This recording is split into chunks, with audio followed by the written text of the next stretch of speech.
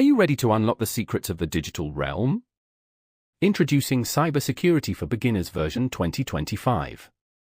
By joining our course in just a few weeks, you will master Windows hacking and security, Kali Linux, digital forensics, Red Hat Enterprise Linux, SQL, Excel, website hacking and security, and much more. Our expert instructors bring real-world experience to your learning journey, making complex concepts accessible. But this is not just a course. It's a gateway to a future-proof career. Cybersecurity skills are in high demand. Enroll now and join the ranks of cybersecurity professionals, securing the digital world. Don't miss out this opportunity. In this video, you will learn how to install Windows 10 in VirtualBox. VirtualBox is a powerful virtualization software that allows you to run multiple operating systems on a single computer. Let's get started. So first of all, let's open the official website. Okay, so step 1 is to download and install VirtualBox. So first, let's download VirtualBox. So virtualbox.org. So you may open your browser and go to this official website of VirtualBox. So virtualbox.org. Please download this software from this website only. Now, here on the website, click on Downloads tab, this one. Or you can simply click on this button as well, which says Download VirtualBox 7. This is the latest version right now. So you can either click here or click here. Both will land you to the same page. Okay, so this is the downloads page. You can see here in the URL. Right? Now, depending upon what operating system you are using, you can download the package. For Windows, click this. For macOS, this. For Linux, this, etc. Right? So depending upon your operating system, select the package and let it download. Okay. So right now, I have already downloaded this tool. This is the latest version. See here, it says version 7. Okay, so this is the latest version which I am using, and I have already installed it on my system. See, it's very easy to install this software. Just double click on the setup, select the language, click on next, accept the terms and conditions, and finish. That's it. It's that simple, like any other software. Now the next step is to download the Windows 10 ISO file. See, you can download Windows 10 ISO file from Microsoft.com. Go to Microsoft.com and search for Windows 10 ISO file. If you found it, it's very good, and if not, then there is one other way. You can use this way only if you are unable to download it from Microsoft.com. Simply type index of and then Windows 10 ISO. Hit enter. Open any link. See, here at the second results, you can see Microsoft.com is already providing you Windows 10 ISO file. So there is no need to use this method. Okay. And you can select any version you want. Just click on it and the download will start. But this is not a safe way to install any software. Okay. So it's always recommended to use their official website. So we have VirtualBox installed and we also have the Windows 10 ISO file. Let's create a new virtual machine. So simply click on new here, this option. Here, provide the virtual machine name. Let's say Windows 10. But I already have Windows 10 here. So let me change it to Windows 10 new. Okay. Then the folder where you want to store this file. Then select the ISO file. From here you have to select the Windows 10 ISO. Okay. I already have it. So you can see here. And if you don't find it here, then you have to click on other and then go to the selected location where you have downloaded the ISO file. Okay, just select it. It automatically detected that it's a Microsoft Windows. Okay, but if in your case, you can also select it manually if you want. Okay, now the version, it means 64-bit or 32-bit, whatever it is. Now click on next. Here you have to allocate the amount of RAM you want to assign for this virtual machine. It is always recommended to allocate at least 4 GB of RAM for a smooth experience. Okay, So you can increase or decrease as per your needs, but for now we will proceed with the default option, that is 2 GB. Click on next. Okay, now here in the virtual hard disk creation wizard, leave the default option selected. Okay, and simply click on next. 50 GB is more than enough, right? You can also go for 40 GB. So for now, let's click on next. Okay, so you can see a summary of whatever we are trying to create. So machine name, then the folder, then ISO file, operating system type, then RAM, processor, hard disk space, etc. Okay, so simply click on finish and you can see here it is. So just select this file and click on start. You can see here it says powering virtual machine up, and here it is. Okay, here you have to select 64-bit. It totally depends on your main system. Okay, here it's asking language to install. We will proceed with the default options. Click on next. Now here you have to click on install now.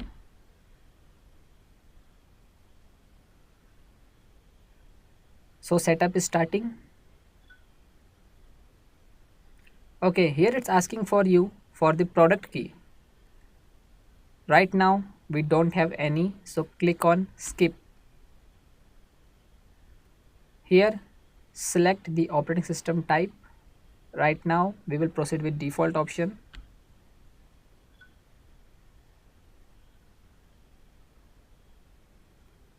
Now you must accept the license in order to proceed.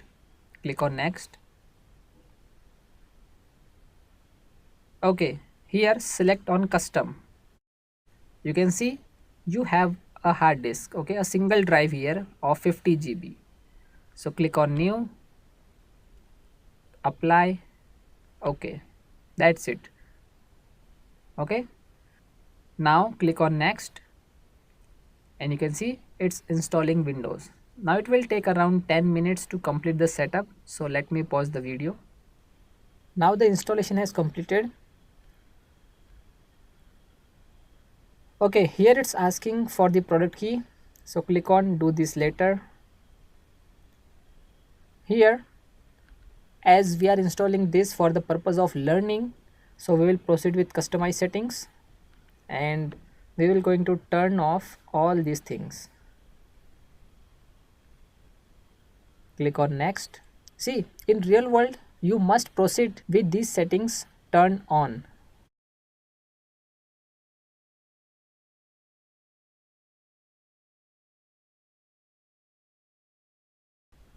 Let's wait.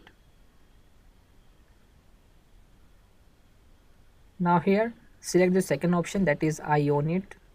Click on next. Here click on skip this step. Let's provide the username, let's say admin, and password 123. In real world always use a complex password.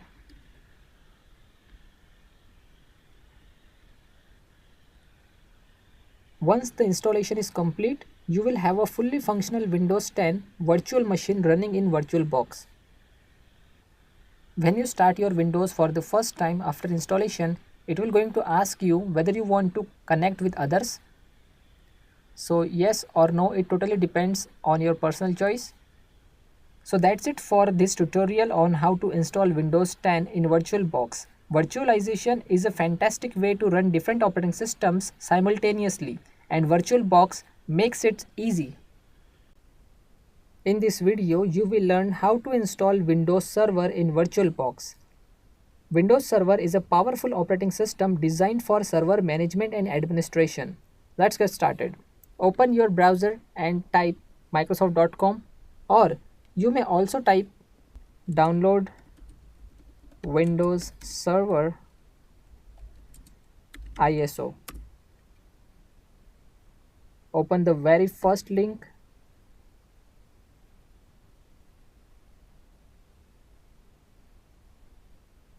Here it says get started for free. So click on download the ISO.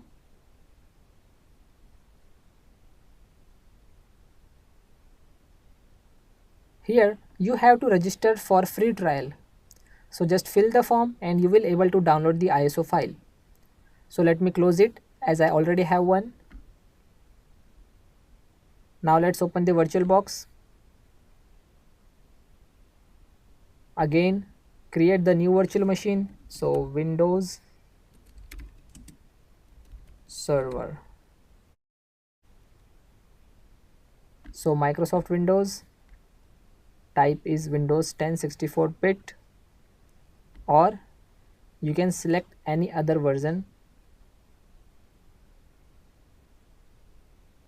Select this one, Windows 2022 64-bit. Next, again we will proceed with the default options. Next, finish. Let's start. Select the ISO file, click on mount and retry boot. Here you can see I am using slightly older version of Windows Server 2019, but the process of installation for all the versions are approximately same. So click on next, install now.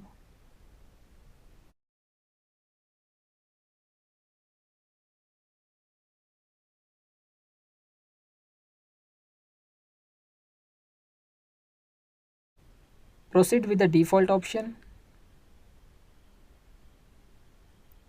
Accept the license terms and click on next. Proceed with custom install. Click on new, apply, next. Now let's wait. Now it says change the password. So hit enter, enter new password.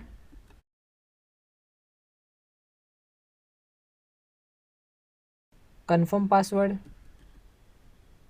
See, it is not accepting the easy password.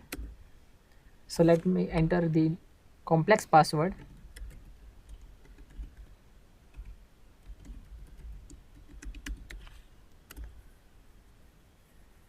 Your password has been changed. Hit enter.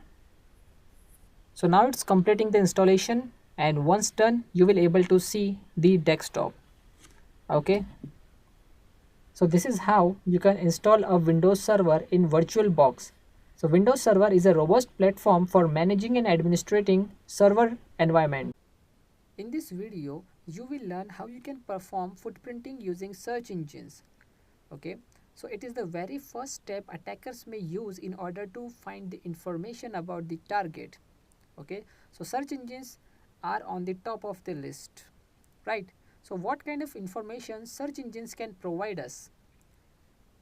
It can provide us the physical location of the offices, their contact information, email addresses, employee names, etc. So these are some of the important informations which search engines can provide us very easily.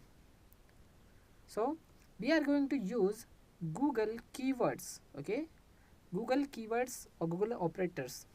So let's see how to use it. First of all, let's say we want to find a string Google search operators. Okay, we want to search this particular string from site google.com.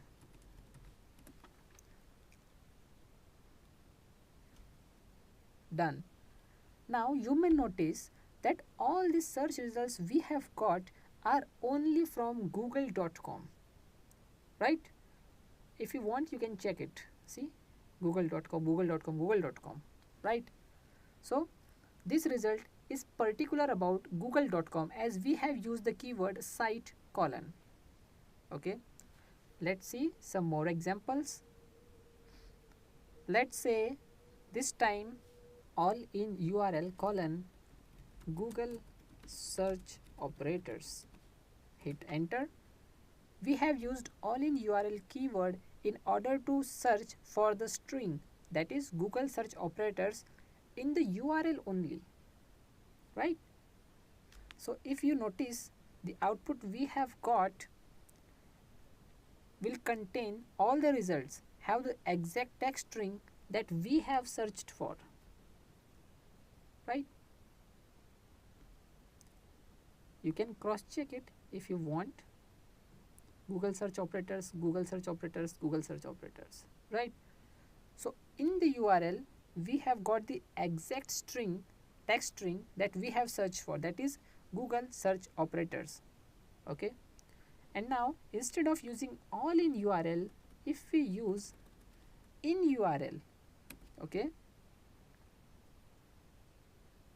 now in URL will look for the words somewhere in the URL, right? So as the output we have got, so Google search operators, here you can see Google search operators as well, it has been highlighted, right? So we can use many different keywords. Okay, let's try one more keyword. Let's say ethical hacking space file type, okay, PDF. Hit enter. It means we are actually restricting our search to specific file types, in this case PDF, right? So you can see we have got the output, all the PDFs related to ethical hacking. Okay, if we open any one, we are directly launch on the page where it contains the PDF. Okay, PDF files only. Now let's try one more keyword. Let's say define. Okay, see, we use define keyword when we look for definitions, right? So define colon ethical hacking. Okay, we have to verify that we are not a robot. Select all the motorcycles here, click on verify. So now we have got the definition of ethical hacking, right? All the search results have provided us the definition of ethical hacking, right? And it has also been highlighted, see? Okay, so this way we can use different keywords Google already has in order to find information about our target using search engine, and Google is the #1 search engine, right? In this video you will learn how you can perform footprinting using web services. So again, site colon google.com space, see, hacker will collect the basic information using search engine, right? And if they want to collect the professional information, they will move towards the professional websites like LinkedIn. Okay, so now hacker has collected the domain information and all the basic information. Now if you want to find out subdomain information, then in that case we will use hyphen in URL colon www, hit enter, and now you can see the URLs with subdomains like developer.google.com, images.google.com, lookerstudio.google.com, sheets.google.com, right? So this way you can find out the subdomains related to your main target. Okay, in our case we are targeting google.com, okay, just for an example, right? Now we also have a tool named sublister in the Kali Linux. Okay, so let's switch to the Kali. Let me type the username and password.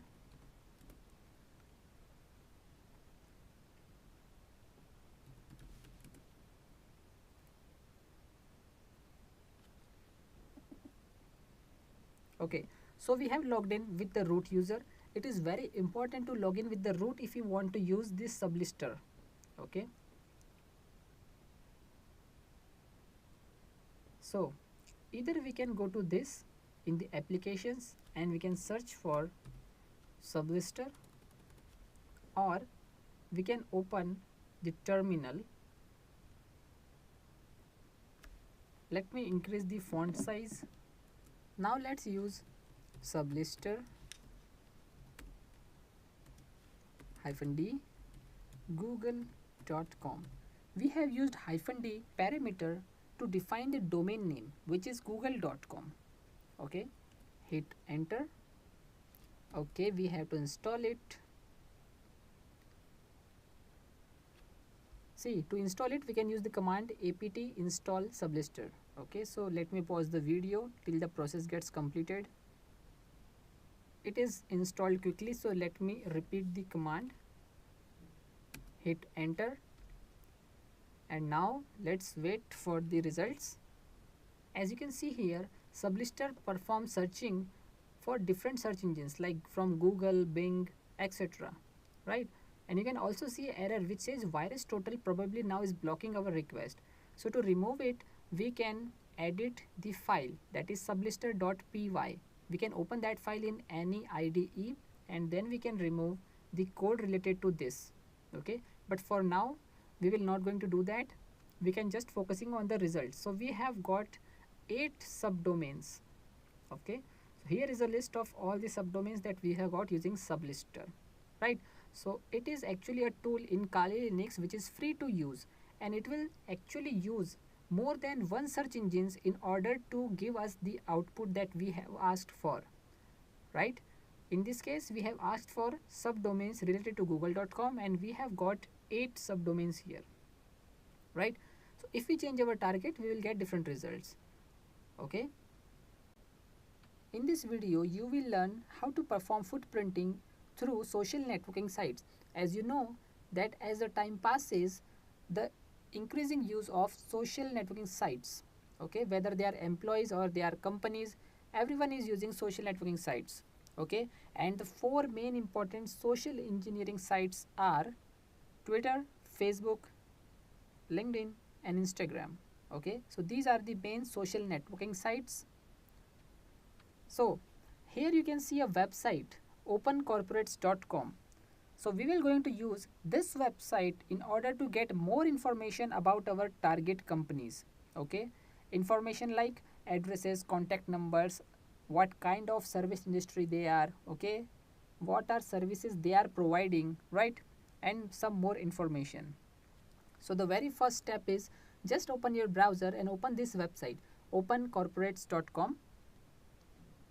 Once opened, you can simply go to its search box, this one, and here you can simply type your target company name, okay, like Google, Facebook, or let's say Microsoft. Okay, and click on search icon. Now let's wait for the results.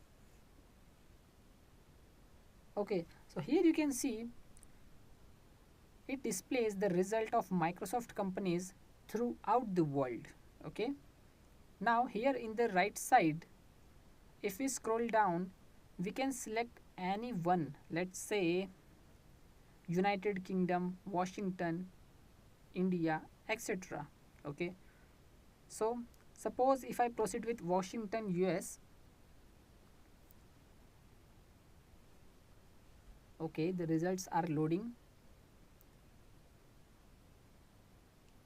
Now here on the main site, on the left side, you can see that results are updated. Okay, now we have Microsoft Corporation here. So if I open it, it will display us the information about Microsoft Corporation. Okay, the complete information like company number, status, incorporation date, address, agent name, their address, registry page, okay, and directors and officers, right? So you will see a lot of information here. Okay, so if you want to change the branch, you can do that by going to back, and let's say this time if we select India. Okay, here you can see Calcutta Microsoft's Privately Limited, Microsoft Corporation India Private Limited, and if you open it, you will get the information related to this particular branch, right?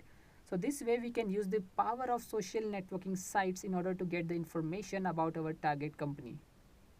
In this video, you will learn about website footprinting. See, website footprinting is important as it will provide us many information like software and their versions used, okay, operating system and their versions, web server directory, technologies or programming or scripting languages used on the website, okay, by our target company. So we can get all this information using website footprinting. So the very basic website footprinting is open your target website, right click on it, and then click on view source code, okay, view page source code, right? That way you will get the information like technologies used. For example, a lot of websites, approximately a large number of very large number of websites use JavaScript, okay.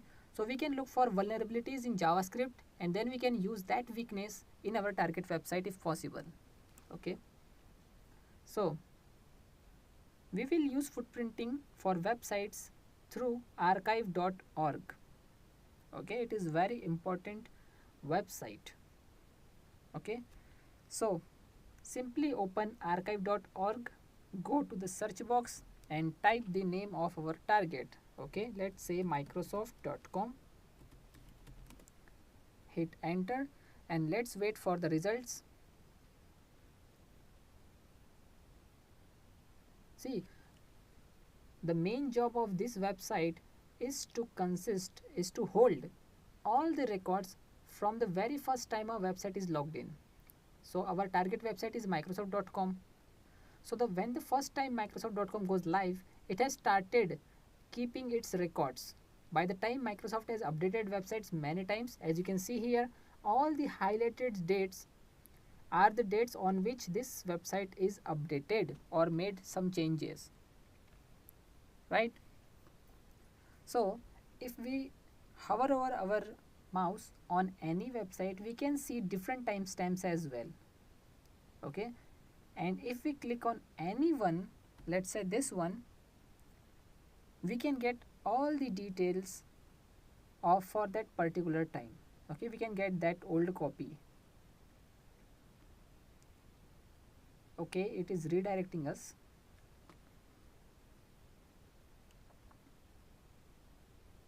So we are actually trying to open microsoft.com for that particular time, okay, back in the date before the updates, right? So let me just open microsoft.com from 2016. You can do that, right? So we are actually loading different archives from the past. Now you will see how microsoft.com will look in May 2016.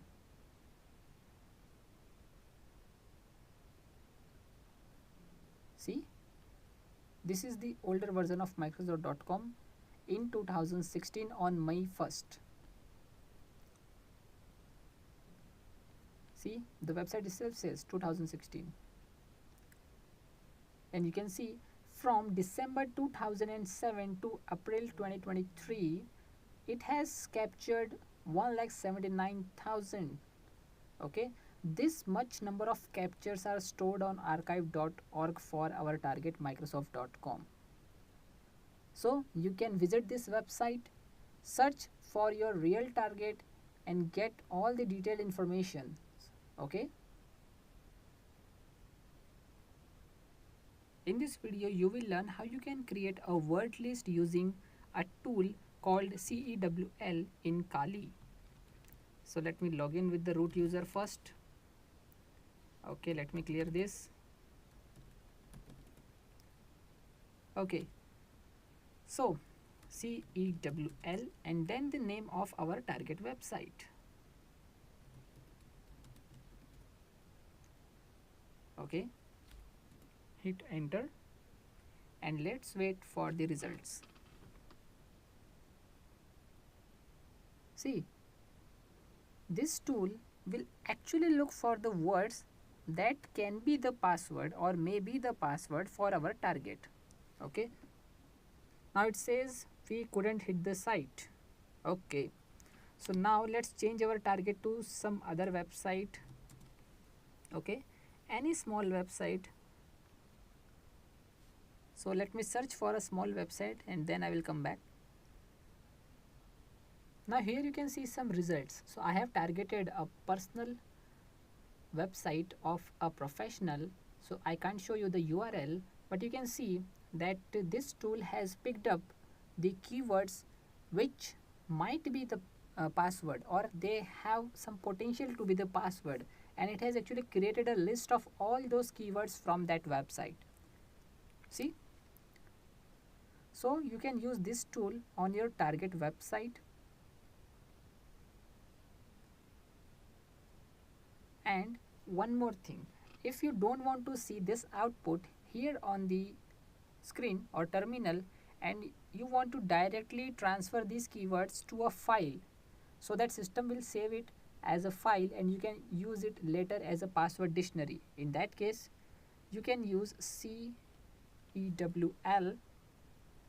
followed by the name of the target, and at last you have to add -w and then the file name, let's say password.txt. Okay, so the exact syntax would be CEWL space your target website name space -w space file name dot text. Okay, this way all these keywords will go to this file and will be saved so that you can use it later. In this video we will talk about who is footprinting. So first of all, let's open a website, whois.com/whois. This website will provide us information about our target. For example, if we enter the domain name of our target website in this search bar, let's say indeed.com, click on search, and now we have a lot of information like domain name. Okay, here it is. Then we have registrar. Okay, then when the website first registered, okay, that date, then when domain will expire, and when the website is last updated. Okay, so now it says name servers, so we also have the information about DNS servers. Okay, okay, here is the mail ID. Again here the same information like whois server. Okay, see, registrar whois server. Again the same information like creation, updated, and expiration date. So we get a lot of information here about the domain. Okay, for example, domain name, registrar, whois server, referral URL, and creation, updated, and expiration date. Okay, now let's move towards one more tool, whois.domaintools.com.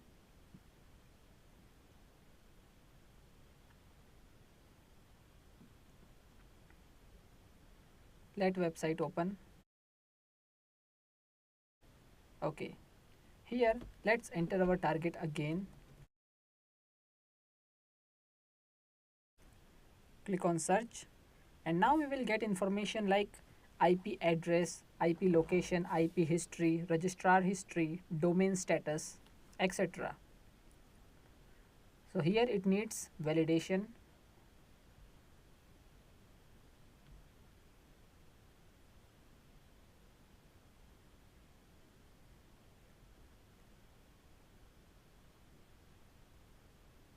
Okay, here it is. See, registrant, organization, country, registrar details, then dates, name servers, IP address. Okay, see, this is the IP address. Then we have the IP location, that is California, San Francisco. Okay, then it says IP history, 73 changes on 73 unique IP addresses over 19 years. then registrar history, then hosting history as well. Okay, so you can see some more information in this website other than whois.com. Okay, so this is the whois footprinting. In this video you will learn about DNS footprinting. So you have gathered a lot of information using whois database. Now it's time to perform DNS footprinting. We will get the information like DNS servers and different types and DNS records. So for this we will perform DNS footprinting using NS lookup. Okay, so let me switch to Kali and let's log in with the root user, because we need the powers of root to perform these practicals. Okay, now let me open the terminal.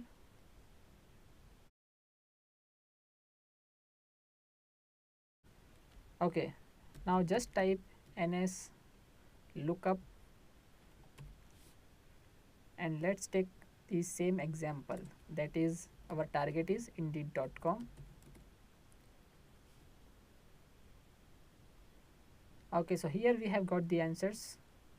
So these are the IP addresses. Let's verify by using NS or simply type ping indeed.com, and now we will get the IP. Okay, so here it is. We are getting reply from this IP.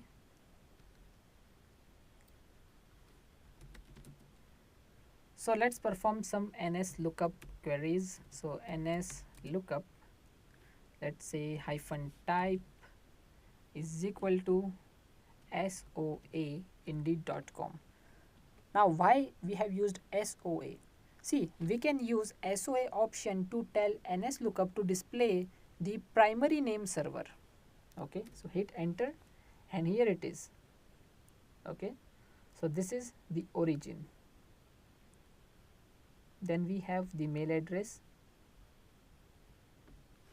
So let me clear this.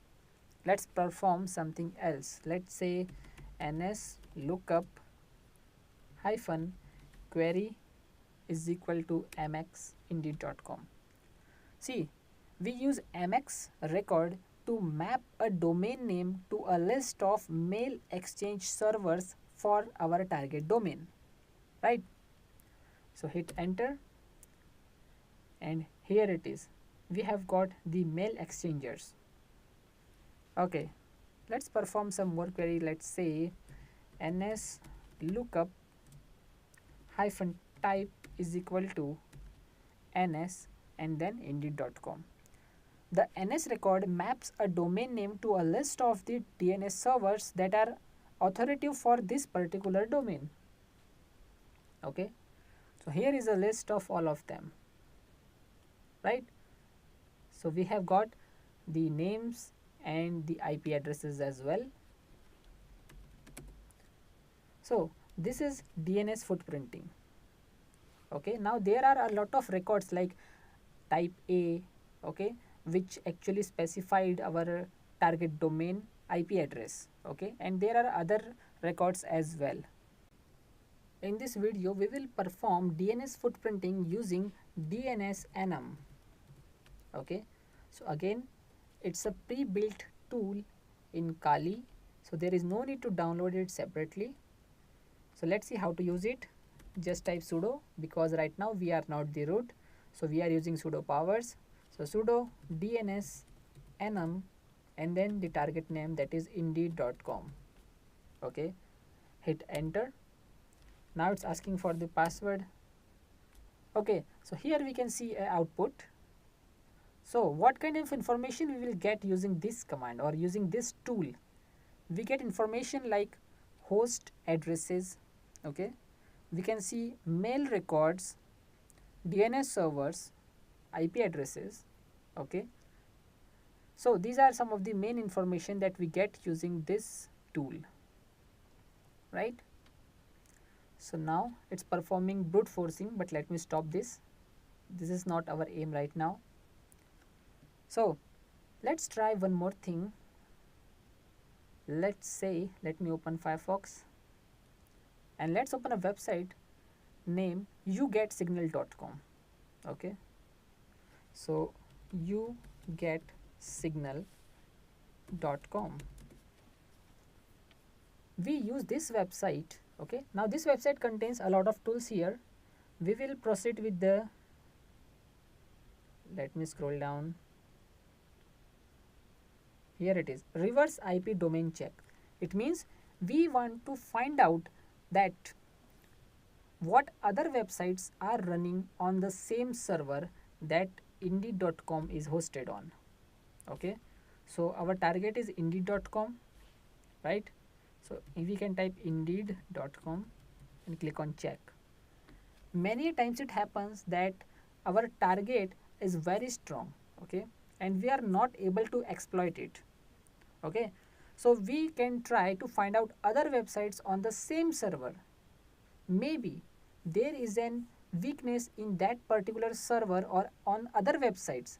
If we found a weakness on other websites, we can get access to the main server, and using that we can attack on our main target. So you can see we have found 8 domains hosted on the same web server as indeed.com, right? There is also a demo website which is vulnweb.com. We can also try this, and it says we have found 7 domains hosted on the same web server as vulnweb.com. So suppose this main target, okay, this is our main target and it is a very secure website. We are trying hard but we are not getting access to it, right? So we can perform attacks on these websites as well. Okay, these are actually a test websites. You can see as the name suggests, test.php.vulnweb.com.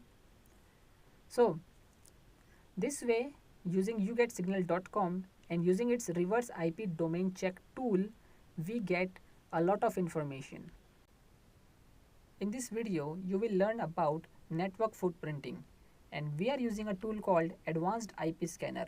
So let me download Advanced IP Scanner. Open the first link, which is the official website for this tool. Here it is. It says scan a network in seconds. Click on free download. It is compatible with Windows 11, 10, 8 and 7. Now we have to wait till the process gets completed. The tool is downloaded, so let's install it.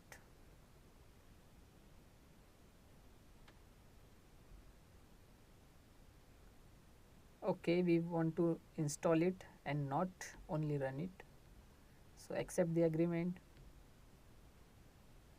Okay, so let's run it.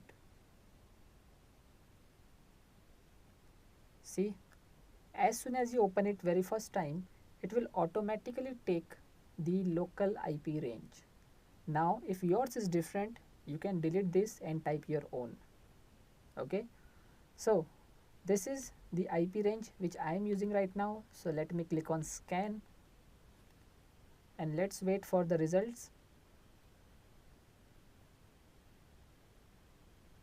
So here we have got the results, like the name wherever possible, then its IP address, then the name of the manufacturer, and then the MAC address of that particular device. So right now in my network, 5 devices are running. The first one is the router. Okay, then there are 2 smartphones, then we have 2 laptops. Okay, we also have the manufacturer name like Intel Corporate. Okay, now here we have total 20 or 21 IP addresses approximately. Okay, so these IP addresses will be shown as live. It means these IP addresses are assigned to some devices, but they are powered off right now. Okay, at present we have only 5 devices running, and we have the MAC address of all those 5 devices. Okay, so we have IP address, name, manufacturer name and MAC addresses, right? If you want to explore it, you can simply click on this arrow and you can also go to users. Okay, so this is the router, right? So this kind of information we will get using Advanced IP Scanner, okay, which comes under network footprinting. In this video, you will learn about network scanning. So we perform network scanning to get information like host and services on the network. Okay, live host and services. So we get information like host, ports, services, and even applications running on the target host. So we use Nmap, Zenmap, hping3, etc. So let's start with hping3 first. So hping3 followed by the IP address. Okay, so suppose this one is our target, hyphen ICMP. So we are actually trying to perform an ICMP discovery of a single host using hping3. Now this process will never stop. So we have to stop it manually, and for this we will use Control C. Okay, the process has stopped now. See, this process is not automatically stopped. If you want to make it stop after a point, let's say after getting replies for the 5 times, okay, so we have to set the parameters. Okay, we have to set that limit number, and for this what we can do is we can add -c. Okay, let's say we want this process to stop automatically after 5 times. Okay, hit enter, and now let's wait. See, the process has stopped automatically after getting replies for the 5 times only. Okay, so 5 packets transmitted and 5 packets received. Okay, so let me clear the screen. Now if we want to use hping3 command to scan for a specific TCP port, we need to specify the port number with a scan parameter. Okay, hyphen scan parameter. So let me show you how. hping3 followed by the IP address of the target. Now hyphen scan and then the port number. See, this time we are particular about a single port number. That's why we are specifying it. Hit enter, and you can see that we have got the reply. Okay, it means we have received the response from our target machine for this particular port. You can see the port number, then service name, then flags, etc. Okay, so you can see that all replies received. So we are actually getting reply from port number 80 from our target machine. Okay, now let's see what else can we do. Now we can also perform multiple port scanning using hping3, and the process is similar to the previous one. So here after hyphen scan we can mention the ports number which we want to scan. Okay, let's say 2280.443. Okay, hit enter, and you can see we have got reply only from port number 80. Okay, the other ports are not responding, right? So port 22 is for SSH and port 443 is for HTTPS. So these ports are actually not responding. Now let's see one more example. This time instead of assigning the port numbers manually, what we can do is we can specify a complete range. Okay, let's say from port number 1 to port number 80. Scan them. Okay, so here you can see 2 ports are open, port number 80 as we already know, and then port number 23, that is the telnet service, and other ports are not responding. It means they are closed. In this video we will perform a TCP scan using Dimitri tool. So we use this tool. It is actually an information gathering tool which help us to get the information like subdomains, TCP port scan, whois, lookups. Okay, so let's see how it actually works. So if I type Dimitri and hit enter, we can see all the available options to be used with it. Now we will use an option called -p. Okay, so Dimitri -p intranet followed by the IP address of our target machine. Hit enter. We are actually using -p parameter along with the Dimitri tool or a Dimitri command to perform a TCP scan. Okay, so let's wait for the output. Here you can see the results. It says port 23 is open, port 80 is open, and it is still scanning. So here you can see that we are able to see the output on our screen. But what if you don't want to see the output here? Instead we can store this output to a file. So let me stop the process by using Ctrl C. Just repeat the command using up arrow key. Here everything remains same, just add -o. We use -o for output. We want the output to be stored in a file followed by the file name, let's say demo, or you can even specify complete path like /root/demo.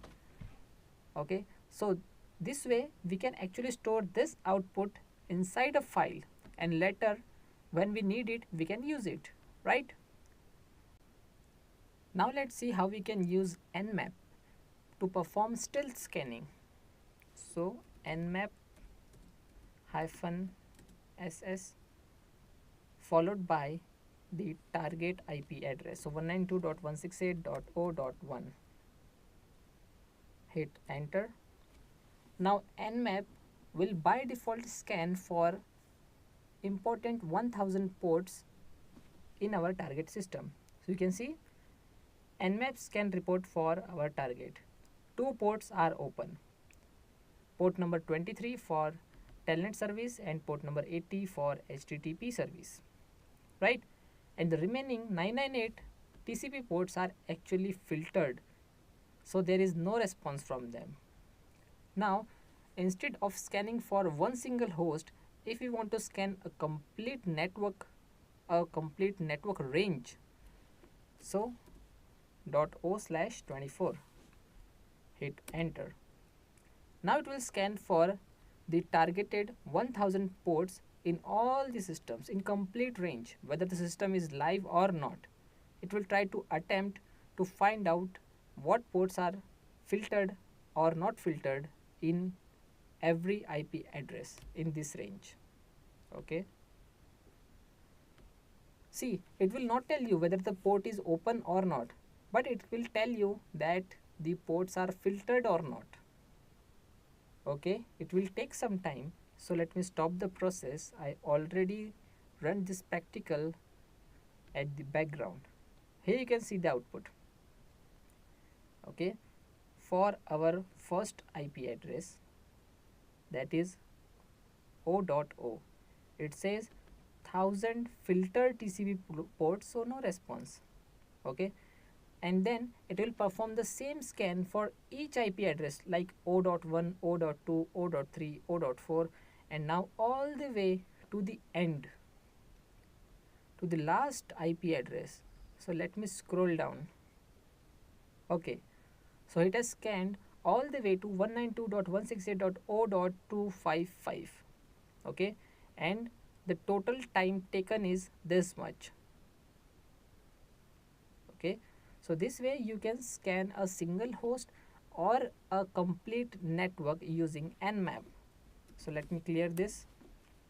Now here, see, if you want to increase or decrease the speed of scanning using nmap, then the parameter is defined by t.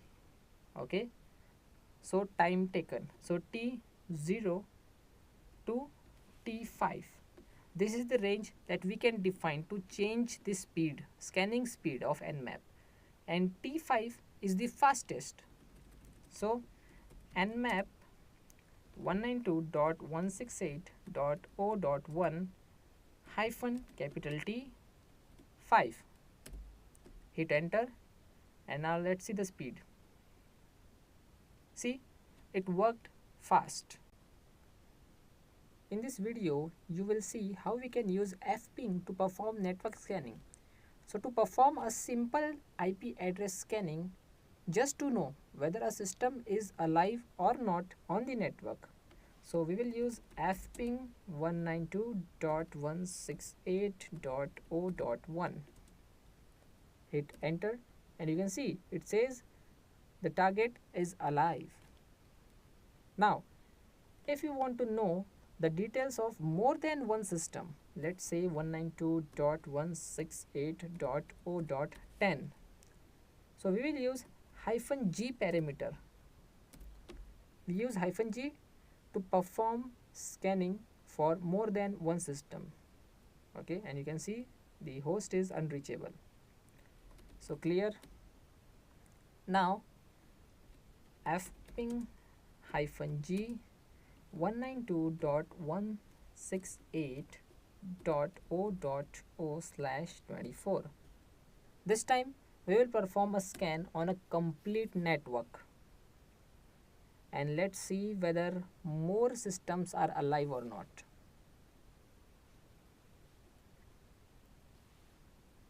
So from last 2-3 videos you are observing that I am performing attacks or scanning on only one network, okay, only one system. So let's see what other systems are alive on the network.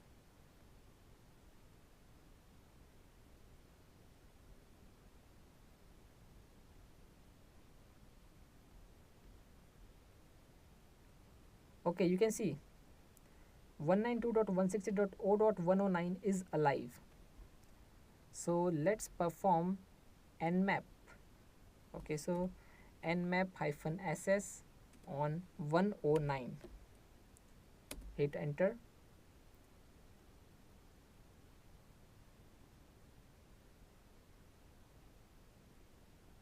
So if you remember, on our target 0.1 only two ports are open, port number 23 and the 80, but here on 109 three ports are open, that is 135, 139 and 445. So you can see port number, their state, whether they are open or closed, and this service name. Okay, so what service this port is used. Okay, and the rest 997 TCP ports are actually filtered, so there is no response from them. Okay, so this time we will see some different output. In this video you will learn how you can download and use ZenMap. So simply open your browser and type download ZenMap. Open the first link, which is nmap.org. See, ZenMap is the graphical version of nmap. So for Linux we have nmap, and for Windows we have ZenMap. So let me open the first link. Here either you can click on this link which says nmap download page, or you can click here which says download. Both ways you will land on this page. Here you have to select the operating system, and here we have latest stable release. So click here and the download will start. So let's wait. The download is complete, so let's install it. When it asks for the permission, always say yes. Now click on I agree, click on next. Now install.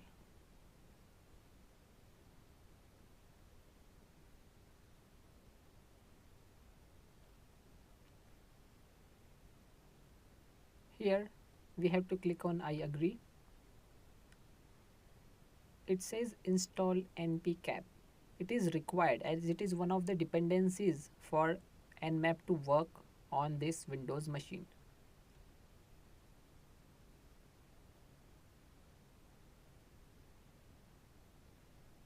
Completed. Now click on next and finish.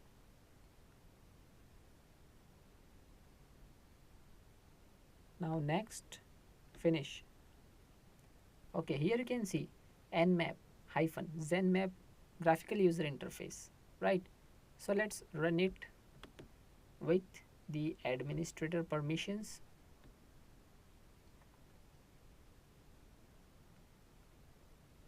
Now it's opening. Okay, so this is the interface of ZenMap. Okay, so here we have to enter our target, right? We can specify a single IP address, or even we can define a complete range as well, right? So let's say our target is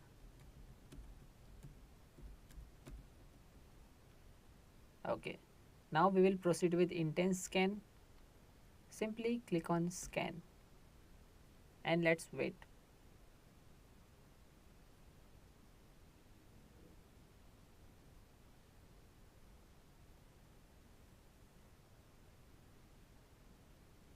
Here you can see the results.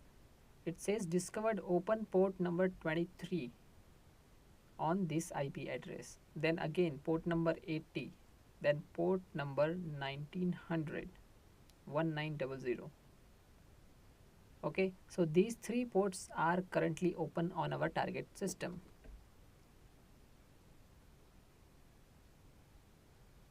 Okay, here you can see different tabs like ports or host, then topology, then host details. Okay, so first let's wait, it is still in progress. So it says nmap done. Now if you want to filter out the results, you can always switch to the tabs. So for ports or host we have this particular tab. Okay, so it will only show us the results related to it. So we have three ports. Then we have topology. Okay, so localhost and target. Then we have host details. So total number of ports open are 3, closed ports are 997. Now remember, by default nmap will scan for 1000 ports. Okay, then we have IP address, MAC address and name of the operating system. Okay, see, when we use intense scan at the back end, this command is running. Okay, so zenmap is nothing but a graphical version of nmap. So command nmap is actually running behind the scenes. Okay, in Linux we have to type this command, but in Windows we can use it. So zenmap is also available for some of the Linux operating system as well. In this video you will learn how you can find that which operating system is running in your target system. So attackers are always keen to know that what operating system and particularly which version of operating system is running in their target system, so that they can find vulnerabilities related to that particular version or that particular operating system and then exploit it. So for this we need a tool called idserv. Okay, you can also perform the same thing with nmap as well.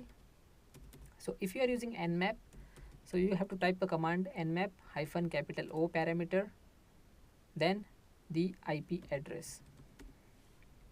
Okay, so open browser and type download idserv. Open the first link, that is grc.com.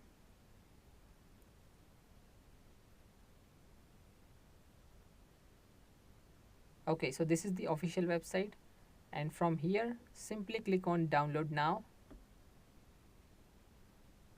Okay, you can see it has been downloaded. It is a very small file. So let me close this and let's run idserv. Okay, here if you want to go to its official page, click on this button, but for now we want to perform server query. Here we have to paste the internet server URL or IP address. Okay, either you can paste the name like www.microsoft.com, or you can paste the IP address as well. Okay, so let's type microsoft.com and click on query the server. Okay, it says query complete, but the server didn't respond.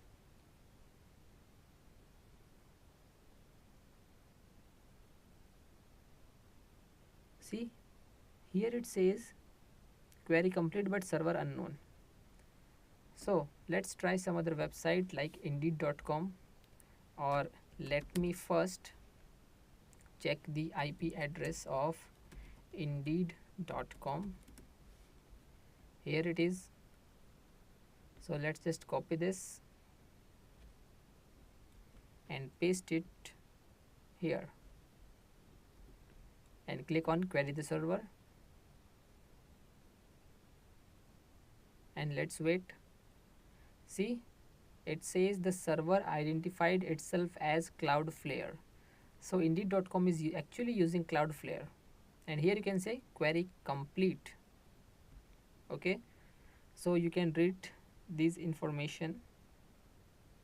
Okay, so this is the easiest way to find the operating system running on your target system. Okay, so IDserve is a great tool. Okay, actually it is free of cost, and most probably and most of the time it gives you the results, okay, with maximum accuracy. Okay, it is not possible that this tool is always right, but most of the time it will give the right answers. In this video, you will learn about enumeration concepts. So enumeration is a method of collecting information by directly connecting with the target system.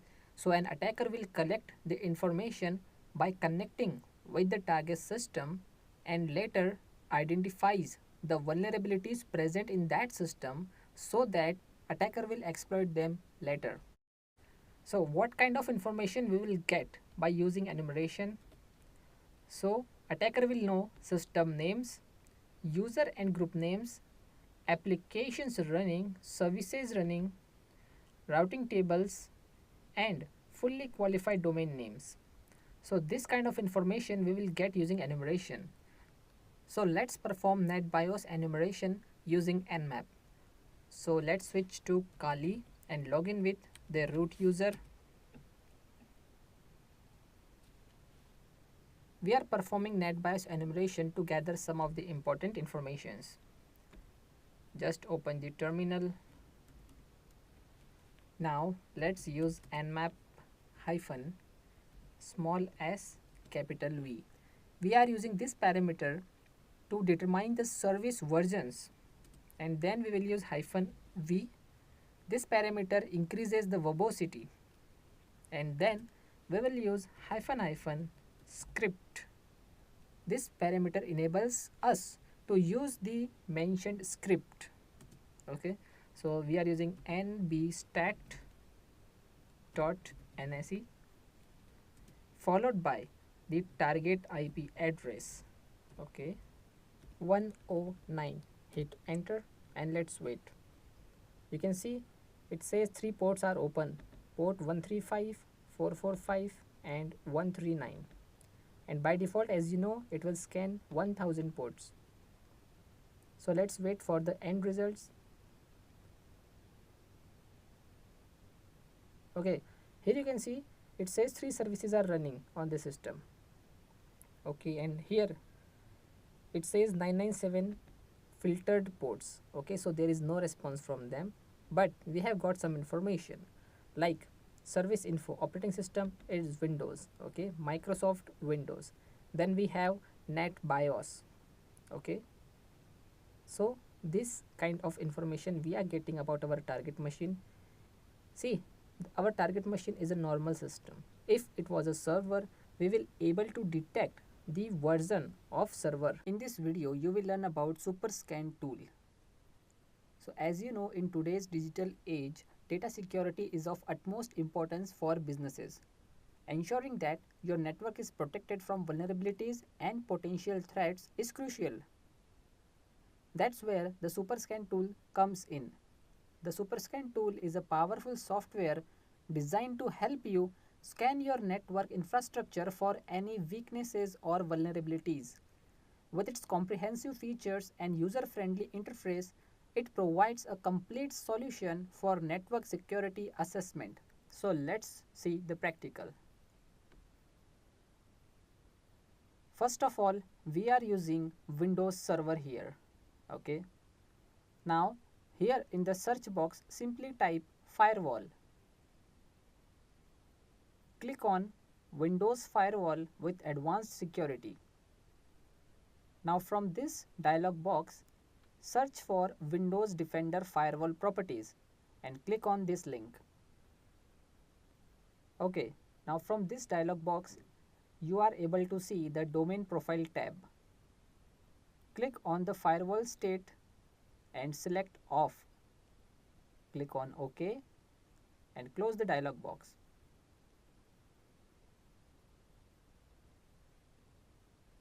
Now let's switch to Windows 10. Here click on the folder, SuperScan folder. Okay, double click on the application to run it. Now here in this box, you can see two types of pans in Windows enumeration tab. So the left pan contains the enumeration types and the right side will display the enumeration result. Now here in the host name or IP text box, you may type the IP address. Now click on enumerate. Let's wait for the results.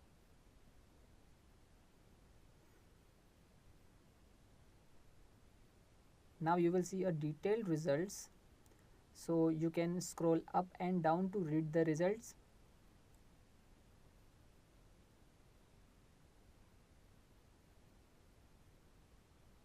Okay, now using SuperScan, you may also perform a network scan. So for this, select the scan tab. Now here in the start IP text box, type the IP address, that is 192.168.0.1. Now inside the end IP text box, let's type, or you can see it will automatically populated. Okay, now the IP address range is now added to the start and the end IP text box. Now simply click on play button, okay, here in the bottom left hand corner. Now in Windows Security Alert dialog box, click allow access, and you can see that the network scan of the defined IP address range is actually started. Now once the scan complete, we will able to see a detailed report. Once the report is generated by SuperScan, and when you read it, you will get informations like host name, IP address, then user and group account names, etc. In this video, you will learn about SNMP enumeration. Several devices are configured to use SNMP as it helps administrators to manage them. We are going to use SolarWinds for this. So SolarWinds is a comprehensive IT management tool. We will explore the features and benefits of SolarWinds. SolarWinds is an industry-leading software platform designed to simplify IT management for organizations of all sizes. With its wide range of powerful tools, SolarWinds allows you to monitor, manage, and optimize your IT infrastructure from a single unified dashboard. Let's see the practical. Click on this folder toolset here on the desktop. Now double click on the SolarWinds folder. Now here the dialog box, click on run. Now click on next, accept the agreement and next. Then the destination folder, click on next. Okay, now click on install. Now it will ask you to enter the license, but we will proceed with continue evaluation.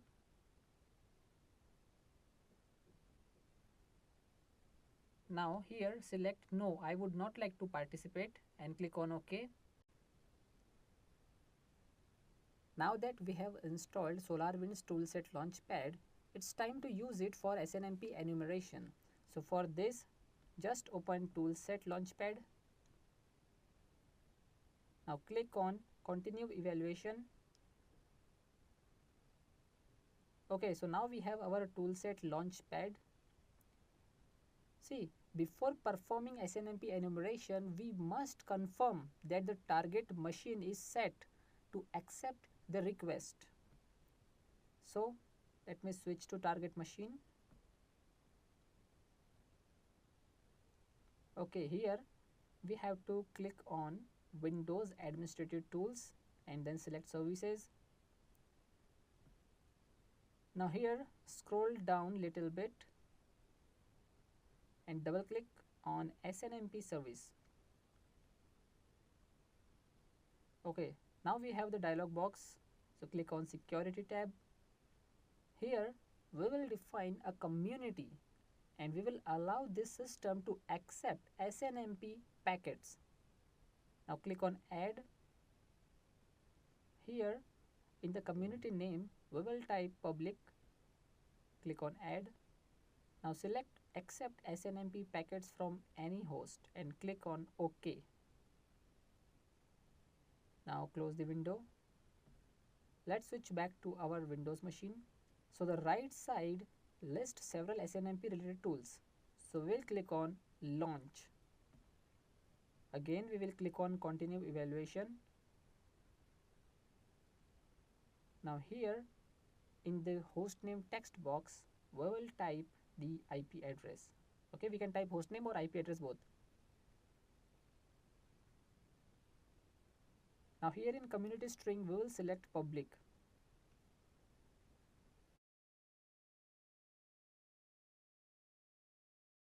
Okay, here click on yes, we want to store.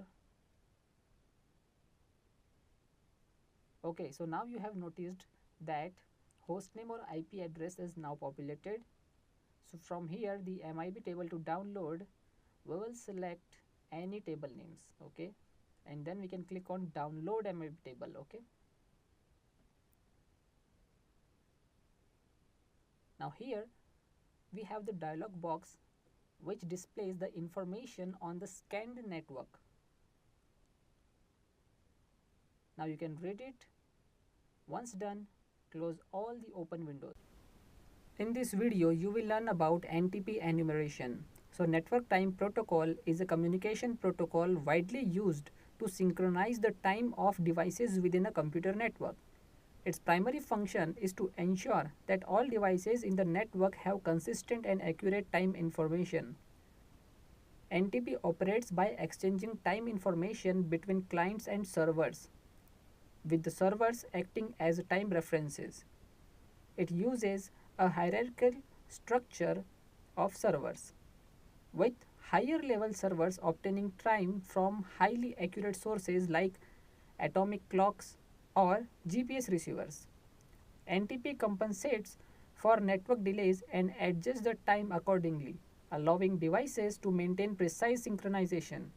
By providing accurate timekeeping, NTP enables various critical applications such as authentication, logging, and distributed systems coordination. So for the practical, we are using NTP date command. So for this, we will use Kali Linux. Okay. And if in your Kali system NTP date doesn't exist, please install it.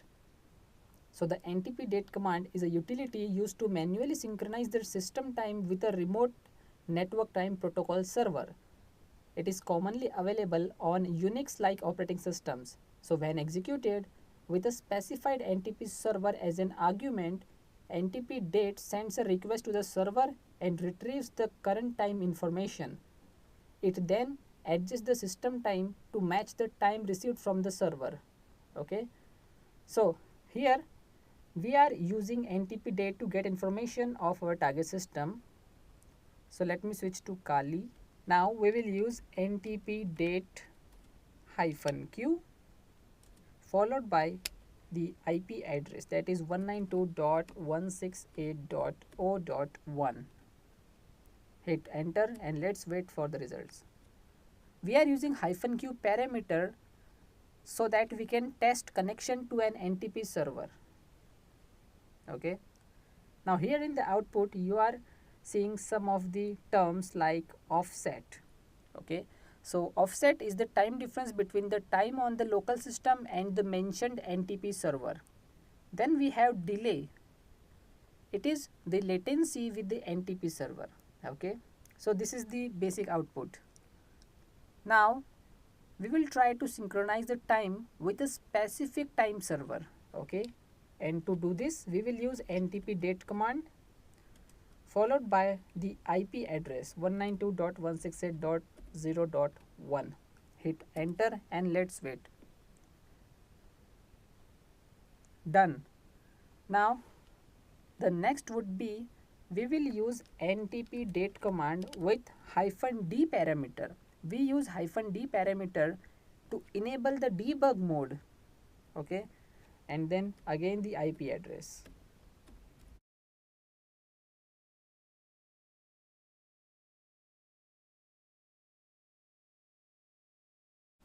Okay, and now you can see the output.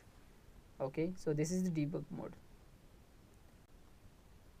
In this video you will learn how to perform NTP enumeration using Nmap. So Nmap basically contains a script named ntp-info. Okay, so using it we will get the time and configuration information from a time server. For this, let me switch to Kali. Let's use nmap -s capital U, then -p 1 2 3 and then -script ntp-info, and at the end mention the IP address as always. Hit enter and let's wait for the results. Okay, so here we have got the output, and you can see as the output says that it is a Microsoft based time server. Okay, see here this one. Okay, so our NTP server is actually a Microsoft based time server. In this video you will learn about vulnerability assessment. So it is the systematic process of identifying and evaluating vulnerabilities within a system, network or application. It involves the use of automated tools and manual techniques to scan and analyze potential weakness that could be exploited by attackers. By conducting vulnerability assessments, organizations can proactively identify security flaws, misconfigurations, or outdated software versions that may be expose their assets to risk. The assessment helps prioritize and remediate vulnerabilities to reduce the likelihood of successful attacks. It is an essential component of a comprehensive security strategy, enabling organizations to strengthen their defenses and protect against potential threats. So let's see the practical, and let me switch to Kali. Now let's open the terminal, and in order to scan our target for vulnerabilities we will use command. Let me increase the font size first. nikto -host http:// Here you can either write the name or the IP address. So 192.168.0.10. Hit enter and let's wait for the results. So this tool is inbuilt with Kali. Okay, so we are using it, and -host is what we want to scan, actually want to scan. Okay, followed by the target either name or IP address. Okay, so here you can see a list of all the vulnerabilities available, okay, inside your target system. So here you can see a detailed list which we got as the output. Okay, and the process is not yet completed. It's a long list actually. So this way you can find the vulnerabilities in your target system. Okay, not only system, you can also perform the same thing for a website as well. In this video you will learn how to perform security auditing. So we are going to use a tool called Linus. It is an open source security auditing tool designed to assess the security posture of Linux and Unix based systems. It performs comprehensive vulnerability scans, configuration audits, and compliance checks to identify potential weakness and misconfigurations. It evaluates various aspects of system security, including file permissions, user accounts, firewall settings, installed software, kernel parameters, and more. It provides detailed reports with actionable recommendations for improving the security of the system. Linux is highly flexible, allowing customization through plugins and configuration files. It is a valuable tool for system administrators, security professionals, and organizations seeking to enhance the security of their Linux and Unix environments. So let's see the practical, and let me switch to my Kali. Let's open the terminal. See, it is an inbuilt multi-purpose tool in Linux. Okay, so let me type LYNIS space audit space system. Okay, now by default it will perform a local system scan. Okay, so hit enter and let's wait for the output.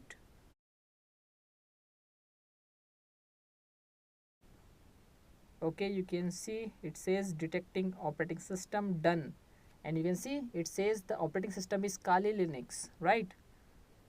So in such a short time it has succeeded in finding out some of the important things. Yet the scanning is still in progress. It is actually performing a deep scan, and it will provide us a detailed report with recommended actions. Okay, now once it's complete, you can scroll up and down in order to read the complete report as well as to find out the recommended actions. In this video, you will learn about system hacking using password attacks. Online password attack is also a type of cyber attack. It means that network services like SSH, HTTP, FTP, SMB, etc. can be targeted in these attacks. Unfortunately, most servers and network devices are not equipped to defend against such attacks, making it easier for the attackers to succeed. Password attacks are of two types. The first type is called a dictionary attack, where the attacker uses a list of common words and keeps trying them until they find a password that works. The second type is called a brute force attack, where the attacker uses different combinations of characters based on a given character set. In the case of an online password attack, either method can be used, but dictionary attacks are more common because they are slower and harder to detect. Now let's see the practical, and let me switch to Windows 10. First of all, let's disable the Windows 10 firewall, and for this we will type Windows firewall here. Okay, so Windows Defender Firewall, hit enter, and here we have the dialog box. So here on the left side you will see that turn Windows Defender Firewall on or off. Select that option, click on it, just turn off all the options, click OK and close the dialog box. Now let's switch to the Kali Linux. Now we will perform the dictionary attack. So in a dictionary attack, attackers use a predefined list of words called a word list to try and find a match for the victim's password. These word lists can be found on the internet and often include common, easily guessable passwords that are not very secure. The size of a password list can vary. It can be small, just a few bytes in size, or it can be very large, even gigabytes. The size depends on how many words are included in the list. If you don't want to use an existing word list, you have the option to create your own by choosing specific words that you think might be used as a passwords. Let's open the terminal and let's look at the predefined word list available in Kali Linux. Okay, So let me increase the font size. And to do this, you have to type the command ls-l slash user slash share slash word list. Okay, hit enter, and here we go. Okay, so here we have a list of all the available word list. Now either we can use a predefined word list, okay, but for this practical we will create our own word list, okay, and for this we will use command leaf pad. Okay, and then the name of the dictionary, let's say passwd dot text, okay, txt, hit enter. So here leafpad actually opened a separate dialog box, okay, it is actually a file. So here we will type our own passwords like test, enter, demo, enter, let's say 123, enter 123456, then bug and password or admin, okay, and again admin @123, then again let's say password and 1234567 password, and just press Ctrl plus S. Okay, so the passwords has been saved. Now let's close this box and come back to our terminal. Okay, and by doing ls-l, hit enter, and you can see passwd.txt file has been created on our current location, right? Now let me clear this first. Okay, so now we will use cewl. So cewl-w, now let's say test.text. Okay, so we are actually asking cewl to store the output inside this file, test file. Okay, create a file and save the output. Then we will use -d. We are using -d parameter to define the depth of this search in a website. Okay, so let's say it will be 5. Then we will use -m. So -m parameter actually defines the minimum word length. Okay, let's say 3, and then the target, which is intranet. Okay, hit enter and let's wait. Okay, so the process is completed. Now let's verify if the test.txt file has been created or not. So ls-l, hit enter, and yes, you can see here that test.txt file has been created. Okay, so let me clear this. Now let's open the test file using leafpad. Okay, so test.txt, hit enter. So the file has been opened now, and it has captured several words from the intranet website, okay, which it think that it could be a possible password of our target. Okay, most likely to be a password, right? So here you can see a list of different words that could be the password in our target. Okay, in the previous video you have learned how to create password dictionary in both ways, that is manual and by using cewl. Now in this video you will learn to guess usernames and passwords using Hydra. Okay, so Hydra is a powerful tool that enables attackers to carry out dictionary attacks on various protocols, including HTTP, FTP, SMB, SSH, and more. Its primary purpose is to target authentication services that rely on these protocols, particularly those implemented using the HTTP protocol. So by using Hydra, attackers can systematically and automatically test multiple usernames and passwords from a predefined word list. attempting to find a successful match and gain unauthorized access to the target system or service. It is important to note that Hydra is designed for malicious purposes and should not be used without proper authorization and legal permissions.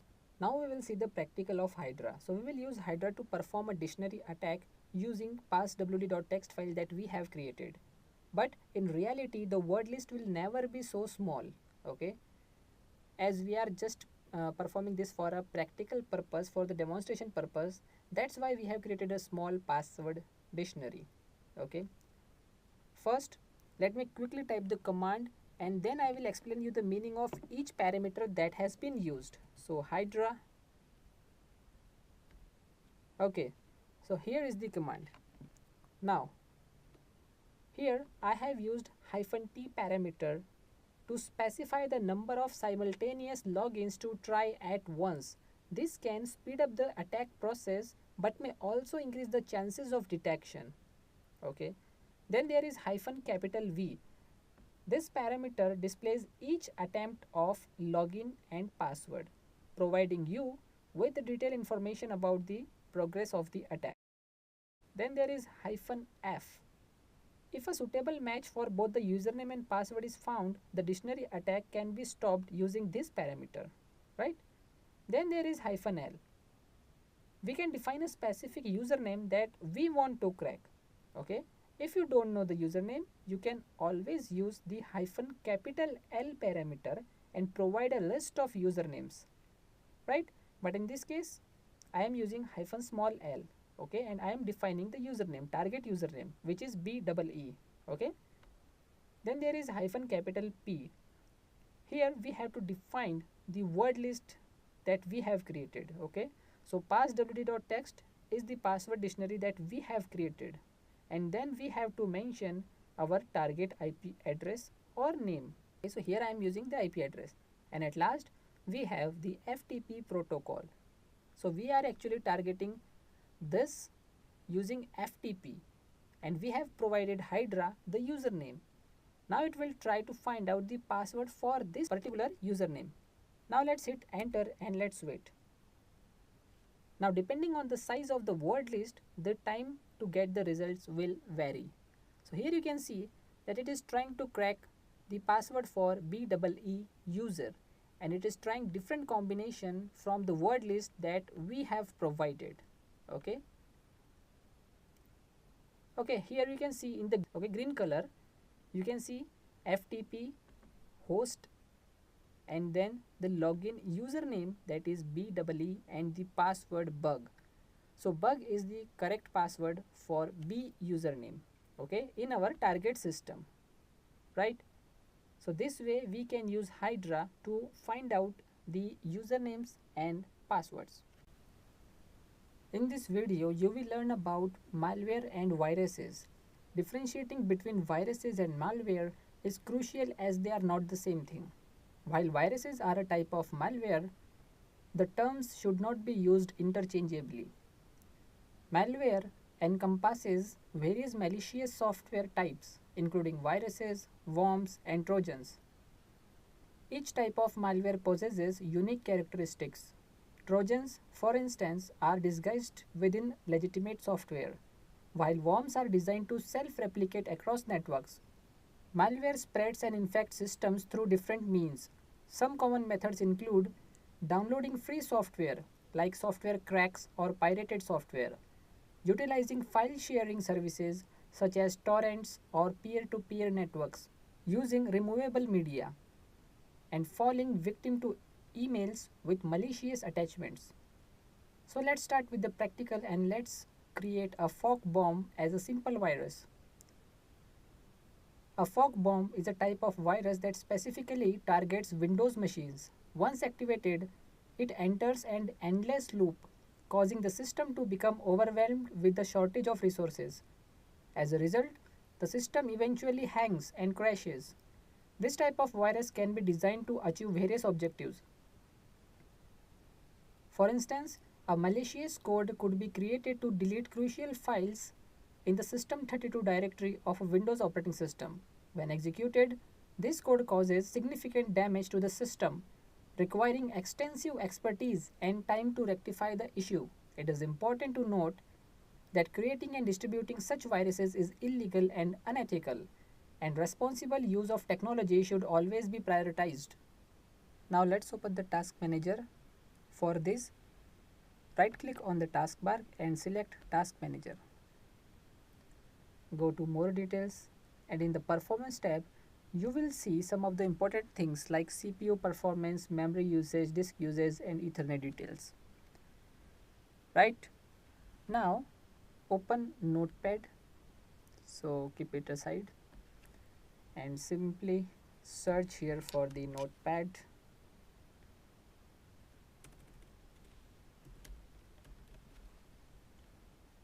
Open it.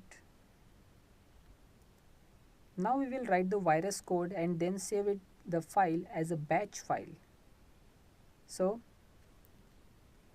%0 pipe sign again %0. Okay. Now we will save this file as a batch file. But first understand this. A batch file contains instructions to be executed in sequence in the batch file. Okay. So the %0, this one, the first one, is the name of the currently executing code. This batch file is going to execute itself forever repeatedly. It quickly creates many processes and slows down the system. First, the %0 command is run, and then the second %0 command is run, okay, which is located after the pipe sign. Now they both repeatedly run until manually stopped. So let's just save it as fork bomb. Okay, and let's save it on the desktop. Here in save as type we have to select all files. Okay, if you do not choose all files, the file will be saved with the default, that is .txt extension. So with the selection of all files, you can provide any other extensions with the file name. So here we will type forkbomb.bat. Okay, now click on save and close it. Now to execute batch file, simply right click on it and click on open. Okay, now here in the task manager you can see a quick change in the process. Okay, so you have to observe the CPU usage in the task manager. See, it is continuously using 100% of the capacity. Sometimes you may also receive the error message. Okay, but we have to ignore it. Now noticed, if we click on OK, still the application is running and cannot be stopped. Now the system has started hanging. Okay, see, I am unable to click anywhere, right? So that's why it is very important to perform the practicals inside a virtual machine instead of using our own system. Now the virtual machine is completely unusable, okay, and I am not able to perform any operations here. In this video you will learn about APT. An advanced persistent threat refers to a sophisticated form of network attack where an unauthorized entity secretly infiltrates a network and maintains undetected presence over an extended duration. Typically attributed to nation-state actors, APTs prioritize secret data exfiltration rather than disruptive actions. These attacks aim to obtain highly sensitive information while evading detection, allowing the threat actor to persistently exploit the compromised network. By operating stealthily and continuously, APTs pose significant challenges to organizations' security defenses, necessitating robust measures for detection, prevention, and response. Now we will explore the robust built-in defenses found in operating systems like Windows 10, which include a powerful anti-malware program called Windows Defender. With its comprehensive capabilities, it aids in the removal of malware, spyware, unwanted emails, and various disruptive elements that can disrupt the smooth functioning of our computer system. Additionally, we expand our protection by installing an anti-spyware tool further augmenting our defenses against potential threats. You will learn how these diverse tools work harmoniously, exemplifying the range of advanced technologies available to detect, eliminate, and safeguard against the ever evolving landscape of malware. Now let's just search for Windows security and open Windows Defender here. Now here we can perform a quick scan. Okay, just simply click on scan now and it will start scanning. Now you can see it says this app detected a potential threat on your PC, right? But we already know that which virus is harmful for our system. Okay, so if you want to remove it, simply click on clean PC and it will remove it, right? Now if you want to exclude any folder from this scan, you can always go to settings, scroll down. Here you can see exclusions. So click on add an exclusion and here simply you can select a file or a folder. Okay, if you want to exclude that folder from this scan. Okay, once selected, this software, that is Windows Defender, will not scan that particular folder. Okay, no matter whether it contains a virus or malware. Okay, because we have excluded it intentionally, right? As you know how to use Windows Defender for virus scanning, it's time to learn about how to use online anti-malware scanner. For this, open browser and type www.microsoft.com/security/scanner. If this URL did not work, use your search engine to search for Microsoft's Online Safety and Security Center. Once you land on the page, the Microsoft Safety Scanner page is displayed. Now click on Download Microsoft Safety Scanner 64-bit. Now let it download. After the download is finished, the Microsoft Safety Scanner dialog box is displayed. Now click on Accept all terms of the preceding license agreement checkbox and click on Next. In Welcome to the Microsoft Safety Scanner, click Next. Now in the scan type page, keep the default selection of Quick Scan and then click Next. On the scanning your computer's page, the scanning progress is displayed. Now this will take some minutes to complete, so let's wait. Now the scan is completed, so click on View Detailed Results of the scan and read the report.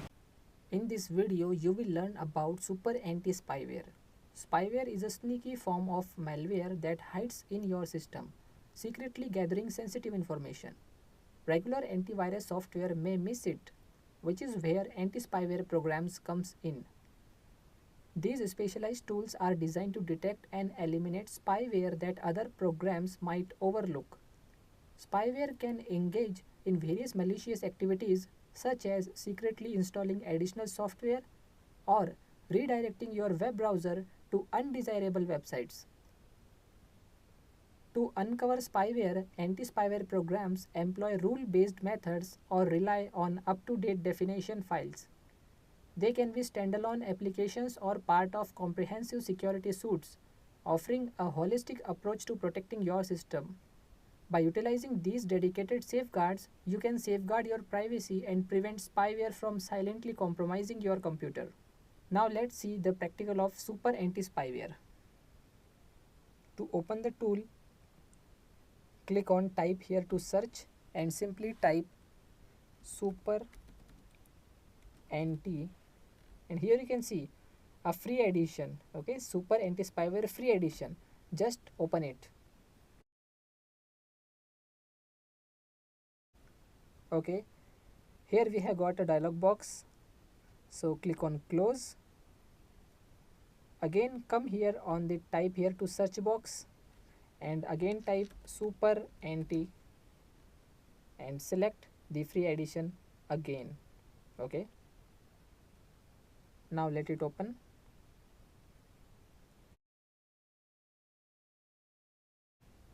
This time the tool has opened. Now here simply click on scan this computer option. Okay, the first option, just click on it. Okay, now here on the scan screen, keep all the default options and click on quick scan one more time. Okay, so click here. So the quick scan will begin. Now it may take some time to complete the scan. Here you can see the results, the scan results. It says no potentially harmful items have been detected on your computer. And here is a list of detailed scan, that memory items scanned, registry items scanned, file items, and then total scan time. Okay, in just 1 minute and 6 seconds it has completely scanned our virtual machine. So click on OK. Now let's talk about some of the important malware countermeasures. Okay, so the first is avoid opening email attachments from unknown sources. Then avoid using pirated or cracked softwares. Download softwares only from their official websites with the original license. Always update your system and applications. Always use firewall and anti-malware tools. Then use spam filters. Then backup data regularly. Okay, and review logs time to time as and when you think that it is required. Okay, in this video you will learn about sniffing. Sniffing refers to the act of capturing and analyzing network data packets.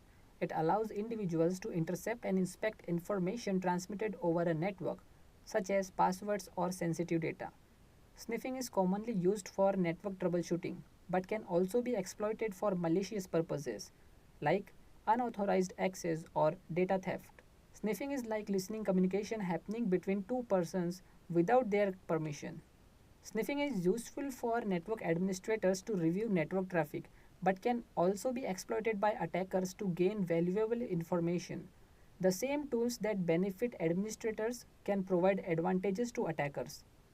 By intercepting and analyzing data packets, attackers can uncover sensitive information, compromising security. This highlights the dual nature of sniffing tools, which possesses the potential for both constructive and malicious purposes. Now let's see the practical, and we are using Wireshark for this. Now just press the Windows button and type Wireshark and hit enter. Now let's wait. Okay, sometime Wireshark may prompt you to update. Now please close this window or say remind me later. Okay, now capturing from Ethernet Windows is displayed here. Okay, so we have to select V Ethernet. Okay, that is new virtual switch. Now double click on this V Ethernet. Okay, now it's capturing some packets, okay, from the Ethernet. So let it capture, and when you think that the packets are sufficient to analyze, then we are going to click on the stop button here, this red one. Okay, so click on stop capturing packets. So we have captured enough packets using Wireshark. See, right now our Windows 10 virtual machine is in promiscuous mode, which means listening to all regardless of the destination. So due to which its NIC was able to capture packets from all systems on the network, right?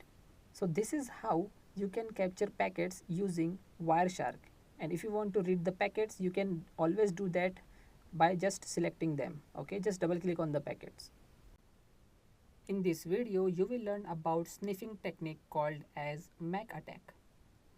Switches utilize MAC addresses to efficiently direct network traffic to the correct port. However, an attacker can exploit this by launching a MAC attack, forcing the switch to function like a hub.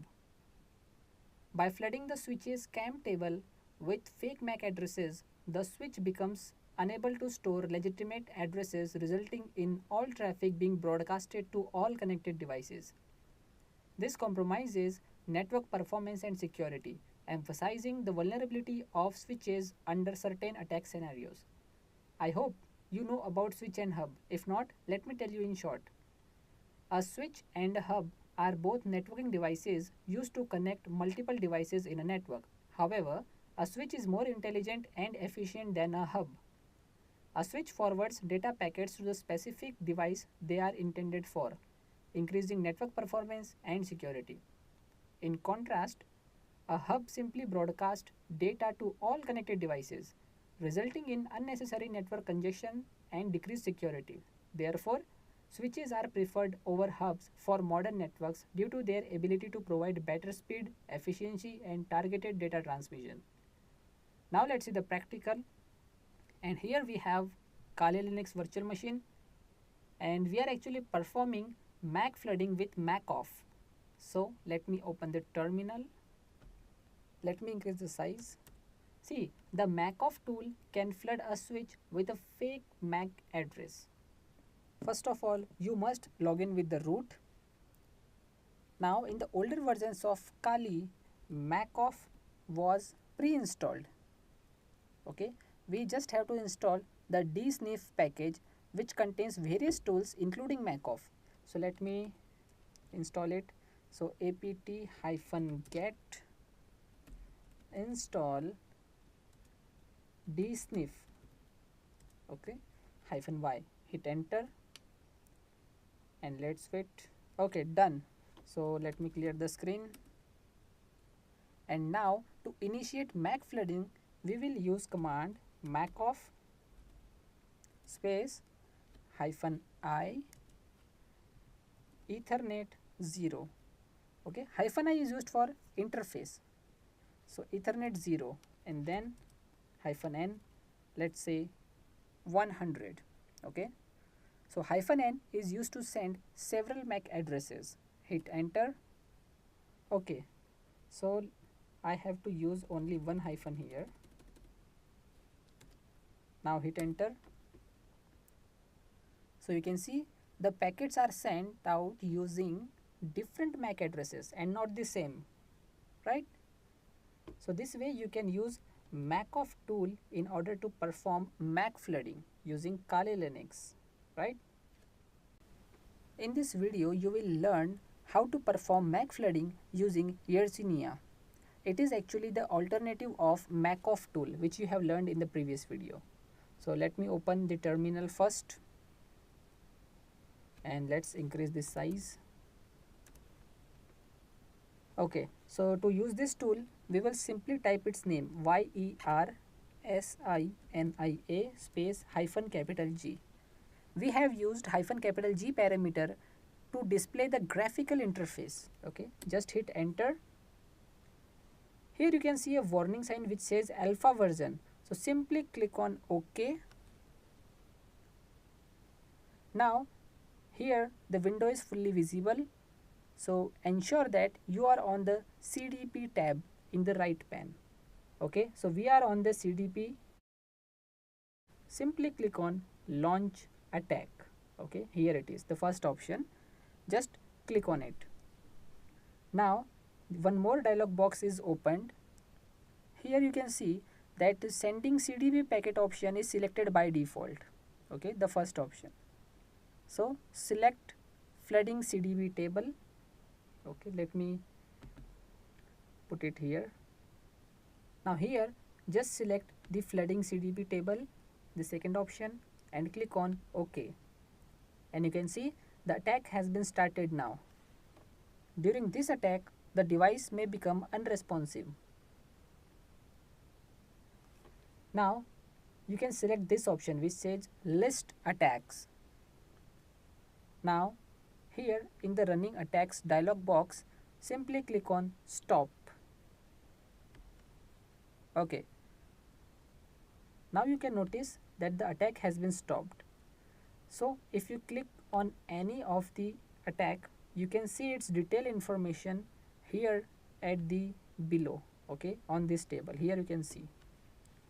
So this is how you can perform MAC flooding using this graphical interface. In this video, you will learn about a sniffing technique called DHCP attack. In a network, a DHCP server assigns IP addresses to clients. However, an attacker can exploit the DHCP starvation attack by flooding the DHCP server with numerous requests.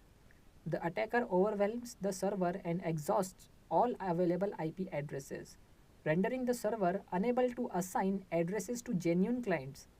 This attack disrupts network connectivity and can lead to denial of service situations. Now let's launch the DHCP starvation attack.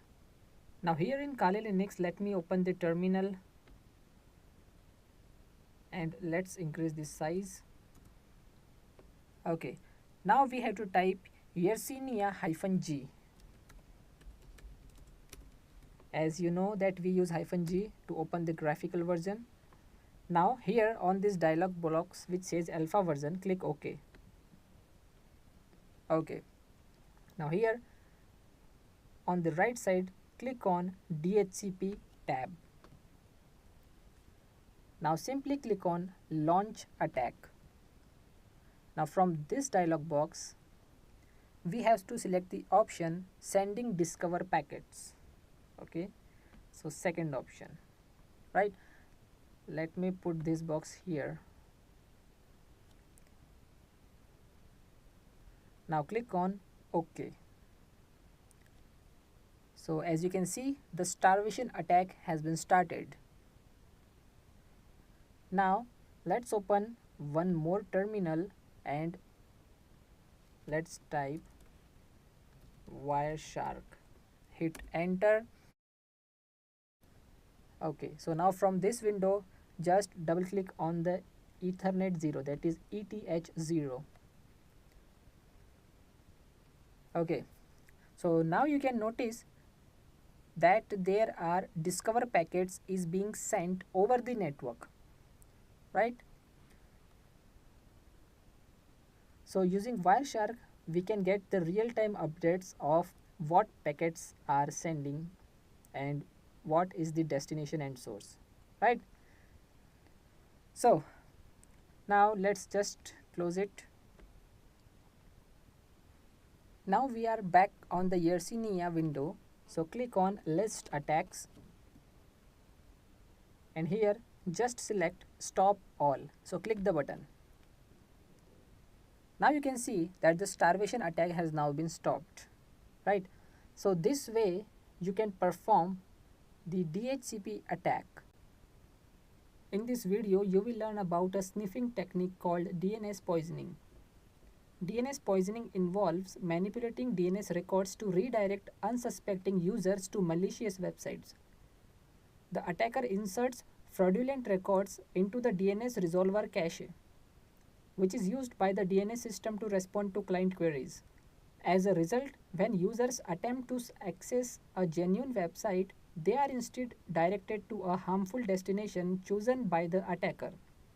This deceptive technique compromises user security, allowing the attacker to carry out various malicious activities such as phishing or spreading malware. Let's see the practical. So here we are using DNS chef for DNS poisoning. Now here on the Windows 10 virtual machine, click on the unidentified network. Okay, from here open the network and internet settings. Now here click on the network and sharing center. Okay, now from here we have to click on vEthernet. Now click on properties. Select IP version 4. Here it is, and click on properties. Now here we have to click on advanced option. Now select the DNS tab, which is the second tab. Now here on the DNS tab, we have to ensure that 192.168.0.1 is selected. Now click on remove. Now click on add. Here By default .1 is appearing. So we had to remove this and change it to 5. Now click on add. Now you notice that 192.168.0.5 is now added as the DNS server. So click OK to close the dialog box. Now close all the remaining boxes.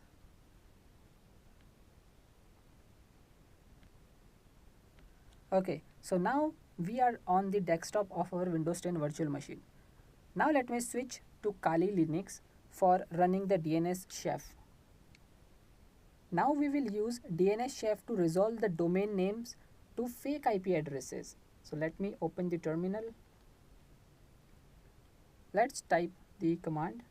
So DNS chef -- fake IP is equal to 192.168.0.4 space -- fake domains. Let's say microsoft.com. Then again -- interface is equal to 0.0.0.0. Done. Now just hit enter. Now the DNS proxy starts. So for now we have to keep the windows open and DNS chef running, and let's switch back to Windows 10. Now let's open the command prompt. Here we have to type the command ns lookup microsoft.com. Hit enter. And here, have you noticed that the server is unknown and the address of microsoft.com is 192.168.0.5, which is our Kali Linux IP address. Okay. So this way we can redirect our target to the fake website that we own.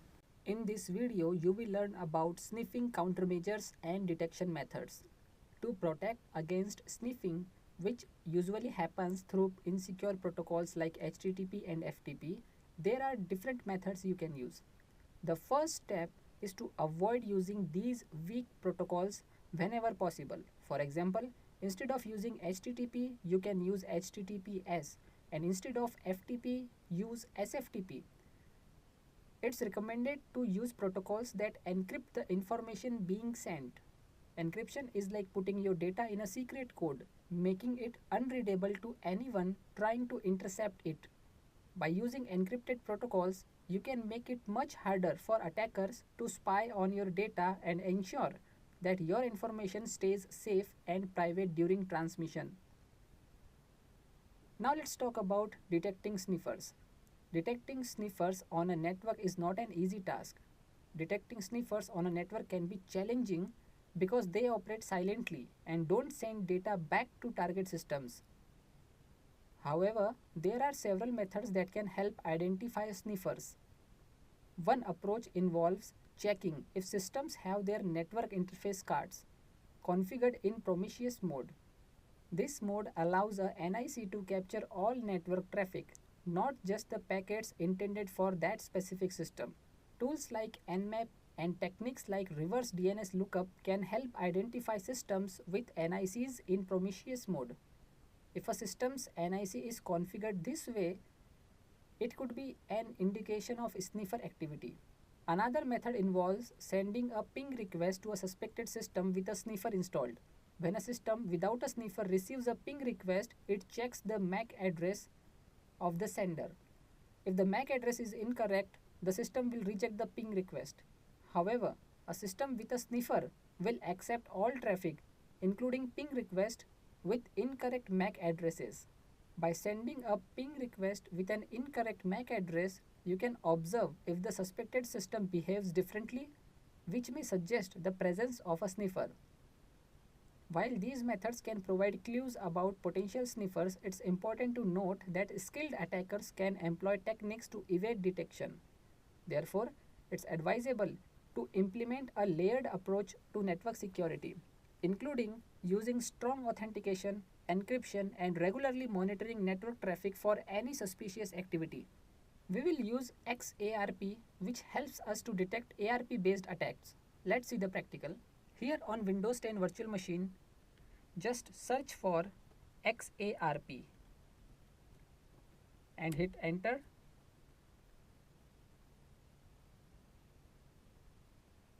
Here, note that the default security level is set to basic, but it is still detecting an active ARP attack. Okay, so just click on OK here on alert 1 and alert 2. Just click OK. Now you can also view the detailed log report by clicking here on Window View XR log file. Now you can see the log output file is displayed. So here is a list or a detailed list of events is entered into this log file. Now we will use Nmap to detect sniffers. Okay, see, Nmap contains a script named sniffer detect that can detect a sniffer. So let me open the Nmap first. So we have Zenmap, that is the graphical user interface for Nmap. Now here we have to type a command. Okay, here in the command. So nmap -- script is equal to sniffer - detect followed by the IP address, that is 192.168.0.5. In this command, we actually are executing a script named sniffer detect with the -- script parameter. Then we have defined the target system as 192.168.0.5. Now simply click on scan. The scan process runs for a few seconds and can determine a sniffer in the target system. Now you can notice that it mentions here, okay, so you can see the MAC address, the host script results, it says likely in promiscuous mode. In this video, you will learn about social engineering. Social engineering is a skillful manipulation of human behavior for the purpose of carrying out security breaches. In this process, unsuspecting victims become unwitting tools in granting attackers access to systems without their knowledge. Due to the unpredictable nature of human behavior, users are often considered the weakest link in the security chain and are therefore vulnerable to skilled social engineering tactics. Attackers employ diverse methods to acquire valuable and confidential data through social engineering. Tactics can range from deceptive emails to redirecting users to malicious websites. While the specific techniques may vary, the ultimate goal remains consistent, that is, obtaining sensitive information to facilitate a security breach. There are various types of users targeted by social engineering, like receptionist, IT help desk, HR department, and top management. The attacker in social engineering can use various techniques and methods such as authority. Although there are many methods of social engineering, but we will discuss most powerful 5 techniques. So, in authority, an attacker displays confidence in pretending to be someone with authority and pressurizes the victim to provide information. For example, an attacker may call the reception and tell the receptionist that he is calling from the police department and needs specific information. Next is scarcity and urgency. With this technique, a sense of urgency is created, which forces the victim to make a quick decision without thinking much. For example, an attacker may call a user to share the password to be reset immediately, or his account will be terminated. Next is social proof. Social proof is mainly used when the victim is in a situation that they do not know how to deal with. The victim decides by observing others. An attacker can apply this technique in more than one way by displaying an act that convinces them that this is the correct behavior.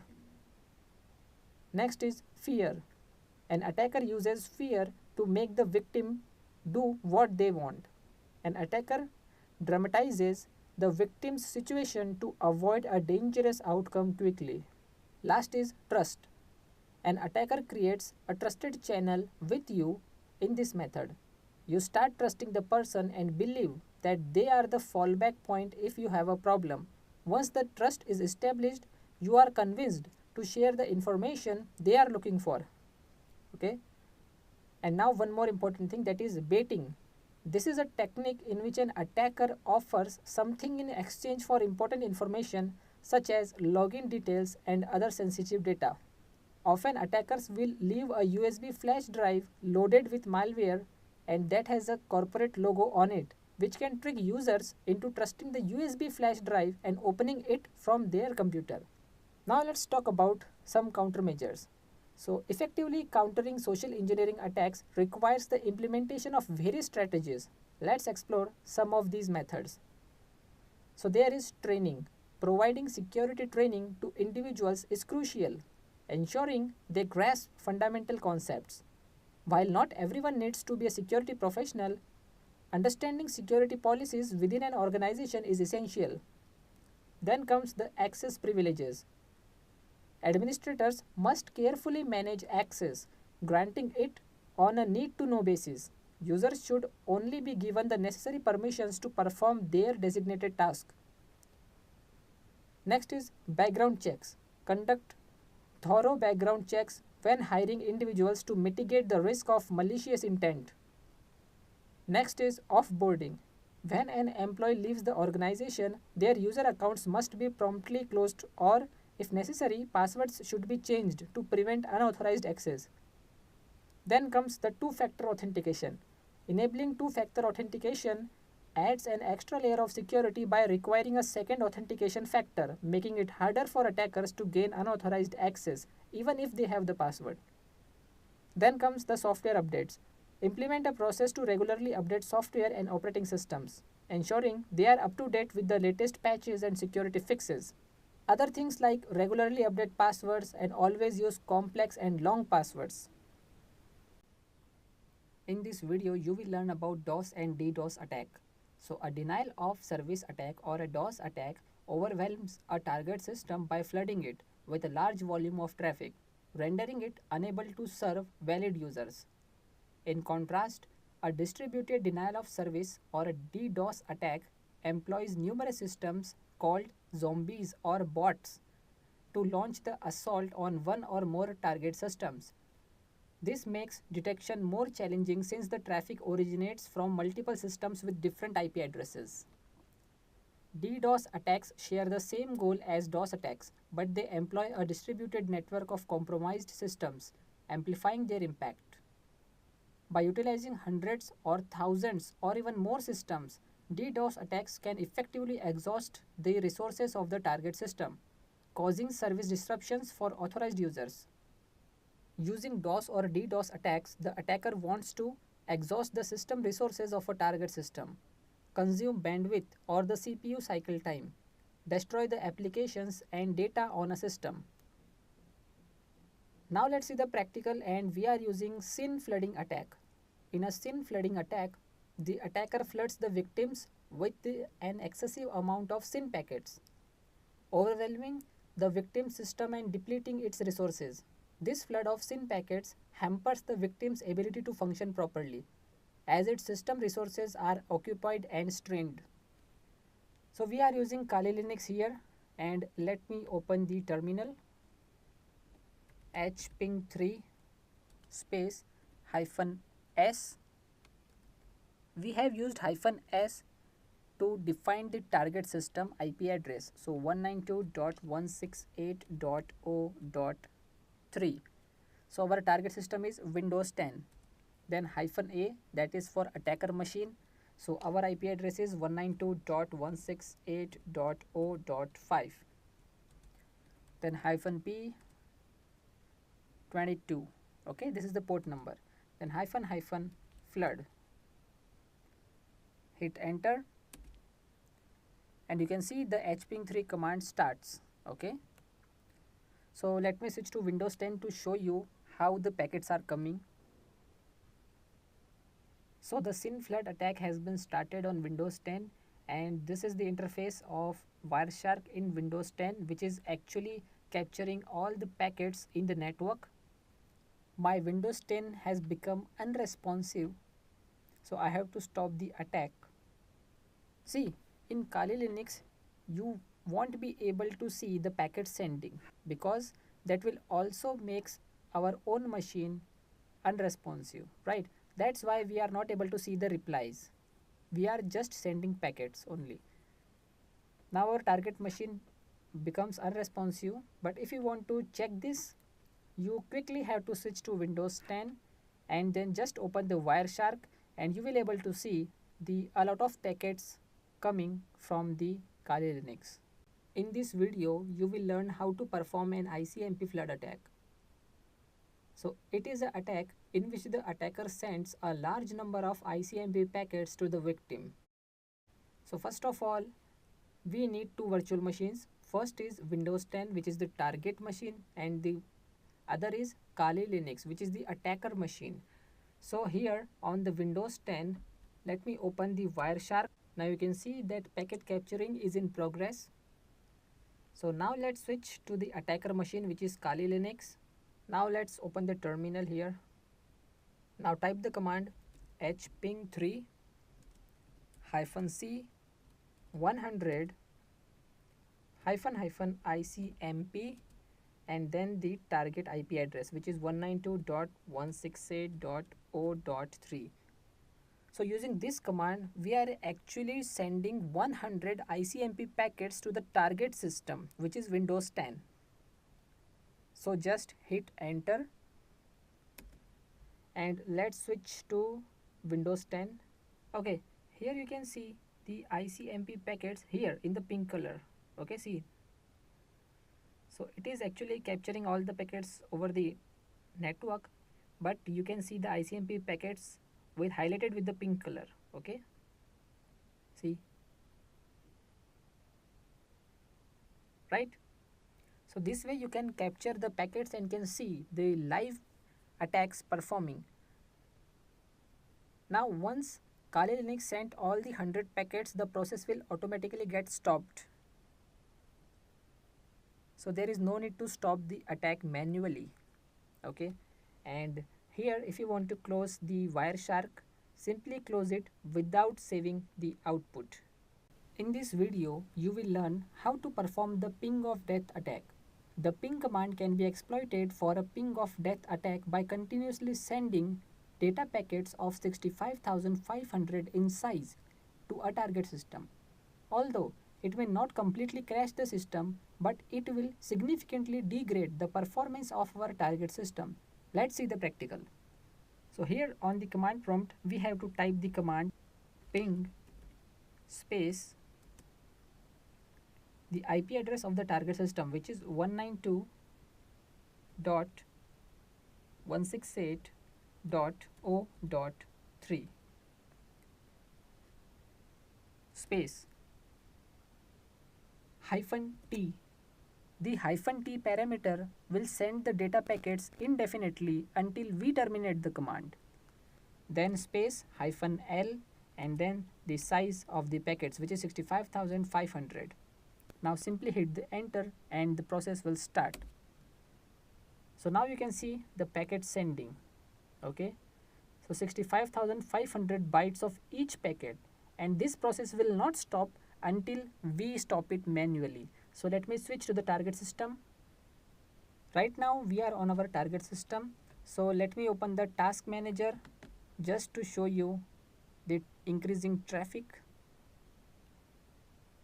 Now here just click on more details and then switch to the performance tab.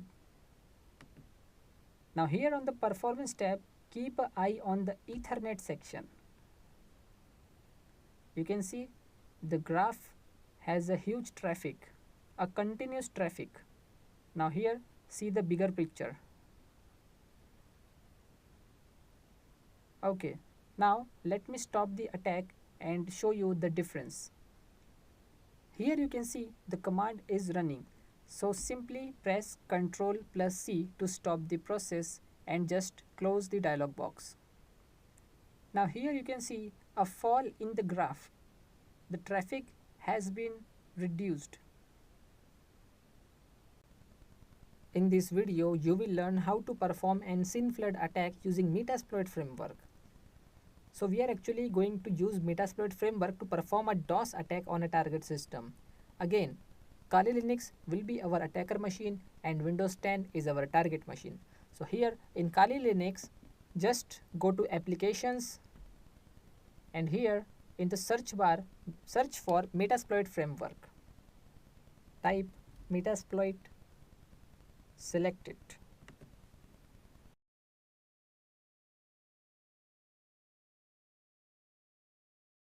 Now here you can see it is Metasploit version 6. So depending on the version, the number of exploits and payloads will change from time to time. So now we have to type the command use space auxiliary slash DOS slash TCP slash SYN flood. We have used this command because we want to use the SYN flood module to target Windows 10 system. So hit enter. Now here we have to set the target system. For this we will use set our host, then the IP address of target system, that is 192.168.0.3. Hit enter. Now here we have to configure the port, and for this we will use set our port 21. Hit enter. Now to set the spoofed IP address, we will use set as host the IP address 192.168.0.10. Again hit enter. Now we have to set the timeout. So for this we will use set timeout, let's say 50000. Hit enter. Now we are all set to perform the attack. So to trigger the module, the SYN flood module, we will use a simple command, that is exploit. So let me type exploit and hit enter.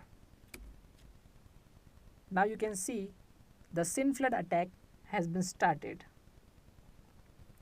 Okay, so to show you the traffic coming from this attacker machine, let me switch to the target system.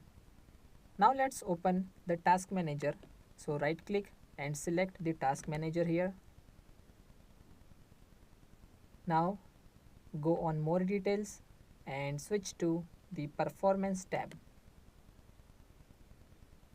Now here on the Ethernet, vEthernet, you can see a huge increase in the traffic. So these are actually the SYN flood packets. So you can see the graph, suddenly this much of increase in the graph. Now before our machine crashes, let me stop the attack.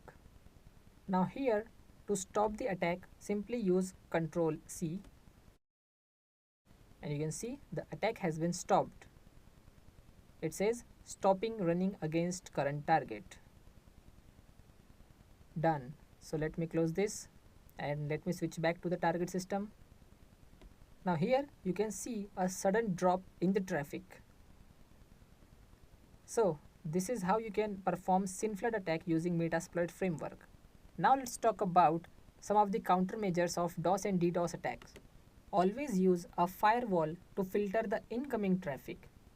You may also use anti-malware on your system and servers. Then the next important thing is you must have ample of bandwidth available. You may also enable router throttling. Please disable unnecessary services. Always filter unwanted emails.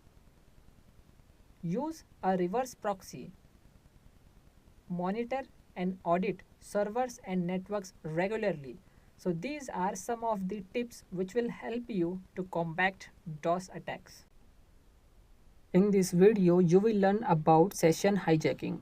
We will perform network level hijacking by capturing cookies. Network level hijacking involves the identification of a user's session ID or cookie that establishes their connection with a server.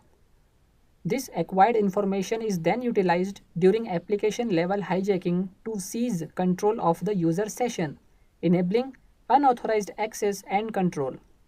By exploiting network vulnerabilities, attackers can gain significant leverage over user sessions, potentially leading to malicious activities and unauthorized actions. Now let's see the practical. So first of all, we will disable captive portal detection in Firefox. See, Firefox captive portal detection test if a network connection requires a logon. Okay, so it will check whether a network connection requires a logon. So it does this checking by following the URL detectportal.firefox.com. So first of all, here on our Windows 10 virtual machine, let me open the Firefox. So just double click on the Firefox and it will open. Okay, so here we have the interface. So here on the search bar, let's open about colon and then config. Hit enter. It says proceed with caution. It's a warning. So yes, we will accept the risk and continue. Now here in the search bar, we will type network dot captive hyphen portal hyphen service dot enabled. Hit enter. Now here on the toggle switch, this one, we will change this true to false. Okay, done. Now it's completed, so let me minimize the Firefox window. And now it's time to configure Burp Suite. See, we need to configure Burp Suite to intercept traffic from Mozilla Firefox. Burp Suite is one of the most used applications when it comes to intercepting traffic. So just click on the Windows button and type BURP burp. Here you see Burp Suite Community Edition. Just hit enter and let it open. So here we have to wait for a few seconds. Now here simply click on I accept. We must accept terms and conditions, only then the software will open. Here keep all the things to default and simply click on next.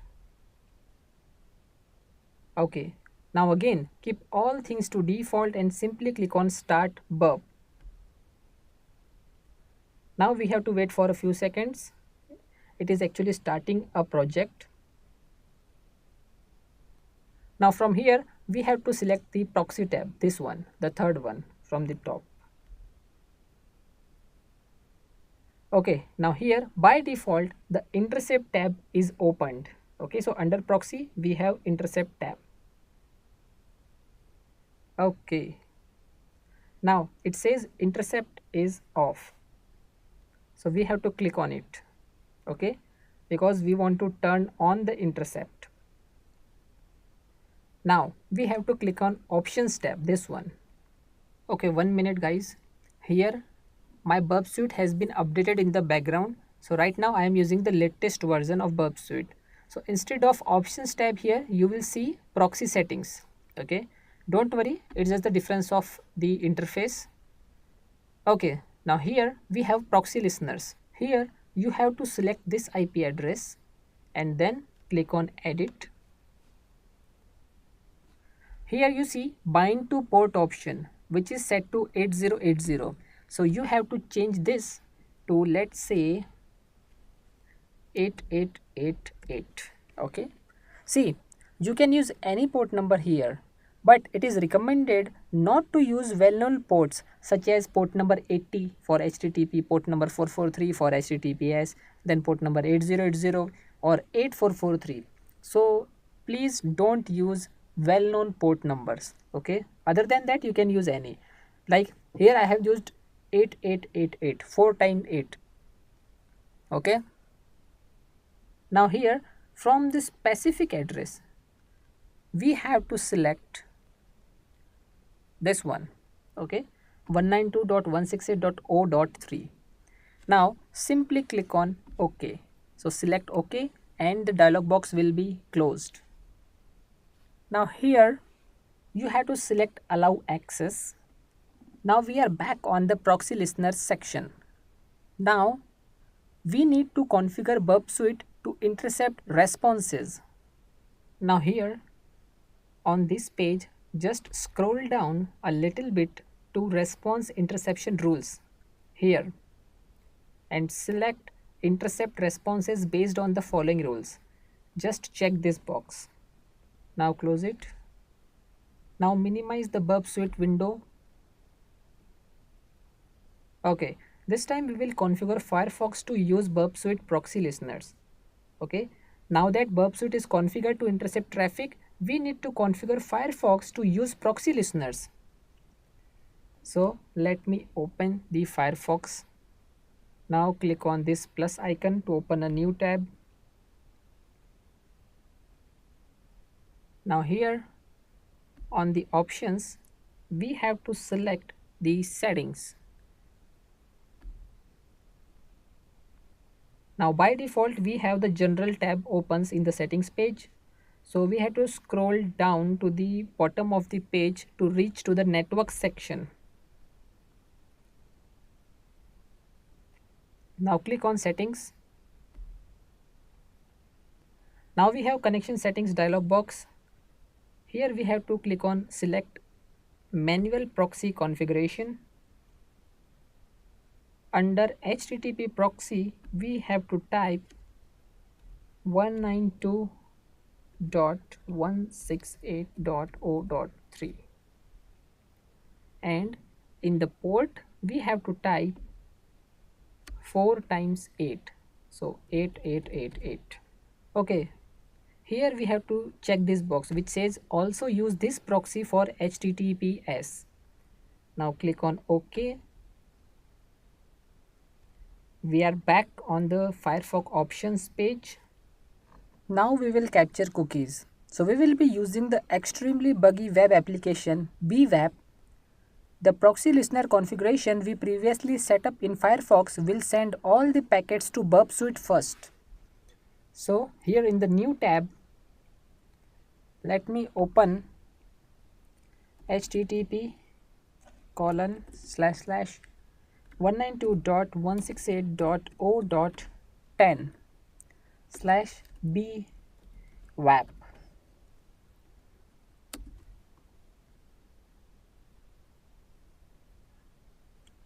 Okay, now you can see the page is not opening. So let me minimize its size and let me switch to Burp Suite.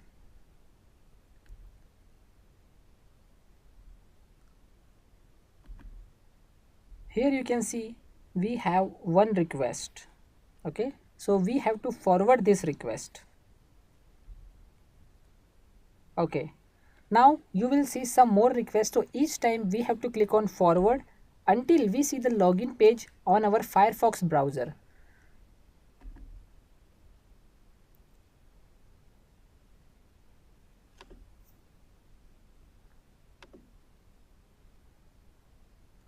Okay, now you can see the login page. So let's type the username and password. So username is BEE and password is bug, BUG. Okay, now just select the login.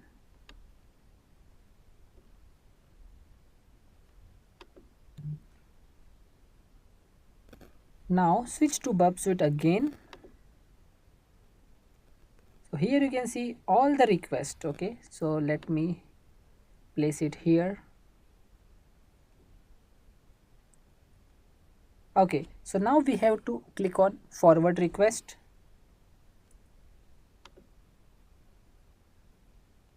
Okay, so here in this session you can see that it has captured the username and password. So it says login with the username BEE and password bug here in the last line.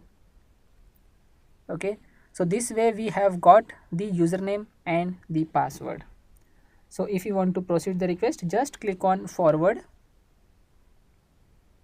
Okay, so by clicking on forward, we are able to see the further HTTP request that has been captured. Okay, again just click on forward, again forward. See, it has been logged in now. So we have actually logged in to this application and simply click on forward button until, see, a new session has been established here on the Firefox. Okay, so you can see a blank page here on the Burp Suite. It means we have forwarded all the requests and we have actually gained the access to this vulnerable application. Okay, this one, BWAP, right? So now you can do whatever you want. You can change password, you can create a user, you can set the security level. Okay, but for now we will proceed with logout. You can see it says welcome B. It means we have logged in, and we also have the username and password in the plain text. Okay, that is human readable format. So that's it about session hijacking. In this video you will learn about web server concepts and attacks. A web server is a computer that stores and delivers web pages to users. When you type a URL into your web browser, the browser sends a request to the web server at the IP address associated with the URL.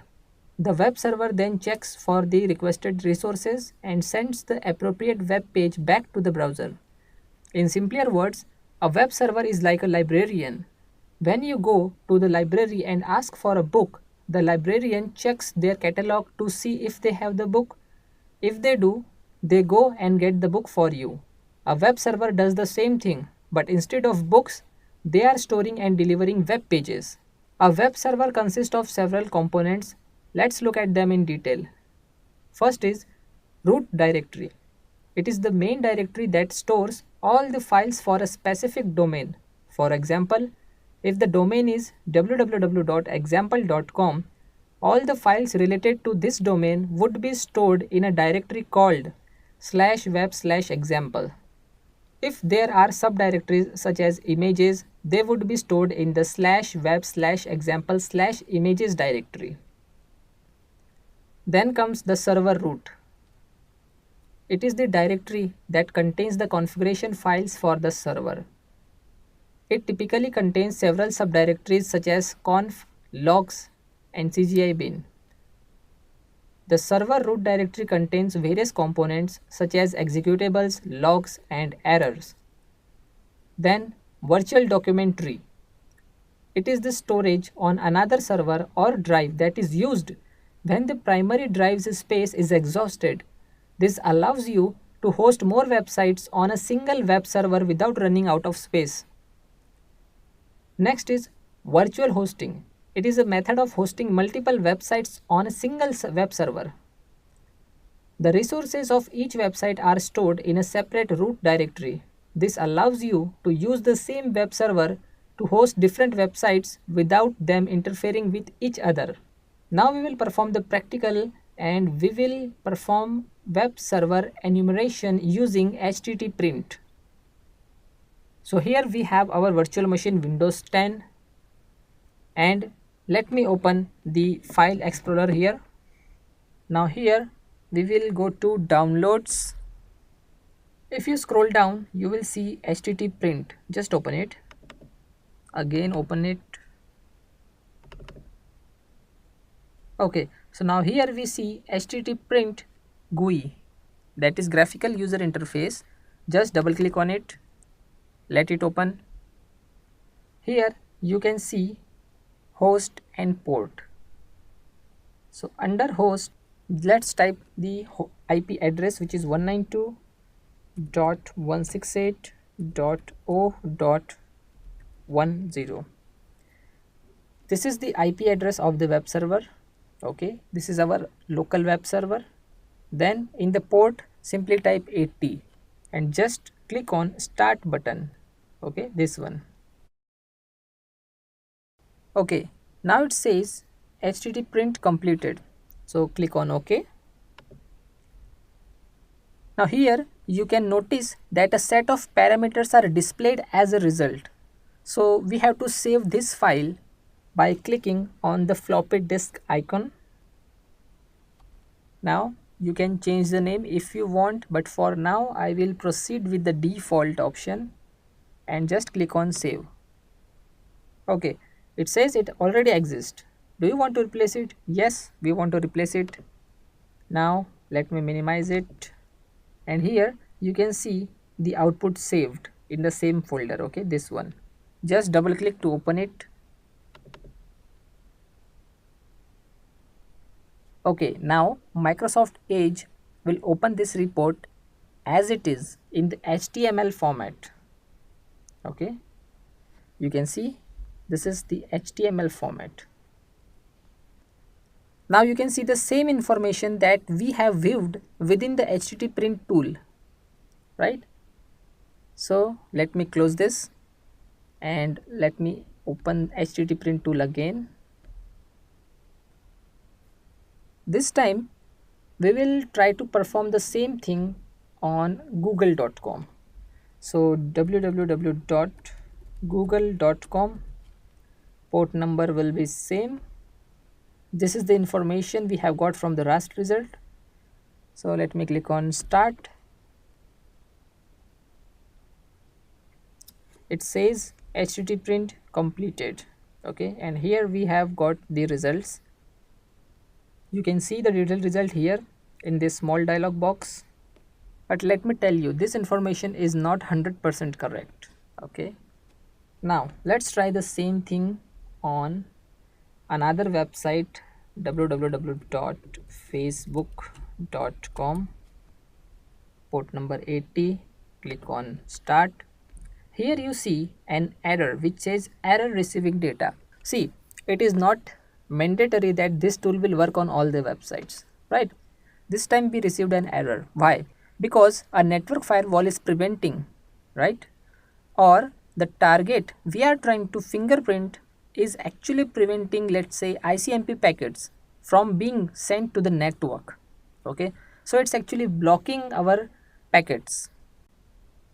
In this video, you will learn how to perform web server reconnaissance using skipfish. So skipfish is a tool that is available in Kali Linux, and its main goal is to perform a deep reconnaissance of a web server and its applications. So using this tool, we can collect important information which will help us to detect the vulnerabilities. So for this, we are using Kali Linux, and here in the terminal, let me type the command skipfish. Skipfish space -o. I am using -o parameter to define the directory in which a scan report will be saved. Okay, so -o is like output. Save the output in /root/desktop and with a name, let's say output. Okay, then followed by the target, which is http 192.168.0.10/bwap. Now just hit enter. It says press any key to continue, so we have to click enter. Now you can see it has started, and soon it will create a directory on the desktop with the name output. Now scanning process is initiated, and the duration depends upon the size of the application. So in our demo, maybe it will take 20 or 25 minutes. So we have to stop this process. So let me use Control C. But in real work environment, you must wait. Okay, you must wait till the process gets completed. Here you can see the summary of this scan, and it says the output is stored in /root/desktop/output/index.html. So let's open, let me clear this first. Let's open Firefox. So /root desktop output and then index.html. Okay, so here Firefox is actually displaying us the index.html file.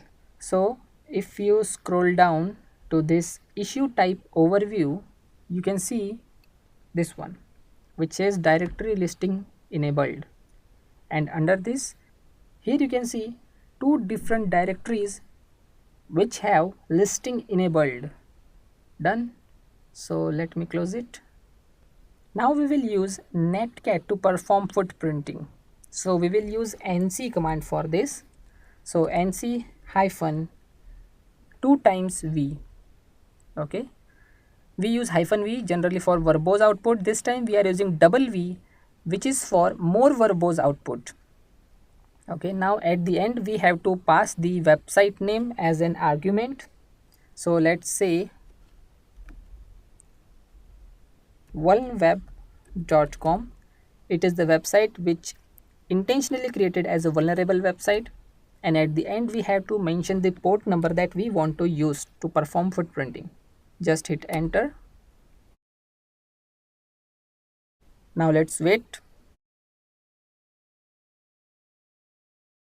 Now here in the blank line we have to type get http/1.o. hit enter. Now here you will notice that it has been able to determine the web server name and versions. Okay, so here it is Nginx. Okay, and this one is the version. Now with this information we can determine the vulnerabilities and exploit it. In this video you will learn how to find web server version using the Metasploit framework. So first of all, let me clear the screen and MSF console. Hit enter. Metasploit framework is widely used in exploiting vulnerabilities, and its free edition is available in Kali Linux. So to use it, we will type MSF console, that is Metasploit framework console. Okay. Now in order to find the server version, we need to load the http_version module. Okay, so let's see how to use it.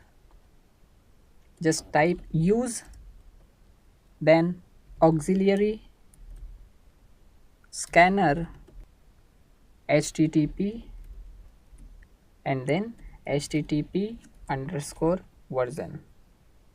Hit enter.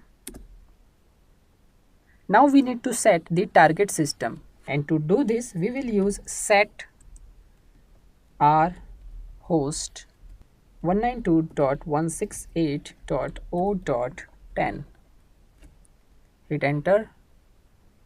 Now we will need to set the number of threads, so we will use set threads, let's say 10.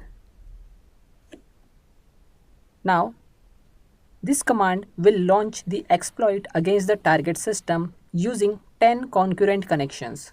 Okay, as we have set threads to 10, so it will perform using 10 concurrent connections. Just hit enter.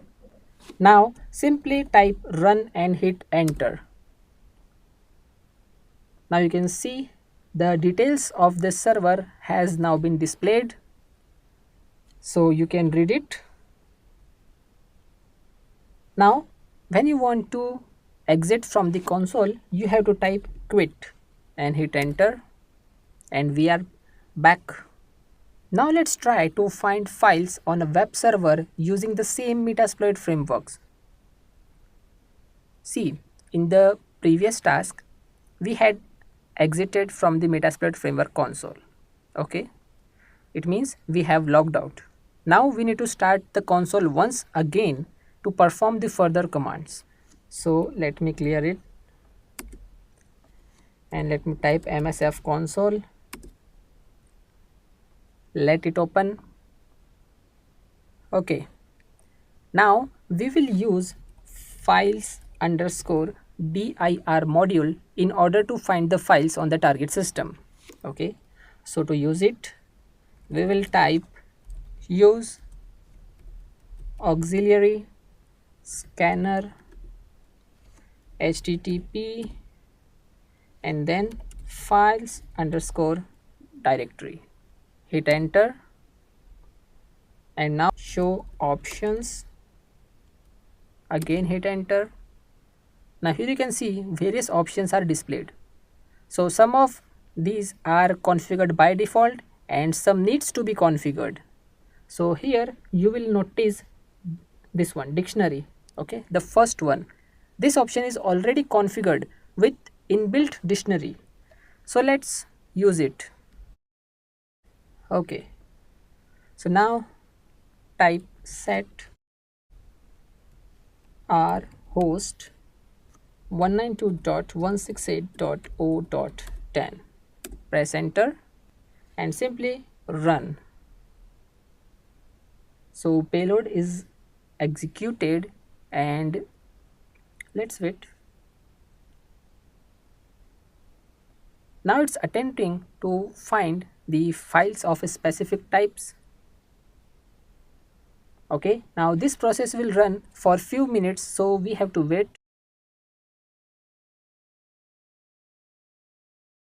The process has now been completed and you can see we have found several files that can be useful to an attacker.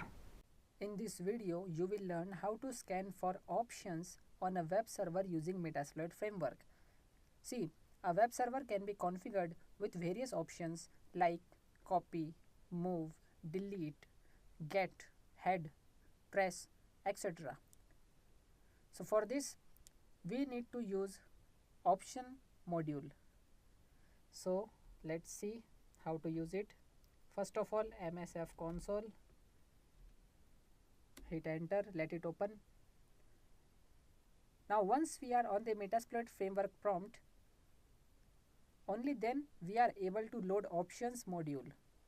And to do this, we will type the command use auxiliary scanner http and then options. Press enter. Now let's configure our target system. Set our host, then the target system IP, which is 192.168.0.10.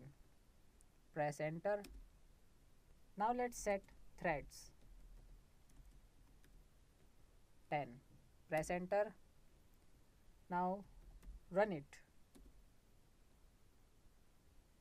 Now here notice that the output lists the options configured on the web server, and the options are, let's say, get, head, post, options, trace methods. Okay, and on port number 80, trace method allowed. Okay, so this is the output we have got. Now next thing is we will check for web dev on a web server using Metasploit framework. So web dev is a protocol which provides a framework for users to create, change and move documents on a server. So simply use back. So now we are back on the Metasploit framework prompt. We need to enable the web dev scanner module first. So for this we will use auxiliary scanner http web dev scanner. Press enter. Now set our host 192.168.0.10 o.10, press enter. Now set threads 10. Now run it. Okay, so here we have got the output, and you can see here that web dev is disabled. Okay, now just quit from here. In this video, you will learn how to create a website copy using httrack website copier. So it is a tool which help us to download the complete website on your local system so that we can use it as and when needed. So first of all, this is our virtual machine of Windows 10. So let me search for the tool. So press the window key and search for WinHT. Okay, hit enter. Now here on the welcome page, we have to select first of all OK, as the default language is English. Now here we have to click on next. Okay, so in the project name we will type bweb. Okay, this is the new project name, so bweb. Click on next. See, this is the path where it will going to store the website. Okay, under C with the name my websites. So click on next. Now here in the web address URL box we will type 192.168.0.10/bweb. Okay, here we have to assign our target website URL. Then click on next. Okay, here leave it to the default and simply click on finish. Now you can see the website mirroring starts. Now it will take a few minutes depending on the size of the target website. So let's wait. Here you can see the process is completed. Now click on browse mirrored website. And here you can see the login page. It is actually the login page of the website that we have copied. Okay, so you can see here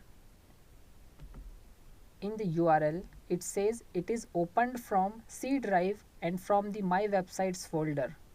Okay, so this is actually the login page from our own system and it is the exact copy of our target website. Okay, so just close it and click on finish. Done.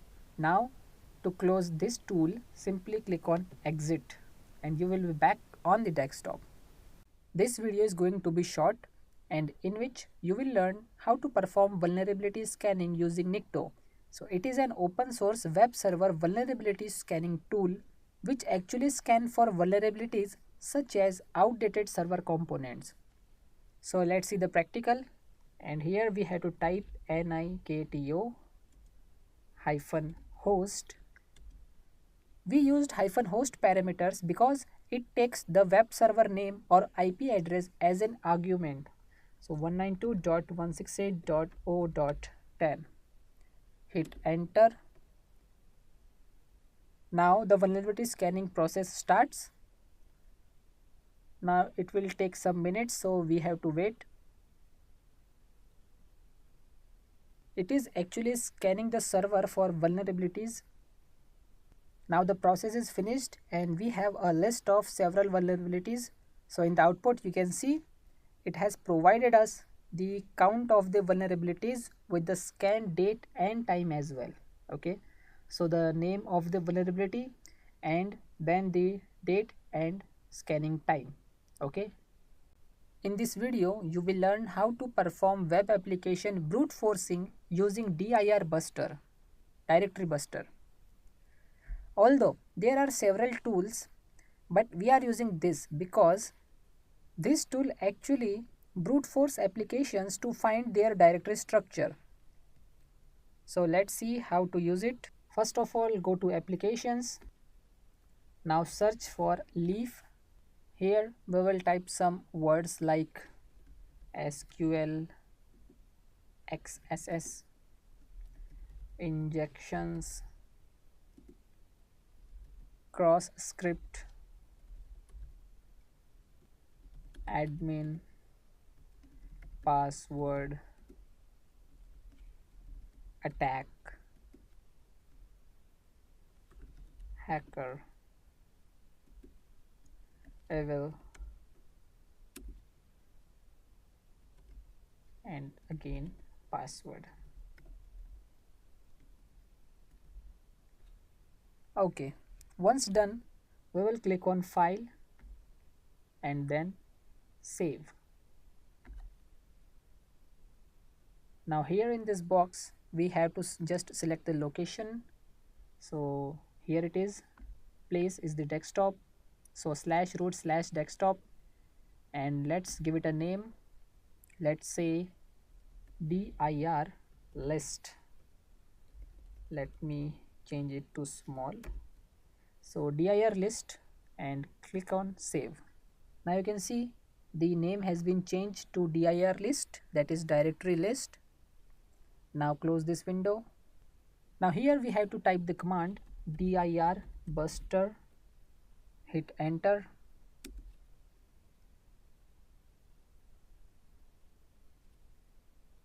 Okay, so now here you can see the OWASP directory buster window is displayed. So here in the target URL we will use http:// and the name, let's say intranet. Okay, it is our target, and here we have to type the path which we have created the file, that is /root/desktop/dir list. Now simply click on start and the scanning process starts. Now the process is completed, so simply click on report, this one, and click on browse. Now here simply select the desktop and click on select directory button. Now click on generate report.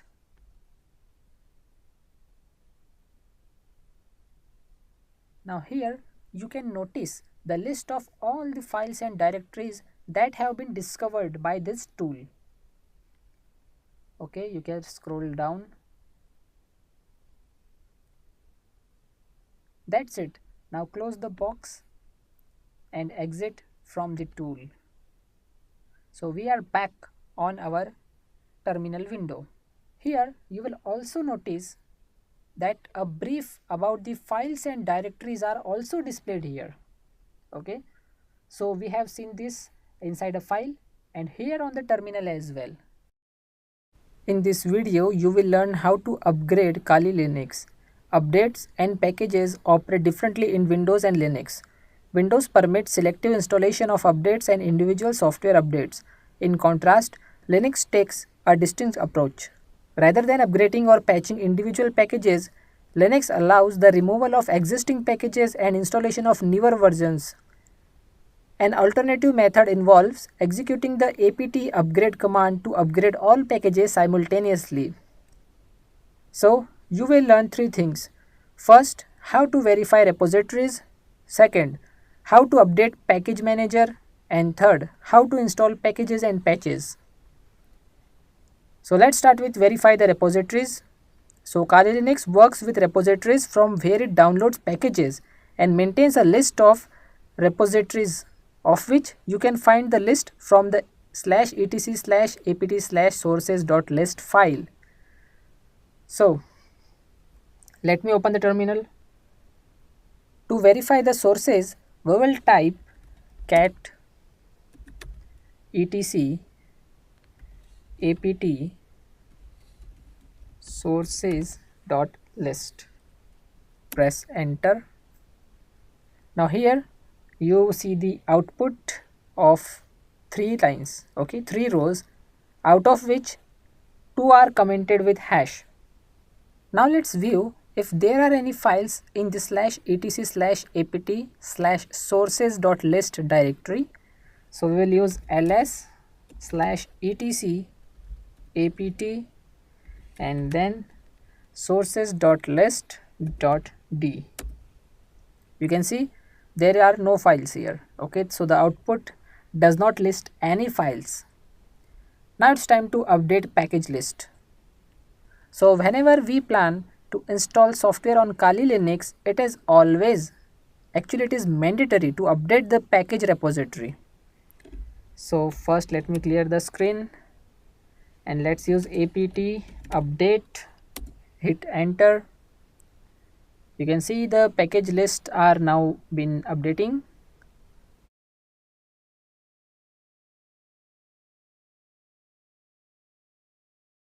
Now the number of packages may vary at times. So you can also see the package sizes as well.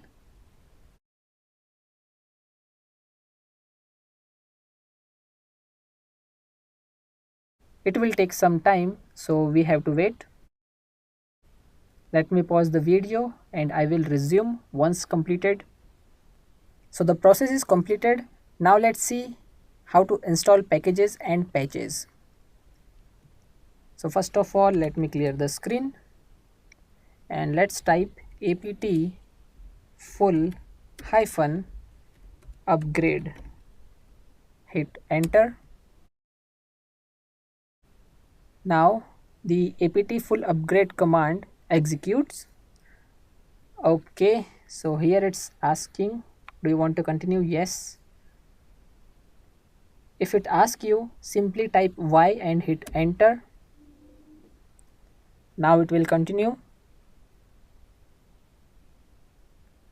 See, as the process is going on, it will also providing us the summary of the packages that will be upgraded or that will be installed or removed. Okay, so we are able to see the summary, a brief summary of all of the packages here.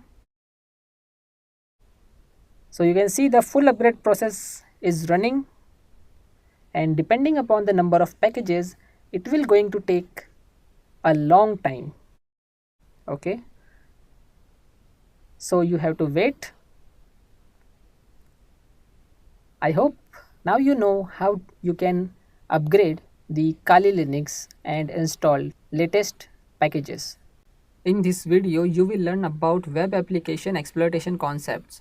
It is divided into three parts. First, web applications and their advantages. Second, web application architecture. Third, web services. First, let's start with web application and their advantages. People think web applications as websites. But a web application differs from a website as it offers dynamic functionality driven by server-side code. Unlike static web pages that require manual updates, web applications generate dynamic web pages based on users' request. Here's how interaction unfolds. When a user makes a request, the server-side code processes it and generates a SQL statement. This statement is sent to the backend database, which retrieves the requested information and sends it back to the web application. The web application then processes the response and creates a user-friendly HTML code. This code is finally sent to the user's browser for display. This interaction empowers users to personalize the content they consume, search, modify profiles, place orders, and communicate with others. Web applications offer several advantages. Accessibility. Users can access web applications anytime, anywhere, as long as they have an active subscription and an internet connection. Device compatibility. Web applications can be accessed from various devices including desktops, laptops, and mobile devices. Customization.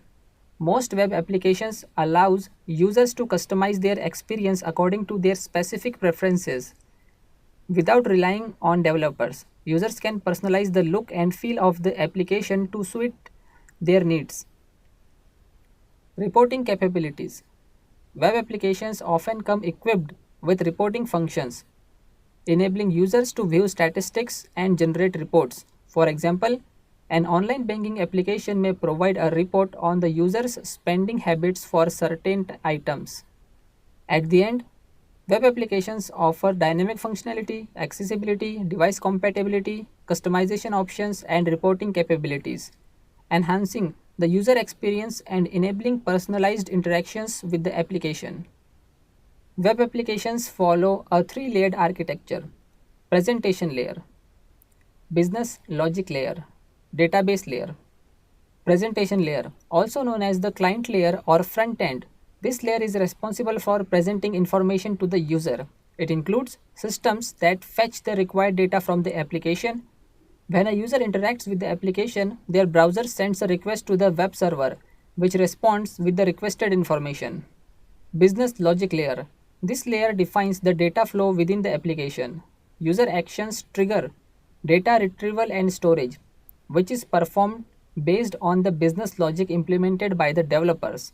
The data is stored in a database and retrieved or saved as per the user's actions.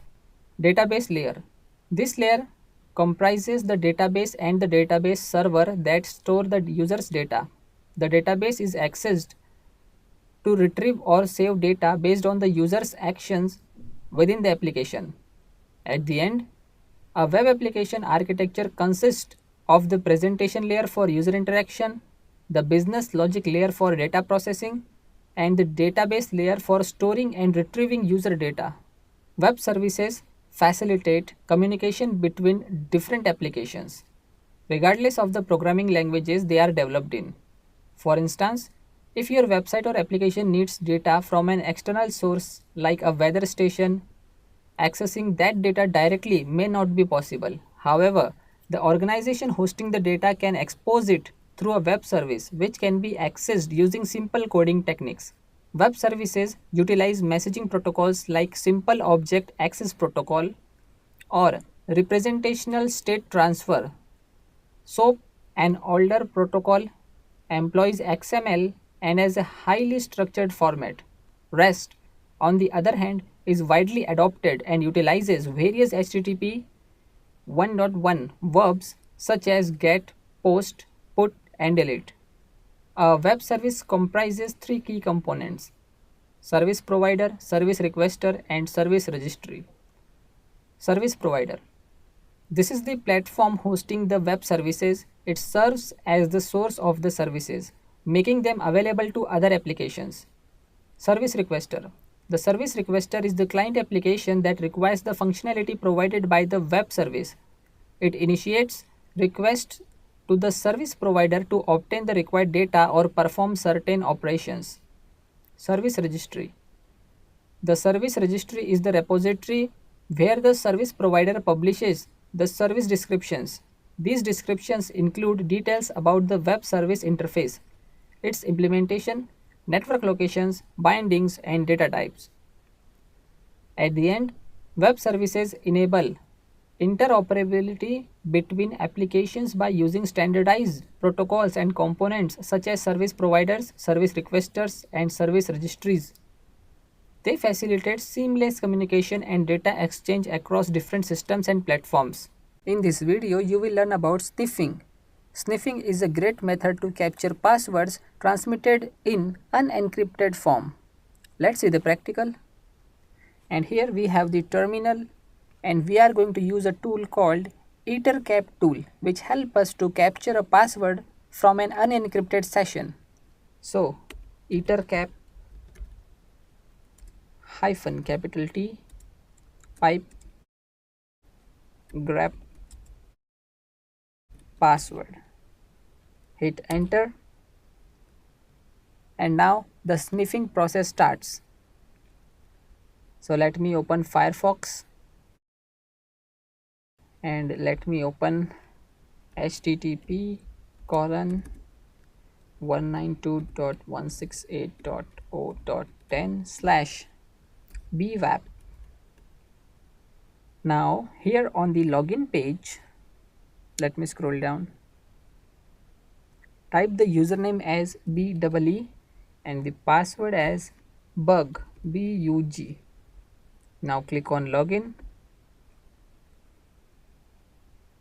Don't save.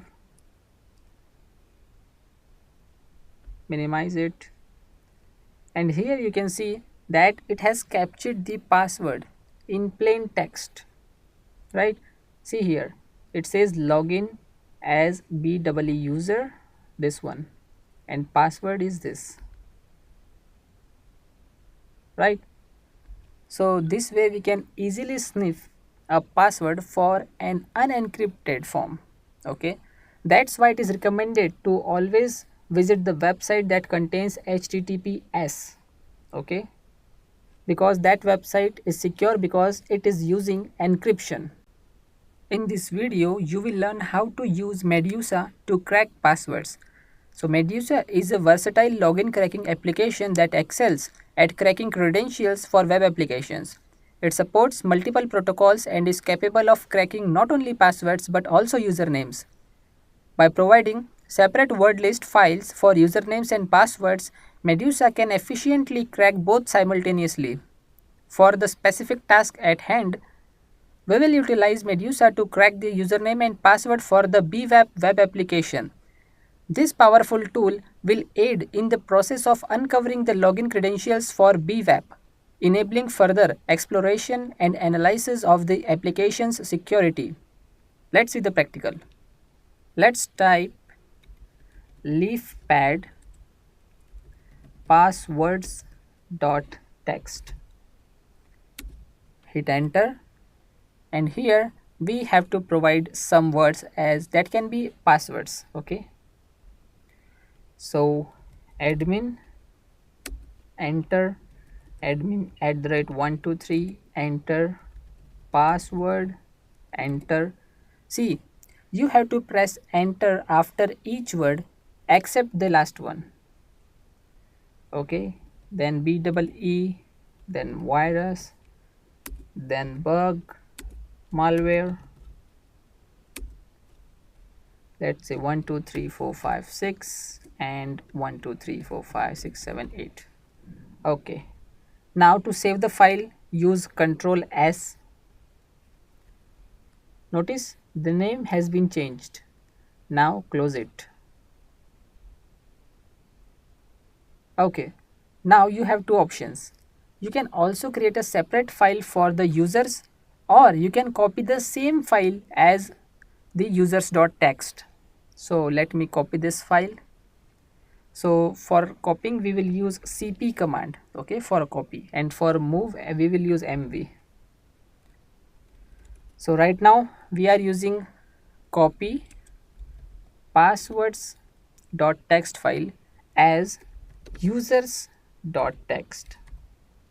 Hit enter, and to verify let's use ls-l, and here you can see passwords.txt file and users.txt file. Okay, so let me clear the screen. Now we will use the tool. So medusa -h, we have used -h for IP address of the target system. So 192.168.0.10, then -u. Okay, it is for username. If we have used -U, then it means we need to specify the username word list. Okay, so -u for username and U for word list. Then we will assign the username. Okay, so we will actually perform three practicals. In first, we will assign the username with password dictionary. At second, we will assign the password with username dictionary. Okay, users list. And at the end, we will use both the word list for users and passwords. Okay, at that time we will assume that we don't know the username and password both. So for now we know the username but not the password. So -P for password word list, then the name passwords.txt -M. We use -M, okay, because it is the module used for cracking the password. So we are using FTP here. Hit enter, and the cracking process starts. it is actually trying all the combinations of the passwords from the passwords.txt file against the username B. Here you notice that it says password bug success. It means this tool has found the correct password. And one more thing, we have provided 9 words in total as the passwords. So it is checking one by one, and once it found the password, the process will automatically stop. So let me clear the screen. So we have found the password for FTP. Now let's try the same thing for SSH. Now there is no need to type the command again. Just repeat the command using up arrow key from the keyboard and replace FTP with SSH. That's it. Hit enter. And let's wait. See, we have found the password. Okay. So let me clear the screen. And now we will try to find out the username. Okay, so in this case we know the password but not the username. So medusa -h 192.168.0.10 capital U. Okay, we are using capital U because we are not sure about the username, so we are providing username list here. So users.txt, and this time we will use -small p because we know the password, and the password is bug. Then -m module, so SSH. Hit enter.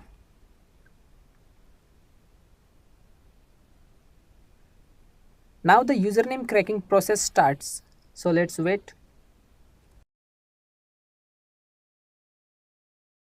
One more thing guys, this process is different from the previous one because if it finds the correct username, it will not going to stop the process automatically. It will try to find more users, okay, from the list. You know that in the previous case, when it found the password, the process stopped automatically. But here, in the case of finding usernames, there are possibilities that you could find more than one users from your users list. So this process will only stop once it completes scanning for all the words from the users list. Here you can see this success message. Okay, so user B is actually a username on our target. But still it continues the process until it reaches to the end of the word list. The process is completed, so let me clear the screen. And now we have to assume that this time we don't know both username and passwords. So we will use both username and password word list to find out the correct username and password on our target system. So medusa -h target 192.168.0.10 capital U. Okay, so users.txt, then capital P passwords.txt, and at the end module FTP. Hit enter. Here you can see a success message. It says account found. See, this process is a long process than the previous two because it takes one word from the users list and then it will try to match with all the passwords from the password list, and if not found, only then it will move towards the second one. Okay, but here you can see it has found the username and password and still it is scanning for more usernames.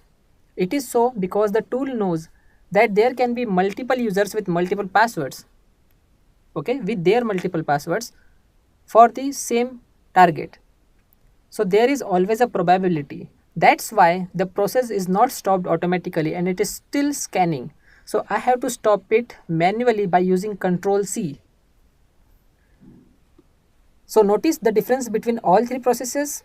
In the first one, we know the username but not the password. So the process has stopped automatically once it found the correct password because the tool knows that there is only one password for one user at a time, right?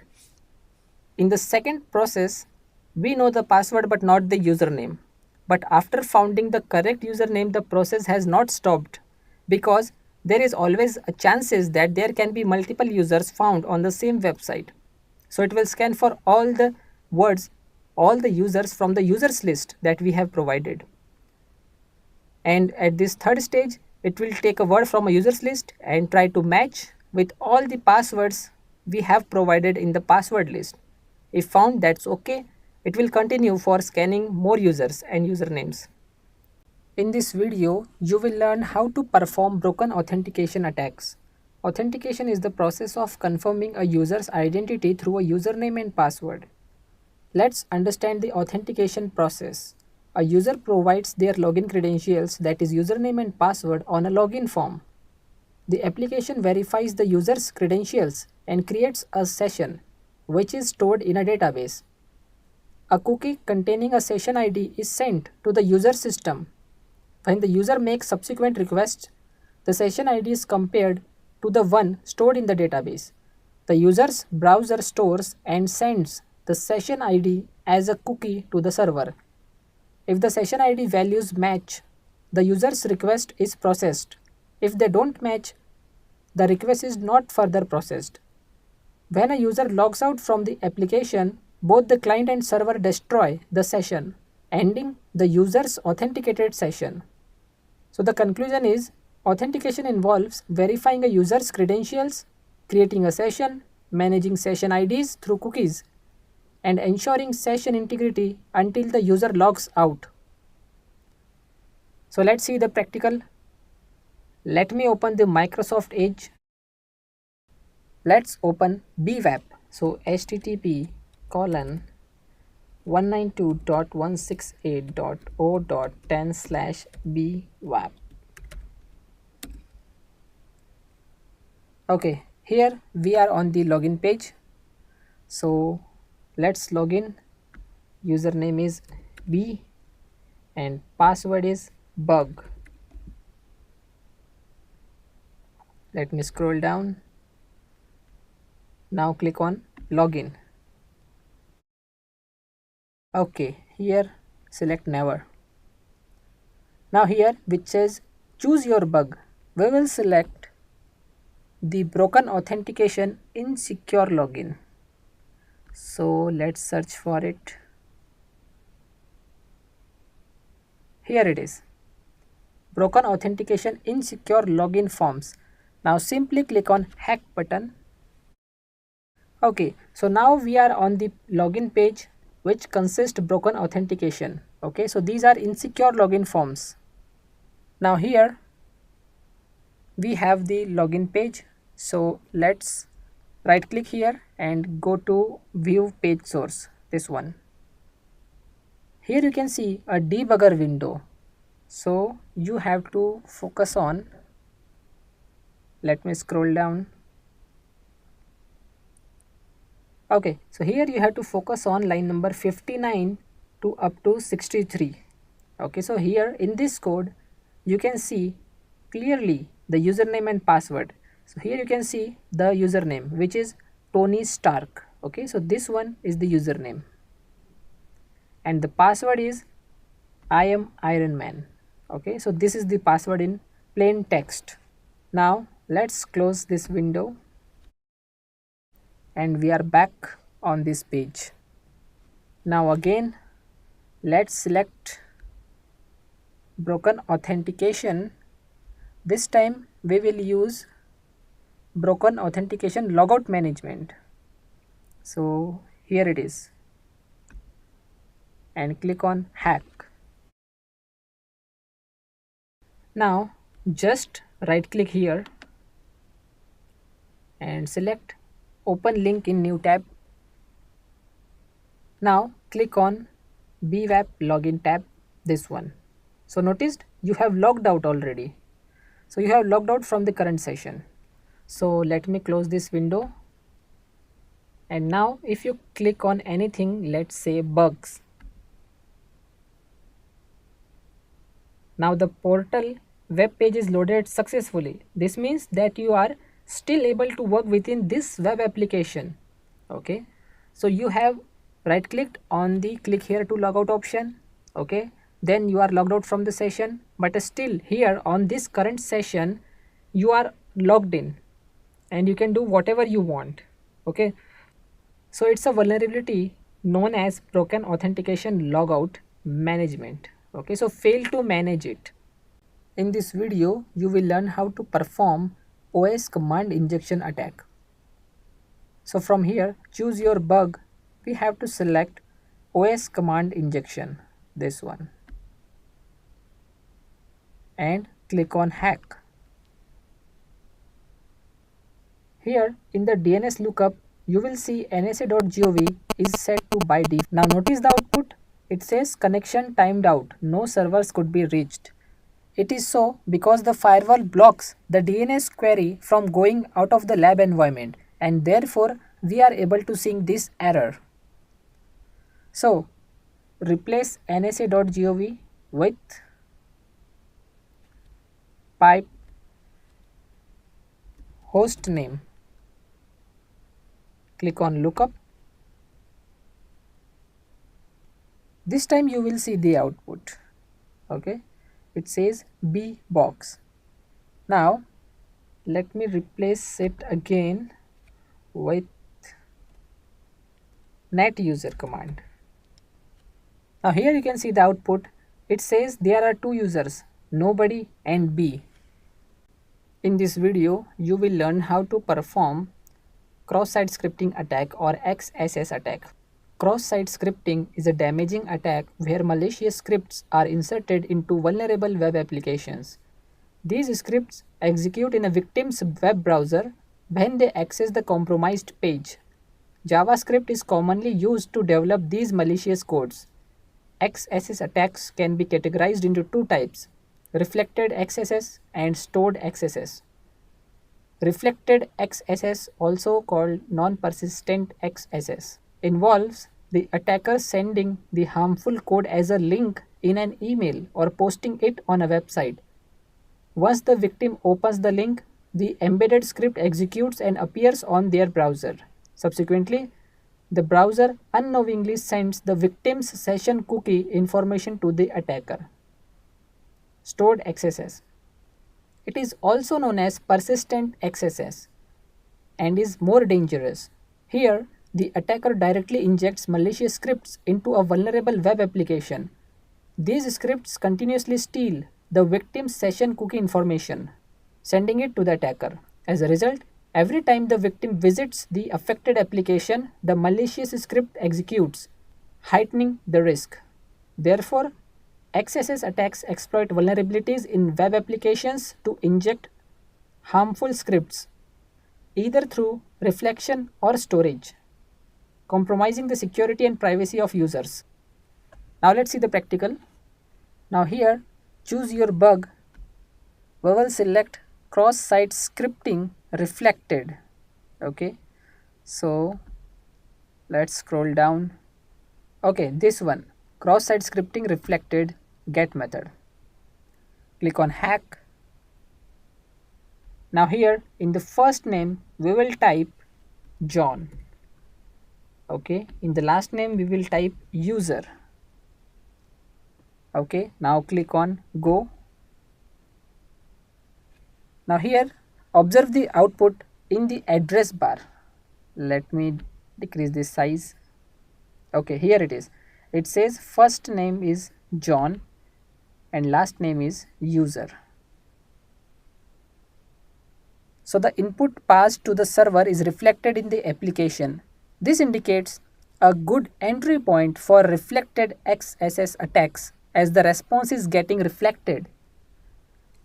Okay, now back here. This time in the first name we will input a JavaScript code. Okay, this time. So script alert hacked, closing tag. In the last name we will type user. Always put hacked in between double quotes. Now click on go. Here you can see a pop-up saying hacked. Okay, so the server processes the script and displays the alert message box. Now click on OK and you will be back on this page. Now this time let's choose cross-site scripting stored block. So let's search. Here it is. Click on hack. Okay, so here let's type welcome to the hacker blog.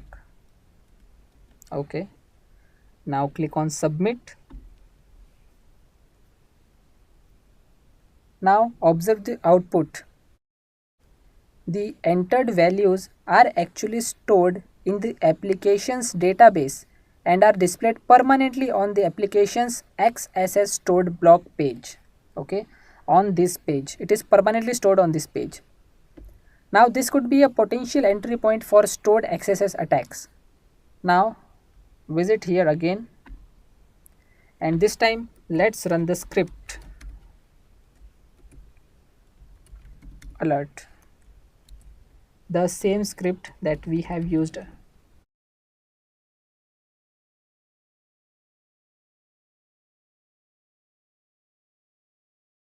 Click on submit. The same output. Okay, when you click on OK, so you are back on this page. Okay, but this time you will notice here that in the second entry it's empty. Okay, there is no data here because the entered JavaScript gets reflected in the stored XSS section of the web page, right? So once again let's select cross-site scripting stored block, click on hack. Now here you can see the stored XSS script we have used on this page is automatically displayed here. Now click OK in the alert message box. See, it happens because the injected JavaScript is stored in the database and it gets executed every time we navigate to this particular section, right? But in reflected XSS, this does not happen because the values are not stored in the application's database. So this is the difference between the two. Now let's perform cross-site scripting reflected. Here an attacker can insert a malicious script in the URL itself. Okay, and the problem occurs when a web page requests a string of information such as username and displays it in the URL. So again select cross-site scripting reflected href. Click on hack. Now here just type, let's say, hacker and click on continue. So you can notice here that the entered name is now embedded in the URL and is displayed on the web page. Okay, here it is. It says hacker.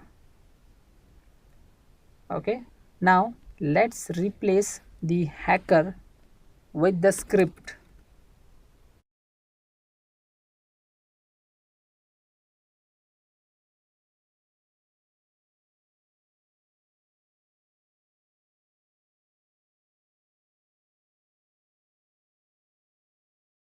Hit enter. Now you can see we are navigated to another page, right? And an alert is displayed with the value 1. So click on OK. But this time this dialog box will not disappear. Okay, no matter how many times we click on OK. So click OK. Now again click OK. Okay, so this dialog box is still there. Now if you wanted to return to the page before, you will have to be quick to be able to navigate to another page via back button only. Okay, in this video you will learn how to use brute spray and attack authentication mechanism. As you know, different types of open ports exist within applications, including FTP ports that enable direct data uploads by users. Brute spray, an application designed for brute force password attacks, can target these ports requiring authentication for connectivity. FTP ports serve as an example, where user credentials can be protected or set up with anonymous authentication. Now let me open the terminal. Brute spray uses the information within nmap output files. So first we need to generate nmap output files. For this we will use nmap -s v20-p port number 21, then target IP address hyphen, now the file name, so output dot gnmap, hit enter. Let's wait. You can see the process is completed and file has been created. So let me clear the screen and let's create a file. So leaf pad users.txt, we will create a username list.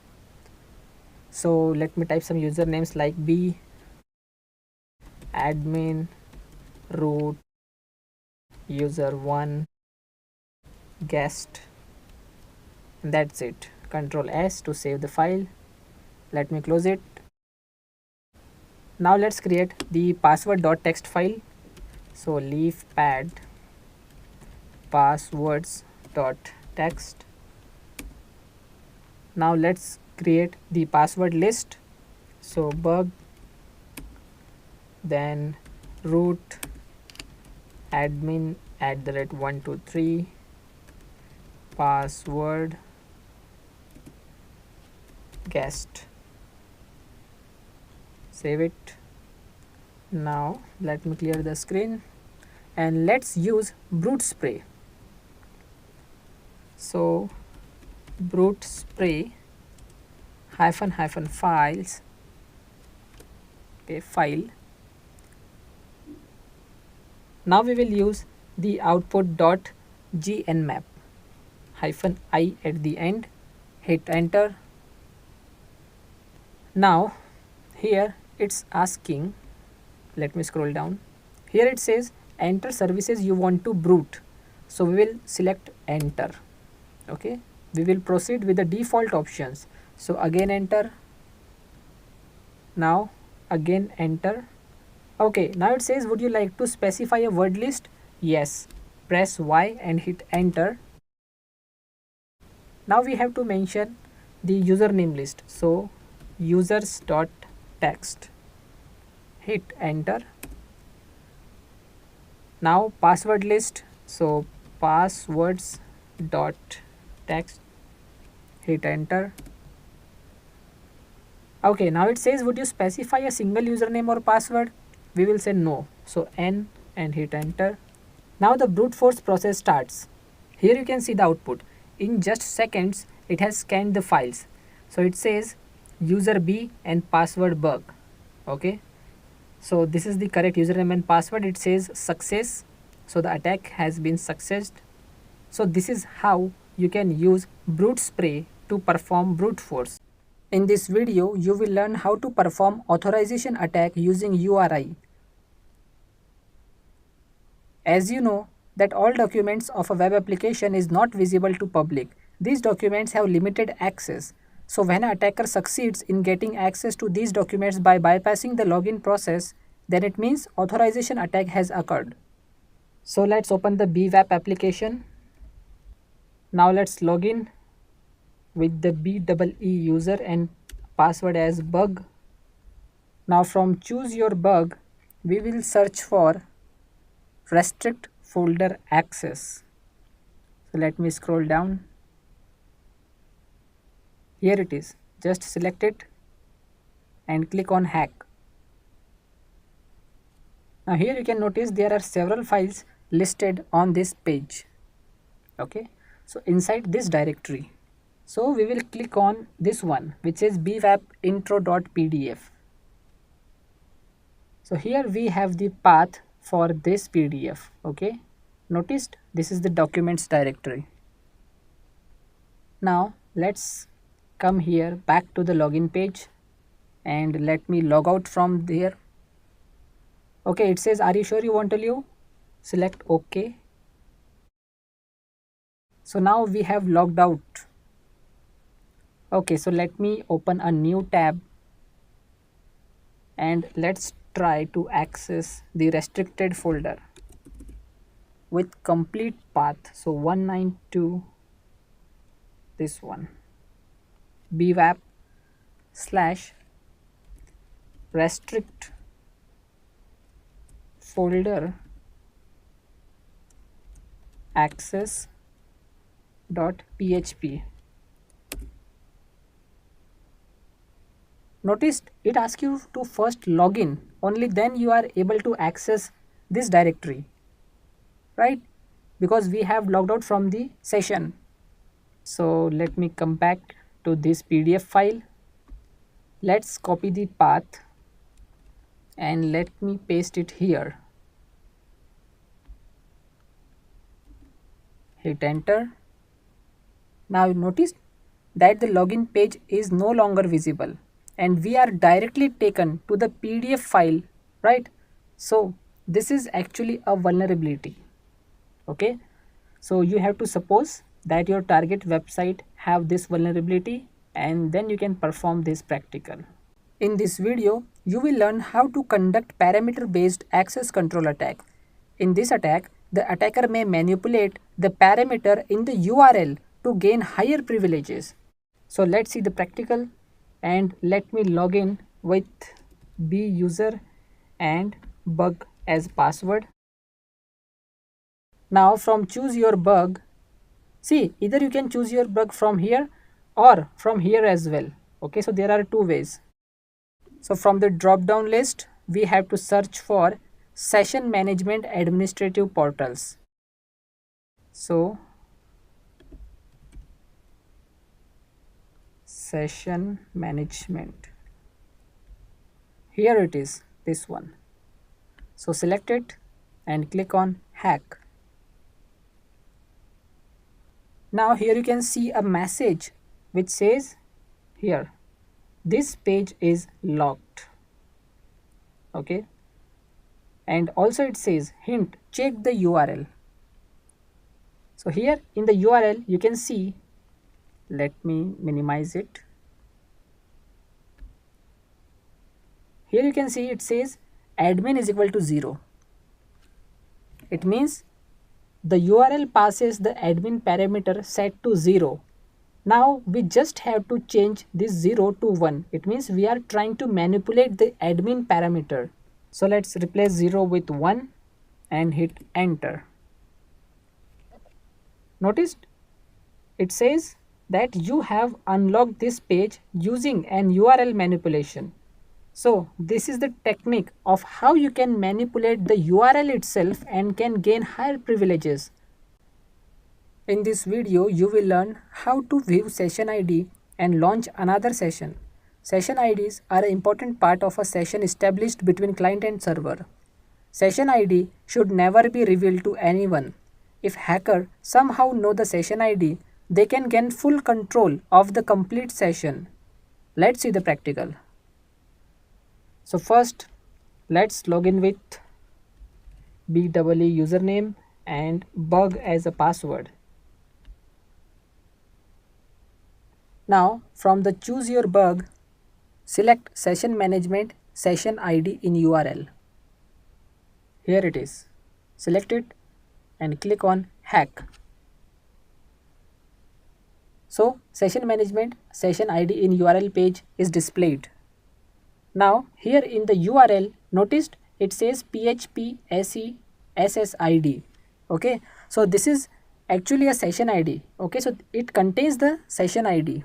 Now in the real world, in most of the cases, if a web application is closed on one tab, the session should be closed. Okay, but here in our case, we can relaunch the session using this ID. So first let me copy this. Let's open the new tab. Let me close the old one. Okay, now let's paste the complete path here including session ID, and hit enter. Now you can see here the entire session will be reloaded. Okay. So if a hacker gain access to a session ID, it can relaunch it without your permission, even if you have closed the session, right? So this is how important it is to protect this session ID and not to reveal it to anyone. In this video, you will learn three important topics. First, web API. Second, web hooks. Third, web shell. First is web API. A web API is an online service that interacts with the client applications, retrieving or sending data between them. Typically, web APIs employ the HTTP protocol for fetching and updating information. Java and .NET are among the technologies utilized to develop web APIs. There are different types of web APIs that you can use depending on your needs, like SOAP, REST, RESTful, XML RPC, and JSON RPC. Second is webhooks. Webhooks, also referred to as push or reverse APIs, are designed to proactively transmit data triggered by specific events. A prime illustration is receiving notifications or messages on your mobile device or email address whenever someone sends you a friend request on Facebook. Third is web shell. A web shell is a harmful code fragment fabricated using server-side programming languages like Perl, Ruby, PHP, or Python. It is installed on a web server and grants unauthorized access or administration control to attackers from remote locations over the targeted system. An attacker uses various methods to deploy the web shell on the target server, like SQL injection, remote file inclusion, local file inclusion, vulnerability exploitation in the admin console. In this video, you will learn how to conduct SQL injection attacks. So SQL injection or SQLI is a malicious attack exploiting web application vulnerabilities. By injecting malicious SQL statements into a text box, an attacker can bypass security measures and gain unauthorized access to a database. Insufficient programming may allow attackers to add, remove, modify, or manipulate data at will. Successful SQLI attacks grant the attacker complete control over the database contents, posing a significant threat to a compromised system's integrity and confidentiality. If you don't code a web application properly, then you are likely to face issues such as attackers bypassing logins, retrieval of sensitive information, modification and deletion of data. In this practical, we will use insecure web application BWAP to conduct the SQL injection attacks. BWAP's vulnerabilities include all the OWASP top 10 project risk for you to hack and learn. So let me open BWAP application. Now let's log in. Click never. And now from choose your bug, we have to select SQL injection, get or search. Click on hack. Now here in a search for a movie, without typing anything, just click on this search button. Now here you can see the results. This means that there is a database in the backend that contains the movie list. Okay. So to check if the web application is vulnerable to SQL injection attack, we have to type m single quote here. Now click on search. Now here you notice the error. This confirms that the SQL injection attack is possible. In this video, you will learn how to enumerate the database to see how many columns are in the database. This gives us the information for other types of SQL injection attacks. So let's find out. So here on the search bar, we have to type m single quote space order by one hyphen space hyphen. See, at first stage, we will find out if there is only one column in the database. Just click on search. Okay, so now here you can see this means that there is more than one column in the database. Okay, now we will try some random number here. So M single quotes order by, let's say 10. Click on search. Okay, so notice the error, it says unknown column 10. It means the columns are actually less than 10. So let's try some more random number. Let's say order by 7 this time. Click on search. Okay, so you can see the output. It says no movies were found. It means there is no error when we have used number 7. So this confirms that there are 7 columns in the original SQL statement here. So now we have a number that this database contains 7 columns. In this video, you will learn how to perform a union SQL injection attack. So now we know that how many columns are there in the database. So we will use that information to identify which column has the information that we are looking for. Okay, for example, user, passwords, etc. Now first of all, let me log in.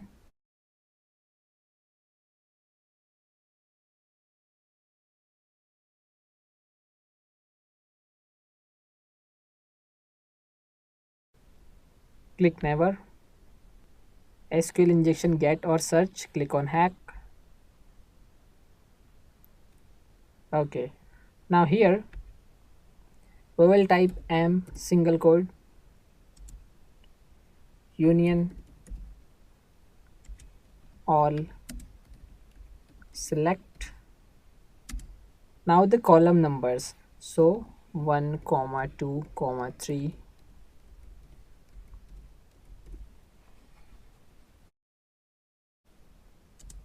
hyphen hyphen space hyphen, click on search.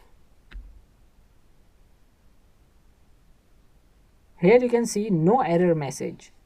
Okay, so output is now generated. Now let's extract the name of the database.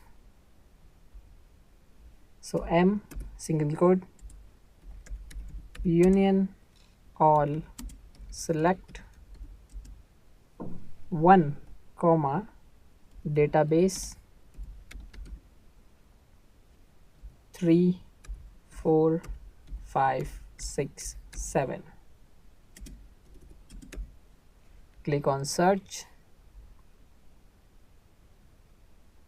Here you can see the name of the database has been appeared here in the title. It says bwap. Now let's extract table names in the bwap database.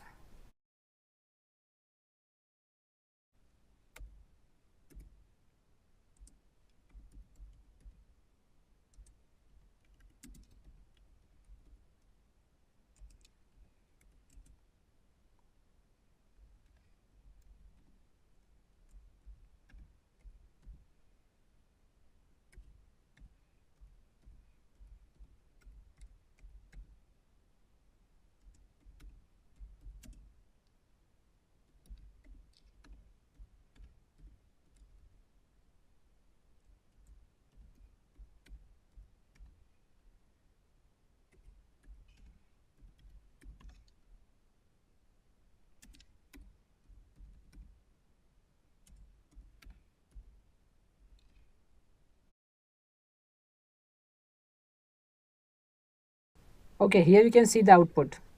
It says 5 tables in bwap database.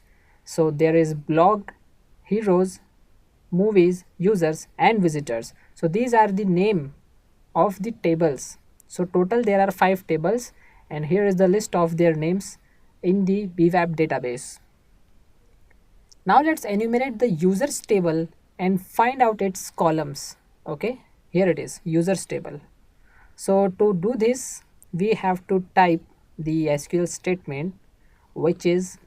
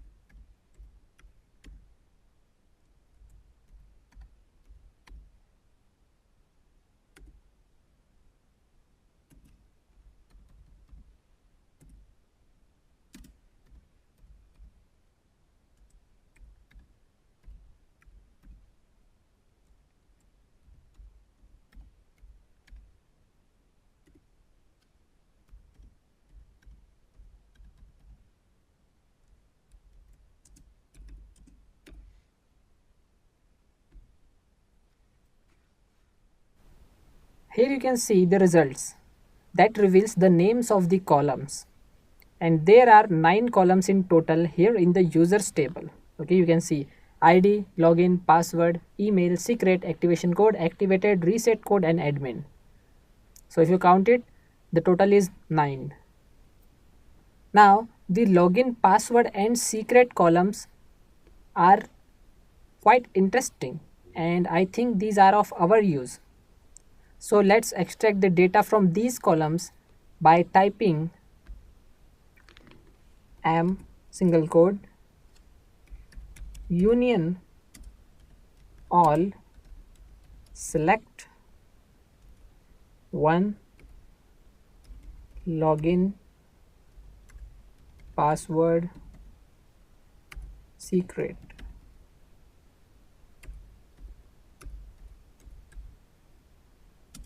From users,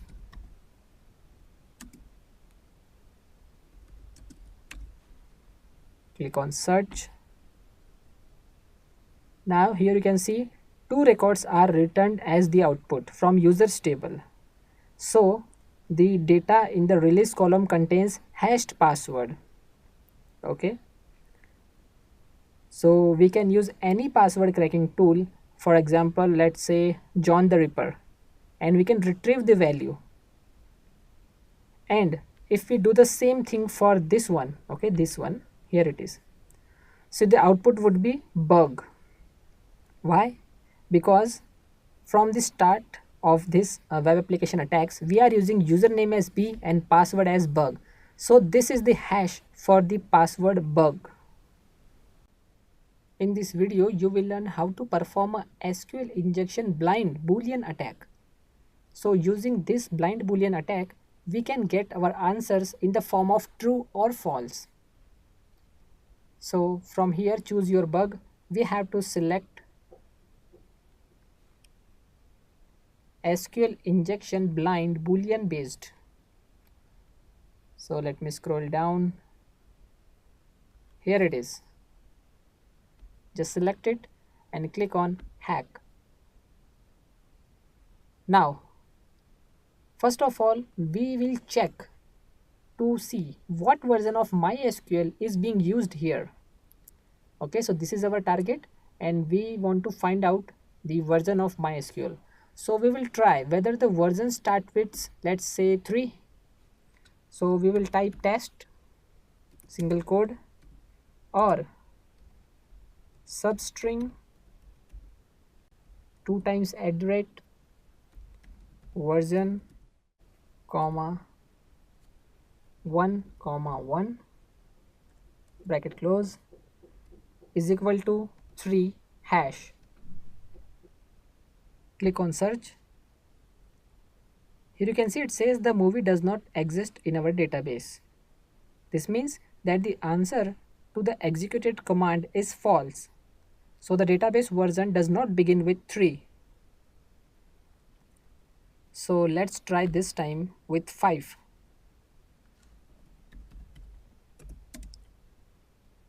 Or substring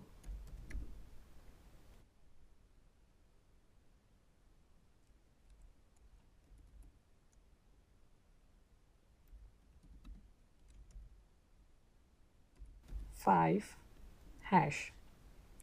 Click on search. See, it says the movie exists in our database. This means that the answer to this executed command is true and the database version begins with a 5. So now we know the database version. So let's try to find out the name of the database. So again, test. This time we will say database.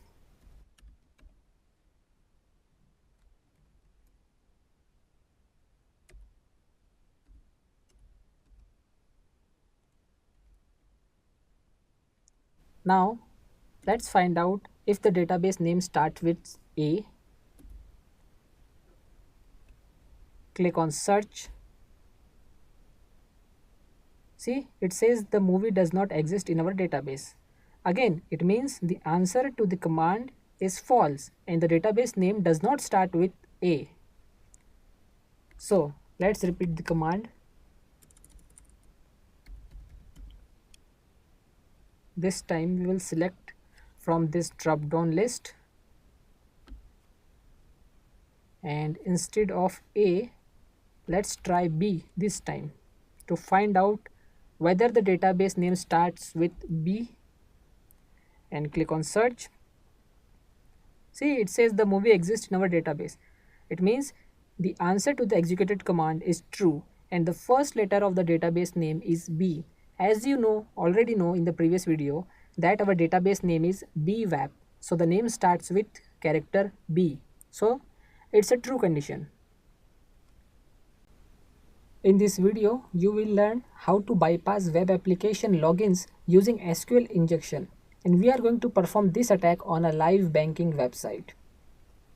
So for this we have to open the website and the URL is http://demo.testfire.net/bank/main.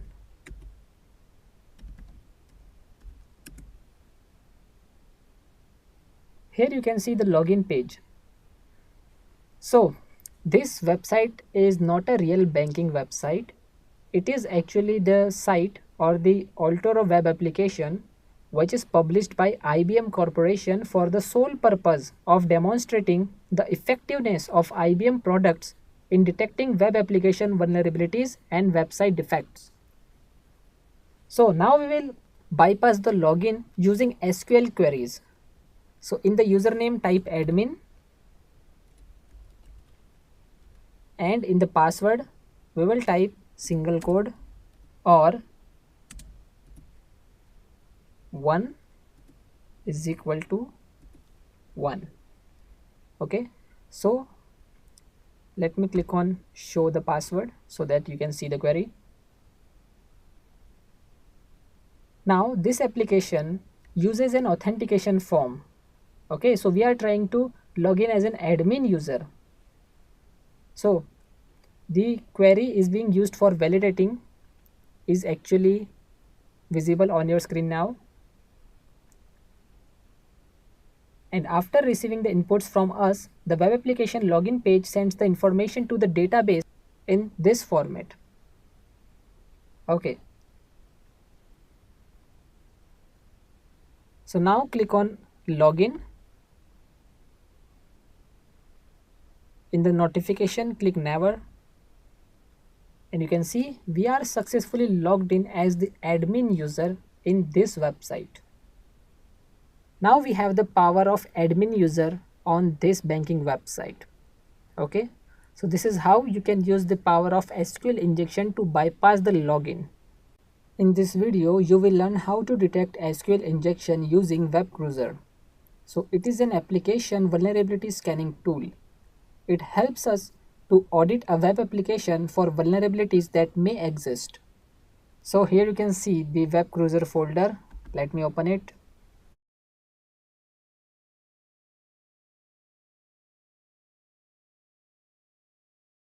Now let's just run the application. Just double click.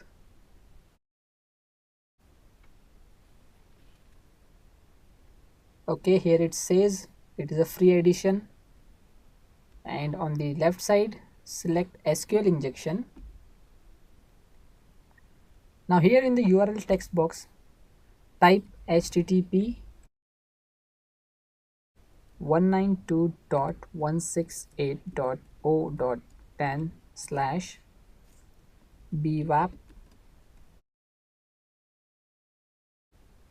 sqli.php title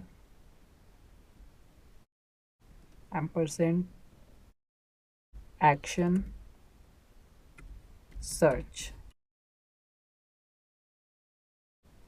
Now click on settings.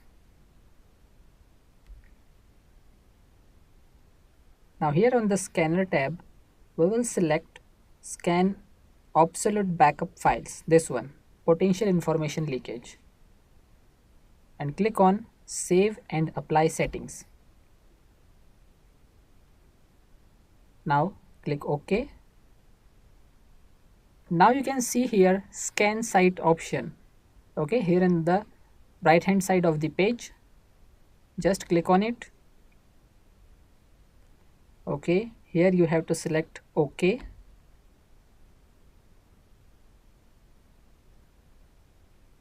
Now it is scanning.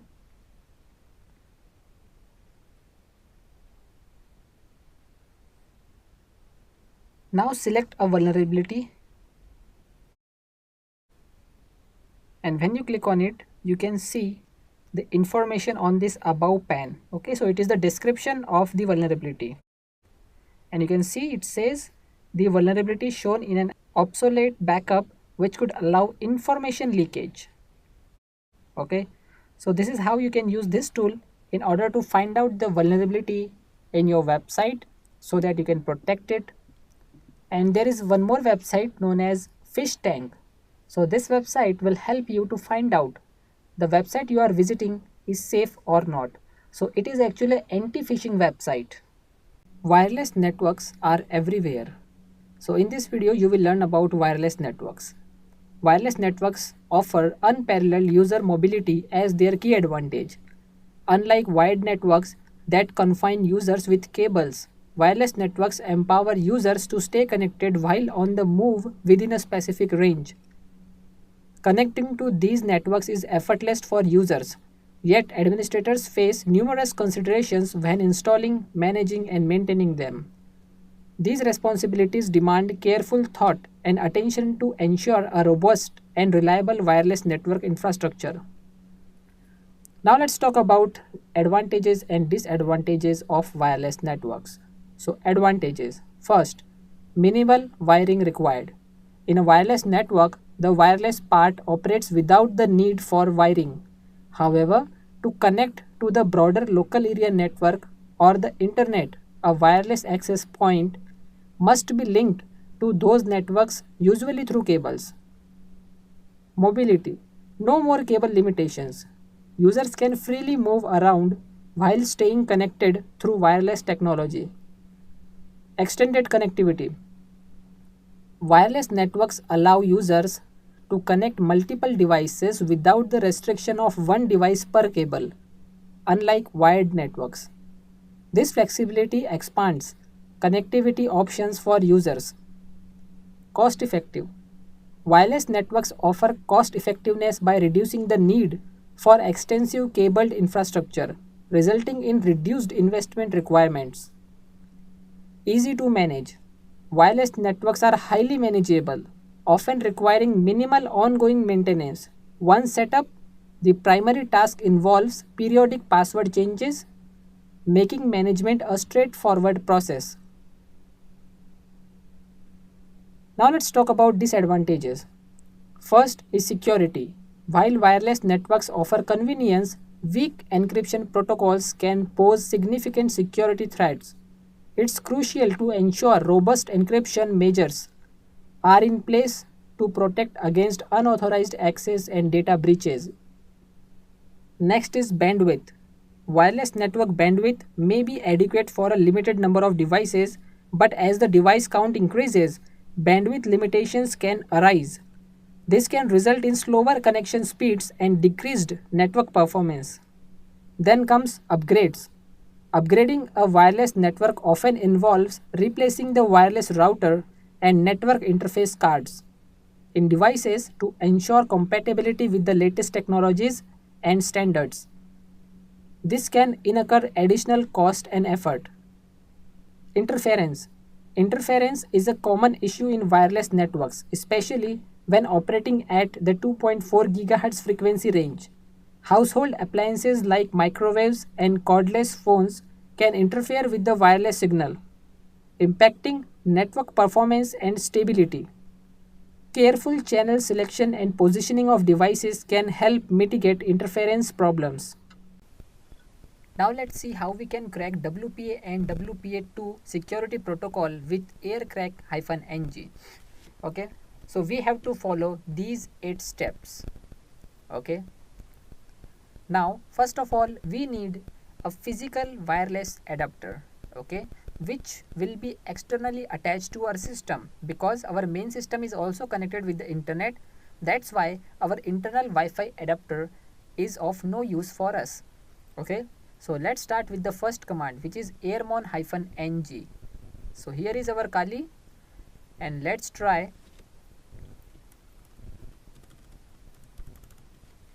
sudo airmon-ng, and you can see we have a physical device, okay, and interface is WLAN 0, that is wireless LAN 0, okay, and then we have the driver details and the chipset, that is company name and model. Okay, so our next step is we will use airmon-ng check kill. Okay, so sudo airmon-ng check kill, hit enter. See, it says we have killed this process because in future this process will interfere with our process of hacking wireless network, right? That's why it is very important to kill this process. Okay, so what next? Now we will start our WLAN 0 and put it in on monitor mode. Okay, so airmon-ng start and the name.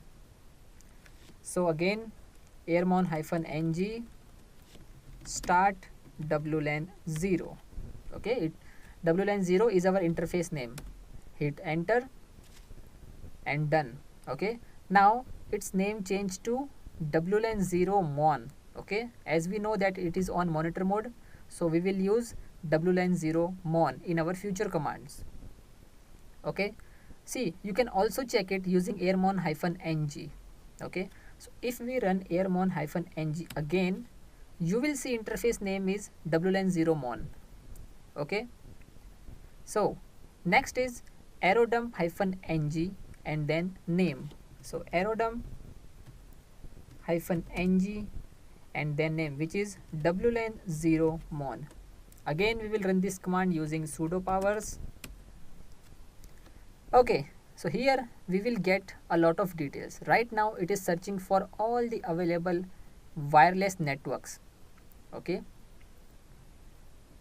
okay, so it is scanning all of them, right? So let's wait for it.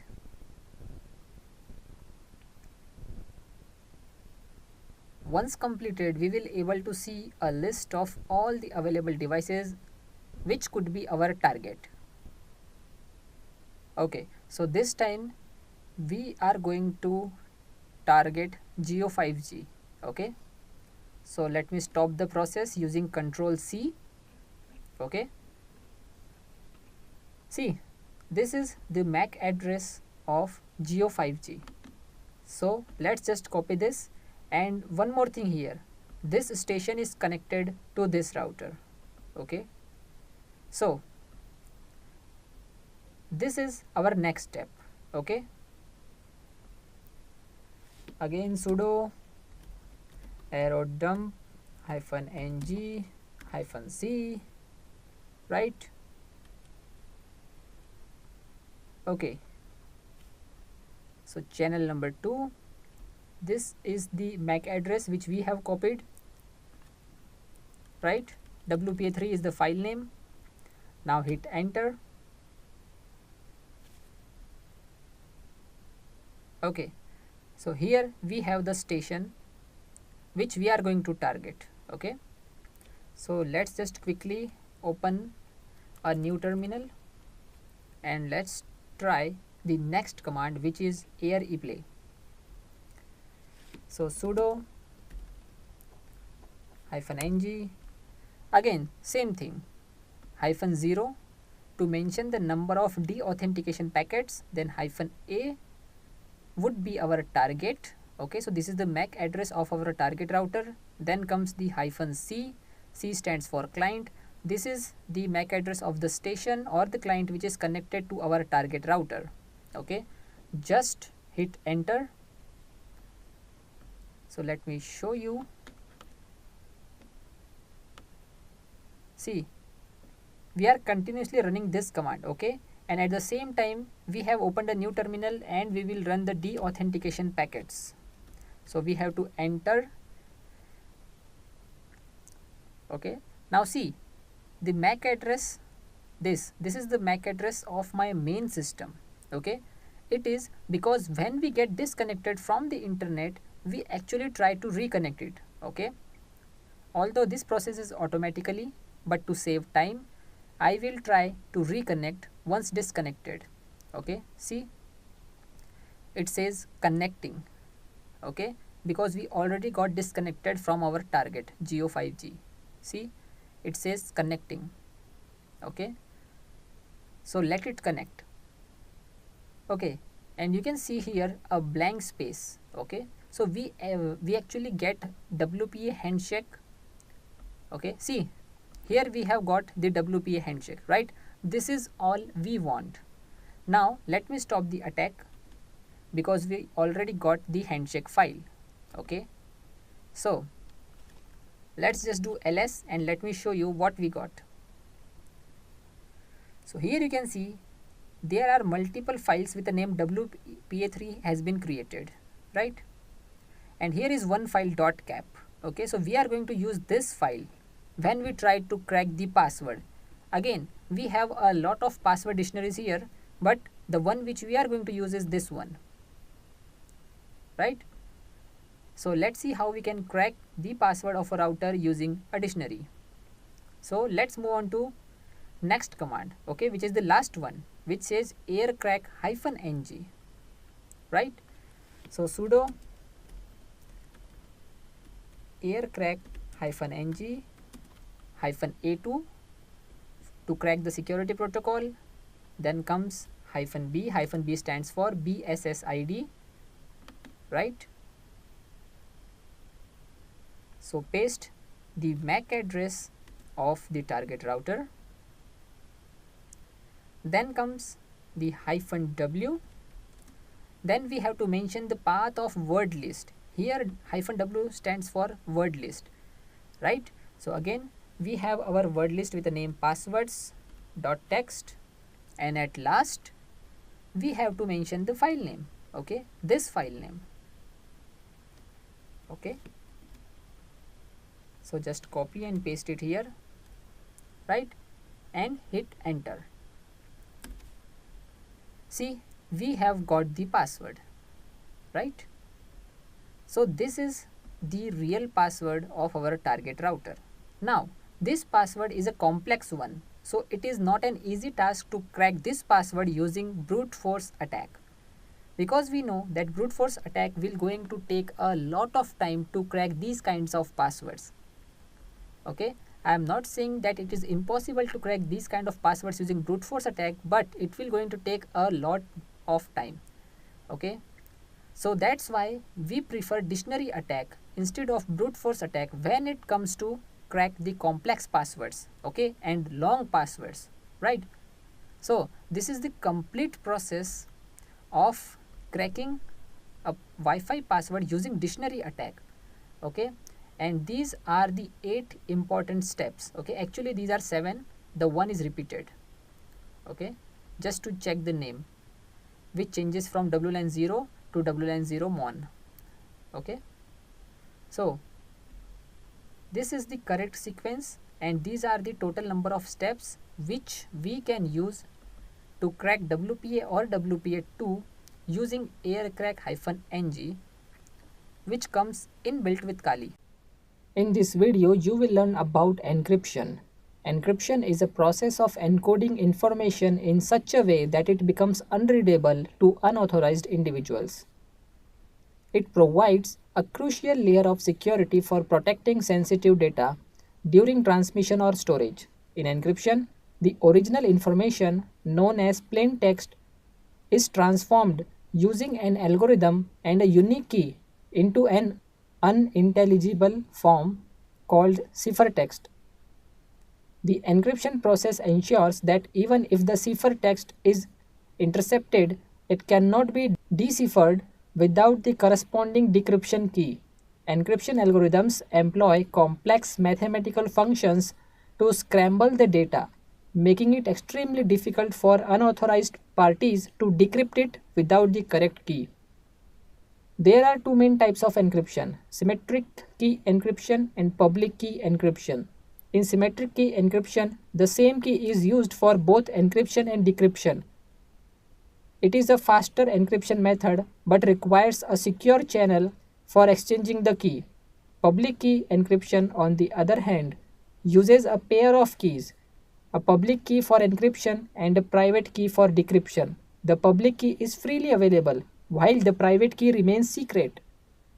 Now let's see the practical of encryption. First, we will prepare our files and folders for encryption. And to prepare them, first let's open the command prompt. Let me increase the size.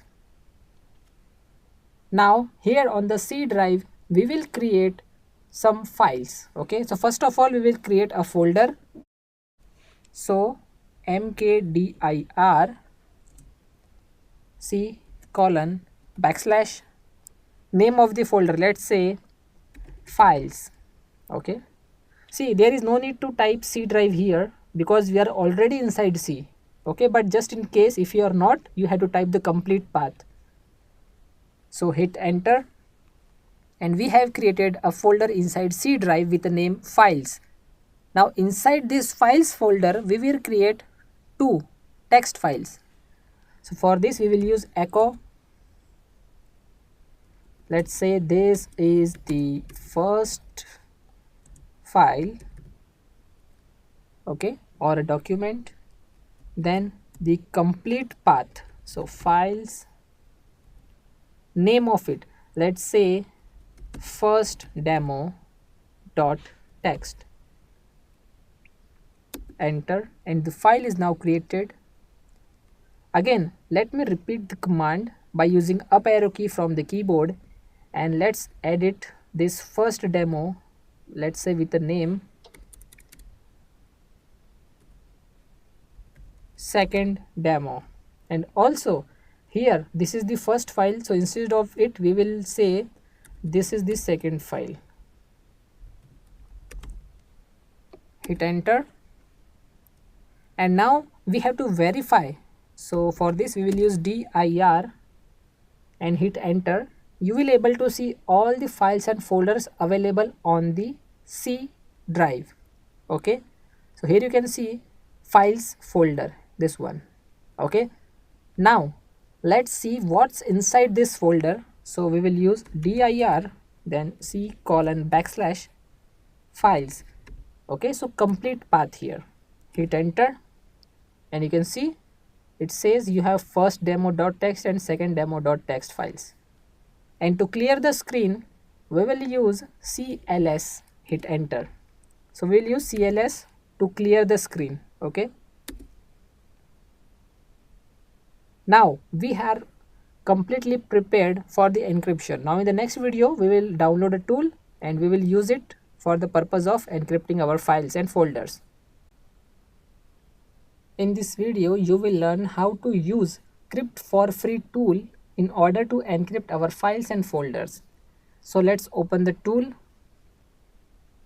So let me type Crypt and you can see Crypt for Free tool.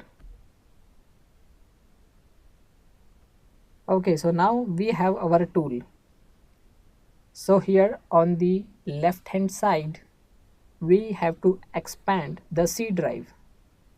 Okay, now select the folder which we have created. Okay, this one. So just select it and simply click on encrypt. Here you can see it's asked for password. Okay, so we have to type the password. So let me use password. Okay, to confirm the password we have to type again. Done. Now simply click on this button which says encrypt now.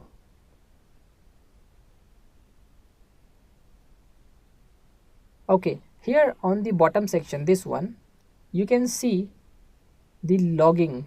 Okay, it means it displays the log for the encryption process. Now let me open the files folder. Now let's open the folder which we have created.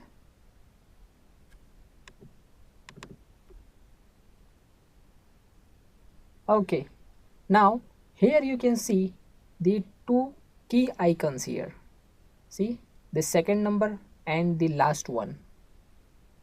These are actually the encrypted files.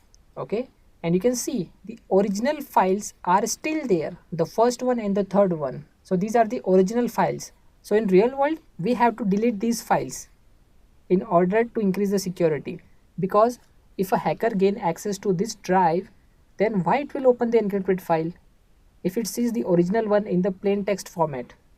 Okay, so in real world we will delete these files, but for now I have left it. Now if you try to open any file, let's say this one, okay, the first demo.txt file with a key icon, it asks for the password. Without password you cannot see the data. So let me type the password and click on decrypt. Okay, so here you can see it says file already exists. So don't worry, just click on yes. And you can see it says this is the first file, right? So this is how we can encrypt a folder or a file and then open it using a password and a free tool. In this video, you will learn how to use a tool called hash calculator. So let me open the tool, hit enter. Let me put it aside. Now let me open the notepad, hit enter.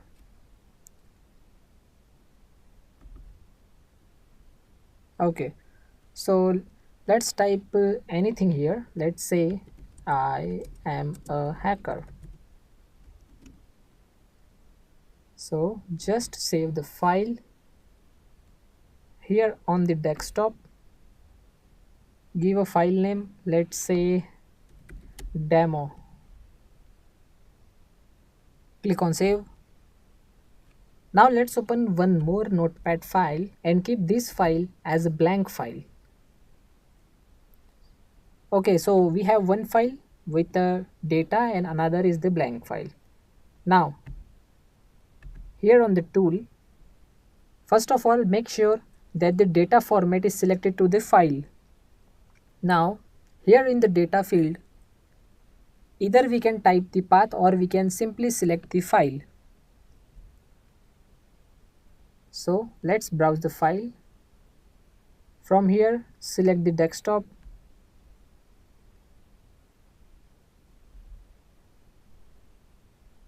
and select the demo file. Just open this file. Okay, now from here we can select any algorithm we want, but for now we will proceed with the default options. Simply click on calculate. Now let's copy this one, MD5 hash, to this blank file. Okay, so this is the hash for this file. Now let's add some data to this file. Let's say I am learning ethical hacking. Just save it using Ctrl S. Now let's come back to the hash calculator and click on calculate button again. Okay, so let me copy MD5 hash and let's paste it here. Now notice the difference between the two. This is the original hash and this is the hash after we have modified the file. Okay, and they both don't match, right? It means someone has intercepted and make changes to our file and the data we got is not the real one, right? Now let's delete this data.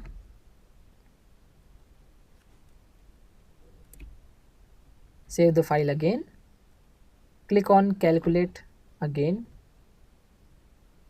Let me copy this and paste it here. Notice the first one and the third one are identical.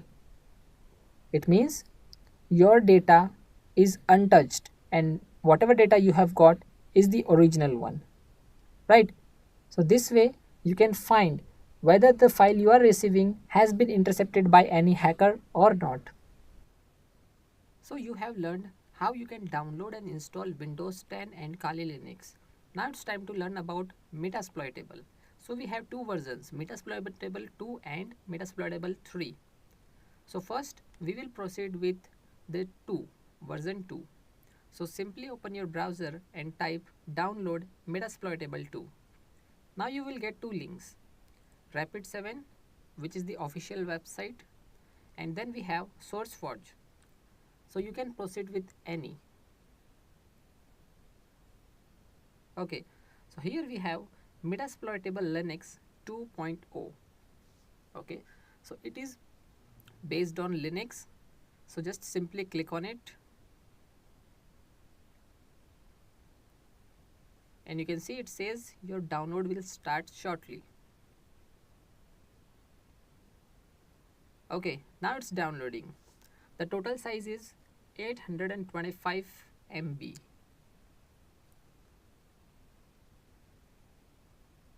See, Metasploitable is an intentionally created vulnerable virtual machine.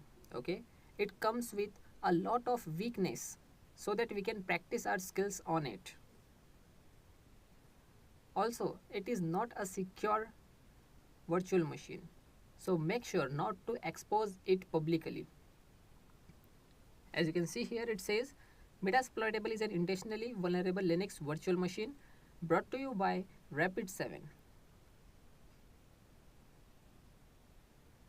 First, we will proceed with the basics of Metasploitable and then slowly, as we progress in our course, we will go deep inside it.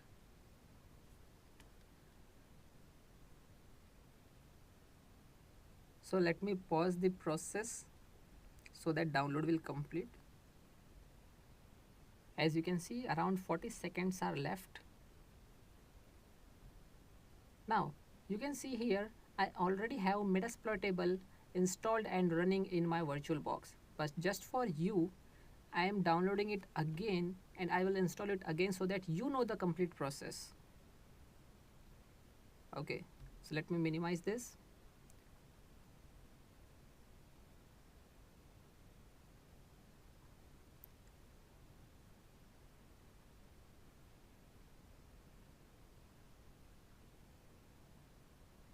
So in this video you will learn about Metasploitable 2, and in the next video you will see how you can download and install Metasploitable version 3.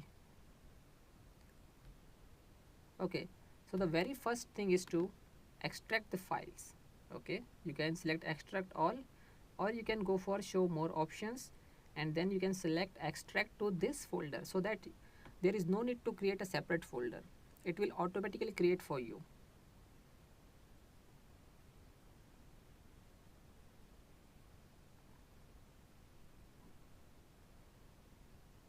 So done. Now let's open it. So let's create a new virtual disk. So the name is Metasploitable 2. Okay, now there is no need to select the ISO image for now. We can do that later as well. Click on next. Let's proceed with 1 GB. 1 GB is sufficient. Okay, so click on next. Now here you have to select use an existing virtual hard disk file. Okay, and don't select the Windows 10. We will search for the other. Okay, click on add. Let's go to desktop, Metasploitable, this one. Select this file, click on open, choose it, done. Click on next. Okay, you can review the information, and at last click on finish. Now let's start the virtual machine. Make sure it is highlighted. Click on start. Powering up your virtual machine.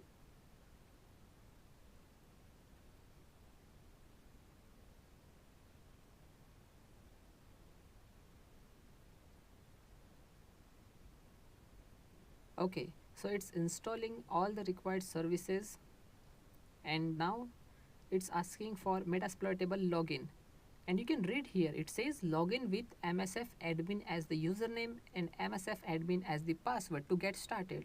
Okay, so let's do that. So MSF admin as the username, and again MSF admin as password. Okay, so now we have logged in with the standard user, but we need the powers of root to perform further practical. So first let's change the password of root, because we don't know the real password of the root user. So sudo passwd root, hit enter. Now MSF admin. Now enter the new Unix password. So let's try TOOR, that is the opposite of root. Password updated successfully. Now let's log in with the root user. So password is TOOR again, and done. You can see we have logged in with the root user, and the dollar sign has now changed to the hash, which means you are logged in with the super user. Now you have all the powers to perform anything you want inside this system, right? Now the very basic command for Metasploitable is shutdown. Okay, suppose I use shutdown space 1. It means shut down the system in 1 minute. If you want to reboot the system, you can simply add -r here. Okay, if I hit enter, system will reboot after 1 minute. Okay, and if I hit enter now, the system will simply going to power off in 1 minute. As you can see, the system is going down for maintenance in 1 minute, right? So first just download Metasploitable, install it inside VirtualBox, or you can also use VMware. Okay, VMware PlayStation, right? But I prefer VirtualBox. And once completed, change the password of root user, log in with root, and if you want, you can try the reboot command as well. Now let's see how you can download Metasploitable 3. Just open your browser and type download Metasploitable 3. Now open the first link, that is github.com. or you can visit their official website, that is rapid7.com, and then this website will redirect you to GitHub again. Okay, see, it says Metasploitable 3 can be found as a GitHub repository here. So it has redirected us to the same link that we have got at the very first result, this one. Okay, both are same. Now here, either you can copy paste this URL in order to download this, or you can simply click on download zip. Okay, once you click on it, the download will start. Okay, for now let me cancel it. Okay, once downloaded, you can unzip the zip folder and just double click on the .ova file, and it will open Metasploitable 3 in VirtualBox, right? As we have done for Metasploitable 2, the process will be same. Now let's talk about honeypots. Honeypots are sweet traps for hackers. Okay, so we create honeypots to catch hackers, right? So honeypots are security mechanism to attract and catch hackers, right? So basically honeypots are of two types: production honeypots and research honeypots. Okay, so what's the difference between the two? See, production honeypots are of low cost, okay, and are easy to maintain or easy to handle, and are generally used by organizations, right? On the other hand, research honeypots are quite expensive and are difficult to handle, right? And are used by government organizations and for military operations. Okay, so these are the difference between the two. So production honeypots are generally used inside the network. For example, there is a system, then there is another system, then there is production honeypots, and then other systems, right? Then they are connected to router, which is connected to firewall, and then internet. Okay, so this is the basic structure of production honeypots. Okay, these are used internally and will monitor if any system tries to gain access to other system without permission, right? Or if someone tries to hack into another system internally. Okay, but on the other hand, for research honeypots, there are systems connected to other systems, which are connected to router, which is connected to firewall. Okay, and now here we will deploy research honeypots, and then we will connect to internet. So if someone tries to break into this, they first have to go through research honeypots. Okay, so it will automatically detect, alert them, and can also fight back against black hat hackers, right? So this is the basic difference between the two. Now we will going to use a tool called Pentbox tool. Okay, it is not present in Kali, so you have to download this from this link using git clone. Okay, so this is the link to download Pentbox tool. Okay, so before proceeding to the next lecture, make sure to download this in your Kali. Hello everyone, and welcome to Website Hacking Complete course. In this course, you will learn how to perform website penetration testing in order to find out the weakness in a website. Okay, weakness or loopholes, or should I say vulnerability. The correct word is vulnerability. So we will perform penetration testing to find out the vulnerability inside a website, so that we can make some changes in order to protect our website from hackers. So first you will learn about the different attacks, how to perform them, and then you will also learn how to protect your website from those attacks. So let me show you the names of the attacks that we are going to perform in this course. So first is simple SQL injection. Then you will learn about advanced SQL injection. Then comes remote file inclusion, then local file inclusion. Fifth is cross-site scripting. Then we have cookie stealing. Next is session hijacking. Then comes parameter tampering. Then you will learn about shell injection, and at last you will learn about remote code execution. Okay, so mainly our course is based on these 10 attacks. Okay, so you will learn what are these attacks, how to perform them, and how to protect your website from these attacks. So if you know about programming, that's a good thing, but if you don't, then don't worry. I will teach you as and when required in this course itself. So before we move towards the second part, you must have a software called XAMPP. XAMPP. Okay, you need this tool. So in the next video, I will show you what is the importance of this tool, how to download and install it. In this video, you will learn how to download and install XAMPP. So open your browser and type XAMPP. Open the first link which says apachefriends.org. This is the official website to download XAMPP. Or you can click on this link. Okay, this link will direct you to the downloads page.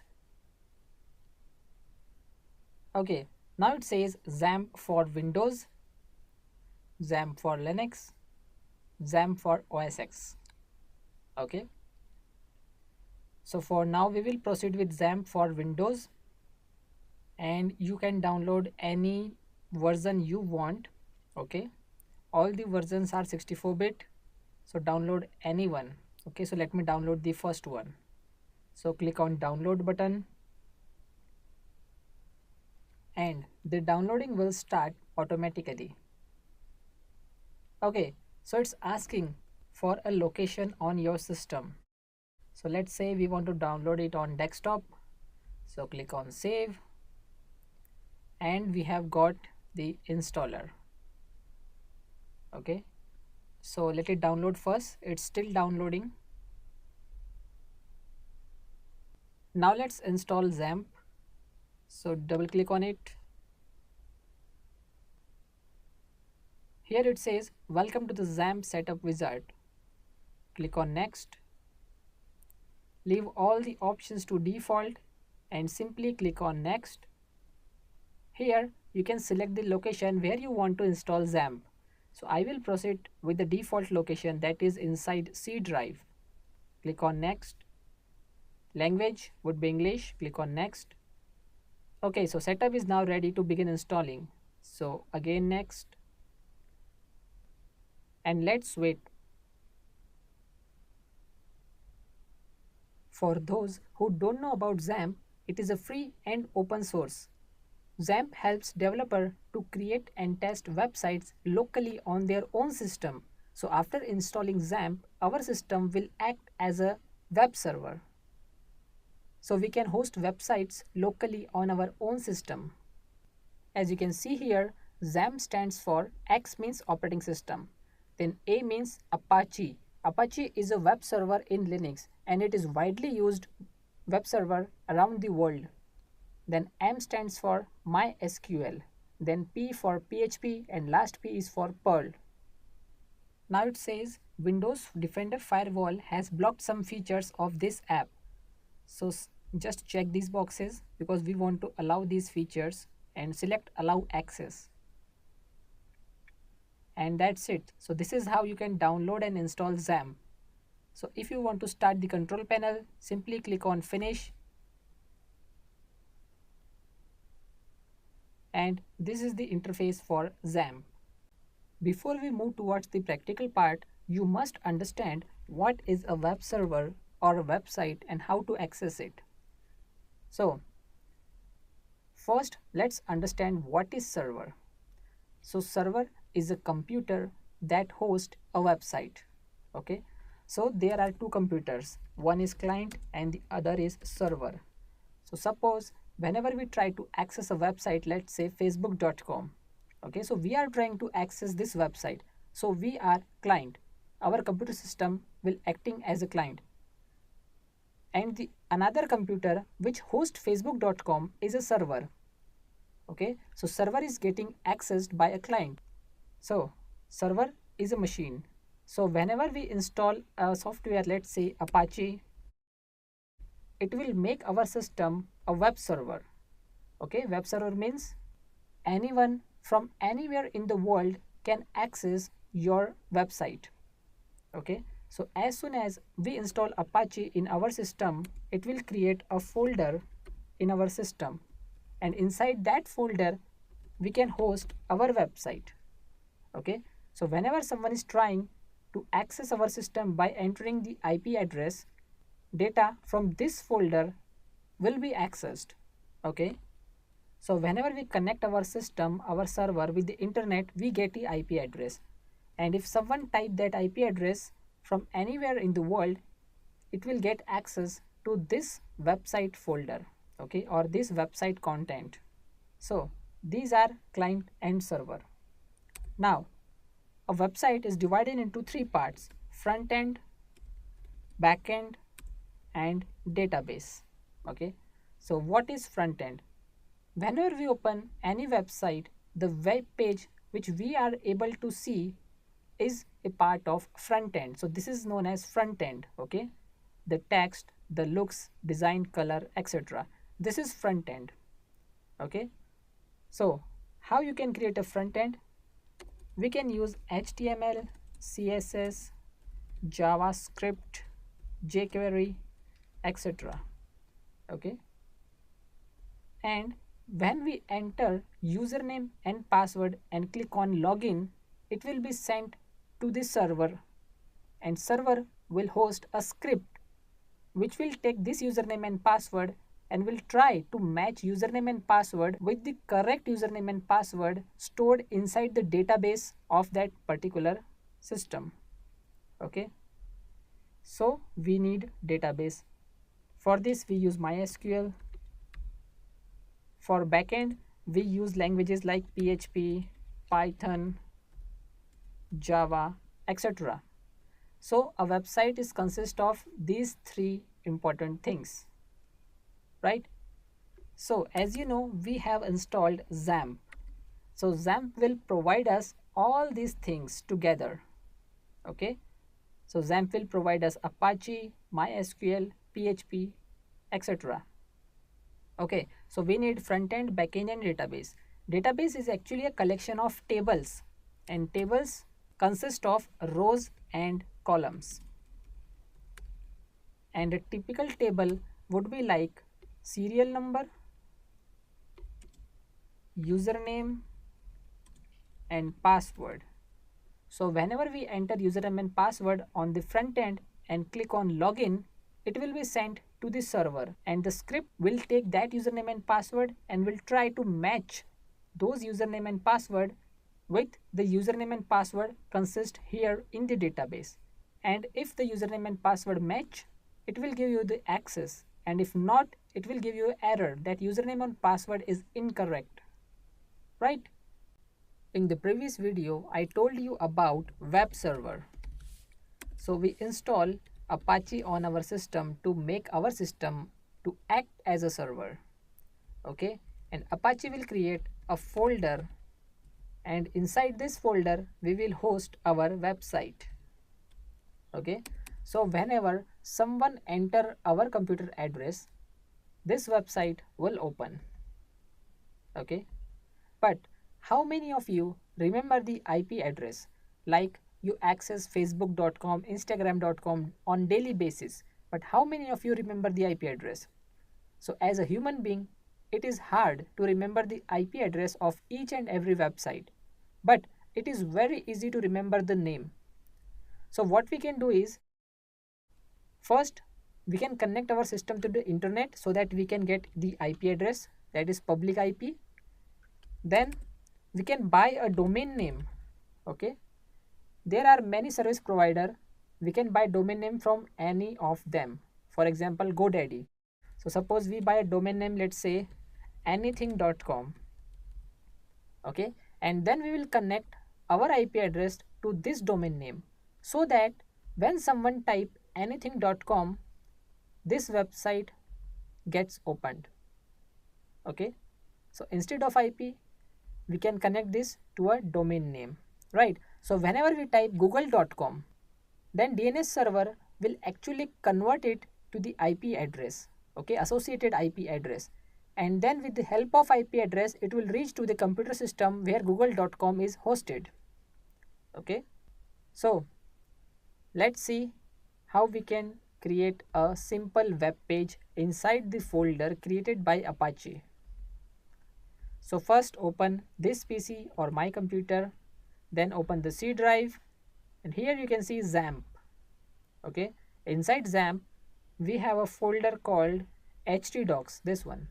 Okay, so htdocs is the folder created by Apache, right? Now here we can create our own web page. So first let me remove this content and let's give it a name. Let's say backup.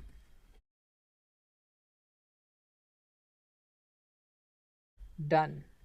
Now what you can do is, let me delete it first. Just open the notepad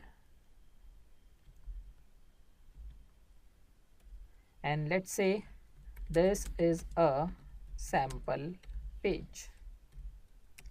Okay, and now let's save it as,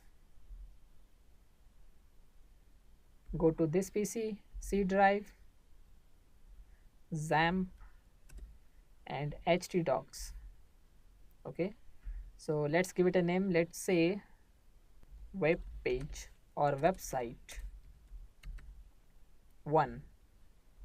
Okay, now here you can see a lot of files, so all files, and here website1.html. just save it and let me open the browser, and here let's type the IP address. I know my IP address, so 192.168.0.9 slash website1, and let's wait. Here in the htdocs you can see that we have created a web page, so double click on it and you can see the content. But when we typed the IP address, so this web page is not opening. It has giving an error, this site can't be reached. It is so because whenever you restart your PC, you must run XAMPP, okay, each and every time. Okay, so first let's just run XAMPP. Here we need Apache and MySQL, so just click on start, allow access, and you can see our website is opened. Now instead of typing IP address, we can also use localhost here. So localhost slash website1.html, or you can also type the localhost IP, which is 127.0.0.1. okay, same thing.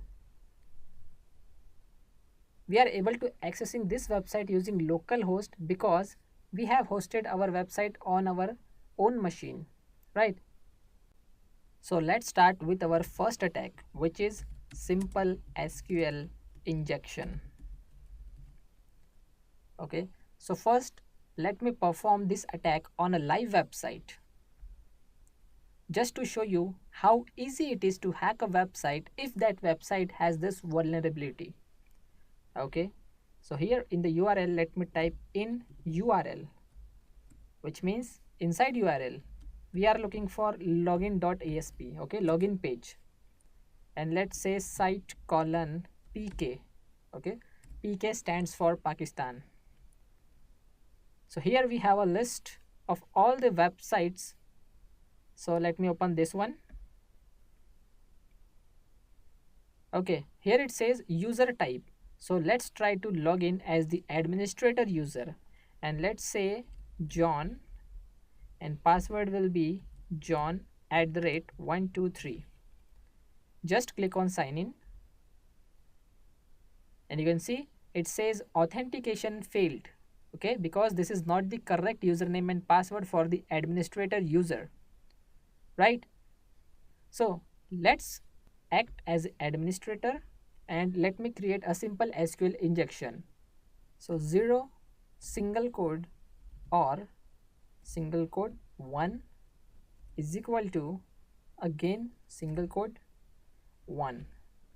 Okay, just copy and paste it as a password as well. Okay, same thing for username and password. So let me paste it here so that you can understand it. So this is a very simple SQL injection. Okay, now click on sign in and you can see it says welcome administrator. Now you can also change the password for the admin user, right? But it is not a good idea to do this. So just click on logout. It is our duty to protect this website. So if you found any vulnerability on any website, just send an email to the administrator and tell him about this weakness. Now, this is the problem with the developer.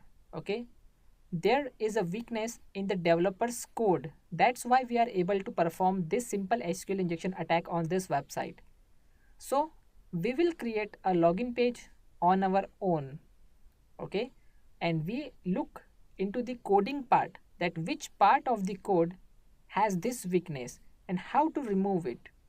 Okay, so what we are going to do, we are going to create a login page, and as you know, a website is consist of front end, back end and database.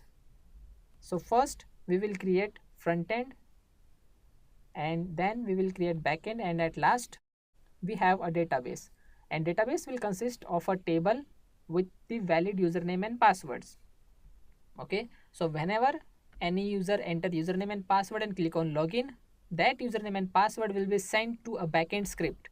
So we will also create that script from scratch.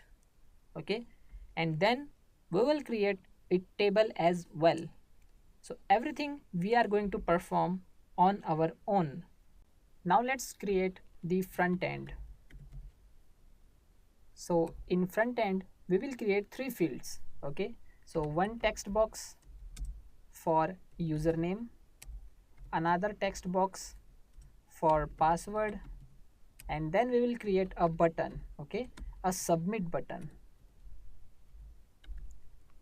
right? So to perform this, let me first open the htdocs folder. So C drive, XAMPP, htdocs. Okay, just remove the old one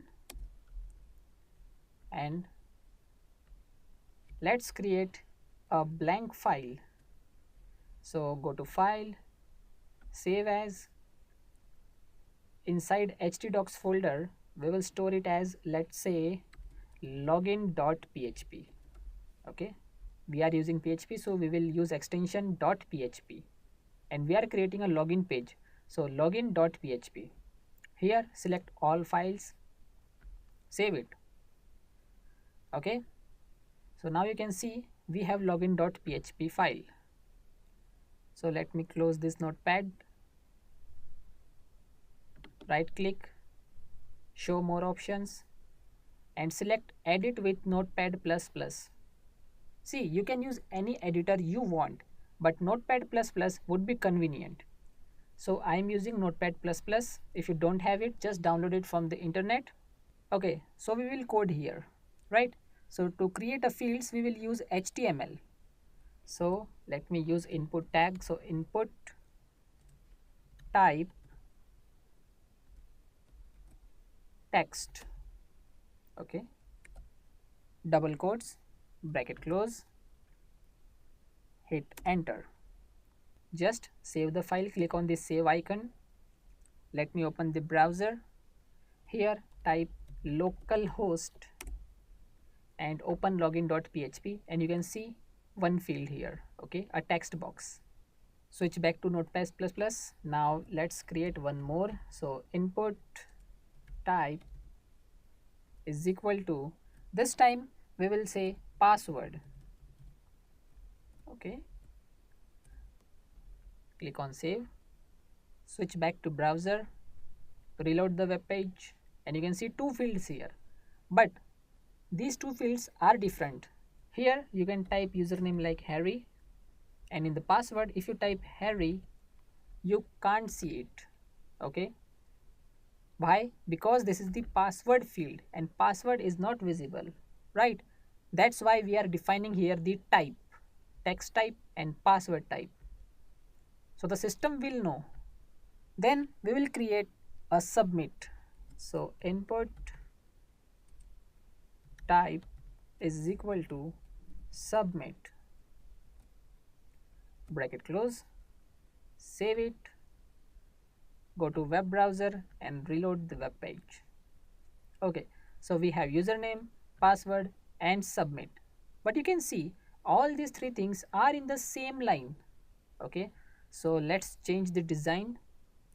We will simply use the break tag. So br and again br. Okay, just save the file, switch to browser, reload. Okay, now we are good to go, right? So we have username, password and submit. See, there can be multiple, any number of fields or text boxes on a login page. For example, if you want to log in, you need separate space like username, password and submit. If you want to create an account, you have to fill multiple fields like username, email address, date of birth, gender, etc. Right? So to define that this one is a separate field or sign up form is a different thing. We will define them as forms. Okay. So the one we are using is a form in itself. Okay. It's a single form. So we will use form here. Let's close the form. Okay. Now, when there are so many number of fields, it is not an easy task to differentiate them. Okay, so we will give a unique name to each text box. Okay, each field. So let's say here we will give it a name user. Okay, because this is the username text box. So user. Then the same thing for password. So name is equal to, let's say, pass. So we are actually assigning a unique name to that particular field. Let me show you when it is useful. So let me type username Harry and password, let's say Harry. Click on submit and you can see here in the URL bar it says user field has the value as Harry and password field has the value Harry. Okay, now it is a security issue, I know. We will cover this in the next lesson, but for now let's understand this. Whenever you enter username and password and click on submit, this data is sent to the backend, right? And the script at the backend will receive the data for further processing. Okay, so first let's define that where you want to send this data. Okay, so we have to explain action. Okay, what action we want to perform. So send this data to, let's say, verify.php. Okay, this is the script name. Okay, backend script. So verify.php. Let me save the file. Reload. So let's type Harry and again Harry. Click on submit. You will receive an error. Why? Because we have not created verify.php yet. That's why it says that the requested URL was not found on this server, right? So in the next lesson, we will see how we can create verify.php and what are the get and post methods.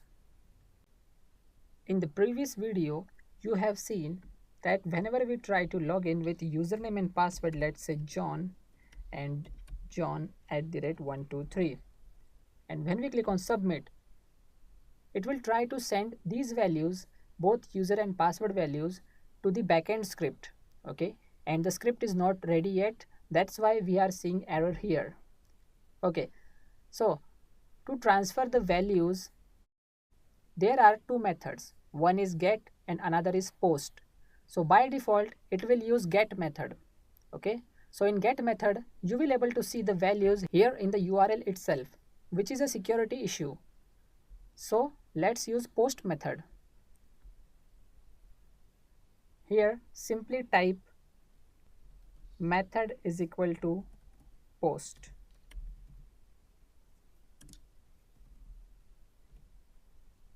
That's it. Save the file, reload. Now let me type the password again. Let's say John. Click on submit, and you can see you are not able to view the values here in the URL bar. Okay, so this is why it is important to use post method. So just define the method as post and your job is done. So now we are ready with the front end for our login page. Now it's time to move to the back end. So let's create a script verify.php using PHP language. In this video, you will learn how to create the backend script with the name verify.php. So first, let me open the htdocs folder. So C drive, XAMPP, htdocs. Now just simply copy and paste, and let's just rename this file with verify. Open with Notepad++. Okay, so here is our login.php and here we have verify.php. So let me just remove this. See, whenever you want to write in PHP, it will open like this, bracket open, question mark, PHP, then enter, enter, enter. To close it, we will use question mark, bracket close. Now, between these 2 points, we will write our script. Okay. So as you know that whenever we type username and password and click on submit button, it will send these values to verify.php using post method. So the same way we will receive the values using post method here in verify.php. Okay. So for this we will use $post. Remember one thing, these things are case sensitive. Here we will receive the user value, and here the same thing, post, we will receive the password values. Okay, remember we have assigned the unique name, user and pass, so we will enter the same thing here. Okay, so now our script is ready to receive the values. Okay, so let's just try to print these values. So we will use echo. If we want to print the values, we will use echo here in the PHP. Okay, same thing for pass. Okay, now click on save.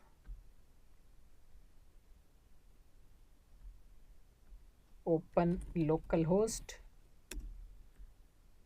login.php, username is hacker and password is hacker@123. Click on submit and you will able to see the username and password here because we have used echo. Okay, so it is receiving the values and then print it. Now let's talk about variables. What is variable? You can assume variable as a container. So you can change whatever you put inside the container, but you cannot change the container itself. For example, consider a water bottle. Okay, a bottle as a container. Okay, so bottle is a variable which is fixed. Now if you put water inside that bottle, it will become water bottle. So water is the value. So you can change water with the fruit juice. So bottle remain the same, but instead of water you have replaced it with the fruit juice. So variable is fixed, but the value inside a variable may change. So let's see how to create a variable. See, it is very simple. Just use the dollar sign and give the name, any name you want, and then put a value. That's it. Okay. So dollar name is a variable and 1 is the value. Okay. So let's put these values inside variables. So remove echo, dollar sign, username is equal to this. Now it's a value which we are putting inside username variable. Now the same way we will create the password variable. Okay, done. That's it. So this is how you can create variables and store value inside it. Click on save and done. Okay. So now we have created the front end and the backend script, and it's time to create the database. In this video, you will learn how to create a new database and a table inside that newly created database. So as you know that I told you, when we install XAMPP on our system, it will also install Apache web server and MySQL database server. So using that database server, we will create a new database. So to access it, we will use localhost/php myadmin. So this is the interface for our database server. Here on the left side, you will see the inbuilt database, okay, the already created database list. But we want to create a new database. For that, go to databases, give a database name, let's say practical 1, and click on create. Okay, here you can see in the list a new database is added. Okay, so to select that database, simply click on it and it will open. Right, now we will create a table inside the newly created database. So it asks you for table name, let's say users, and number of columns. So let's say 3. We will create 3 columns inside users table. Number 1 for serial number, or we can call it as ID column. Second is for username and third is for password. Simply click on create and done. Okay. Now we have to provide some additional information like name of all 3 columns. Okay. Then type of the columns, etc. So the name is ID, here username, and then password. So these are the column names. Then it asks for a type. Okay, it says which type of column is this, okay, or what kind of data will you allow for this particular column. So for ID we are using serial number like 1 2 3 4 5. So these are integers. Okay, so leave it to the int, that is integer. Then we have username. Username could be anything, okay, characters, special, etc. So here we will select varchar, okay, variable characters. Then we have password. So again varchar. Now it asks for the length, the maximum length allowed. So for ID it could be, let's say, up to 100,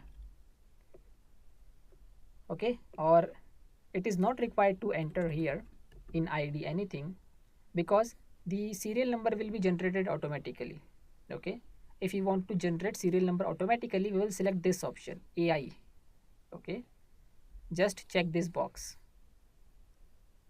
Now for username we will allow the maximum 100 characters only, and for password let's say 30, or let's say 35.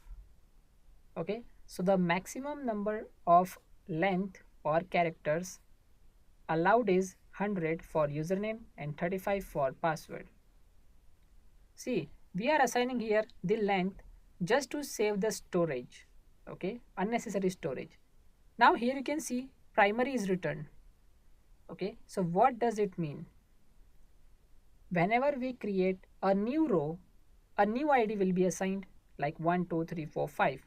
Suppose for any reason if I delete the fifth row, the row number 5, okay, and I will create a new row later on.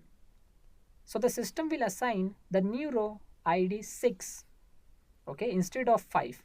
It means ID is unique and cannot be copied.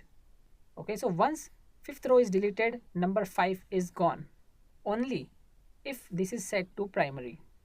So this is enough. Now click on save and done. So we have created a new table inside practical 1 database with 3 columns. Now we will put some data inside the table. So we have users table, and to insert the data we will go to the insert.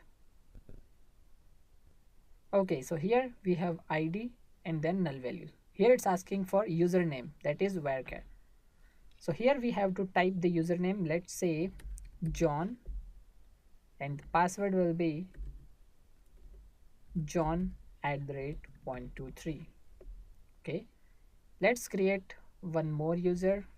So this time Harry, and password is Harry@123.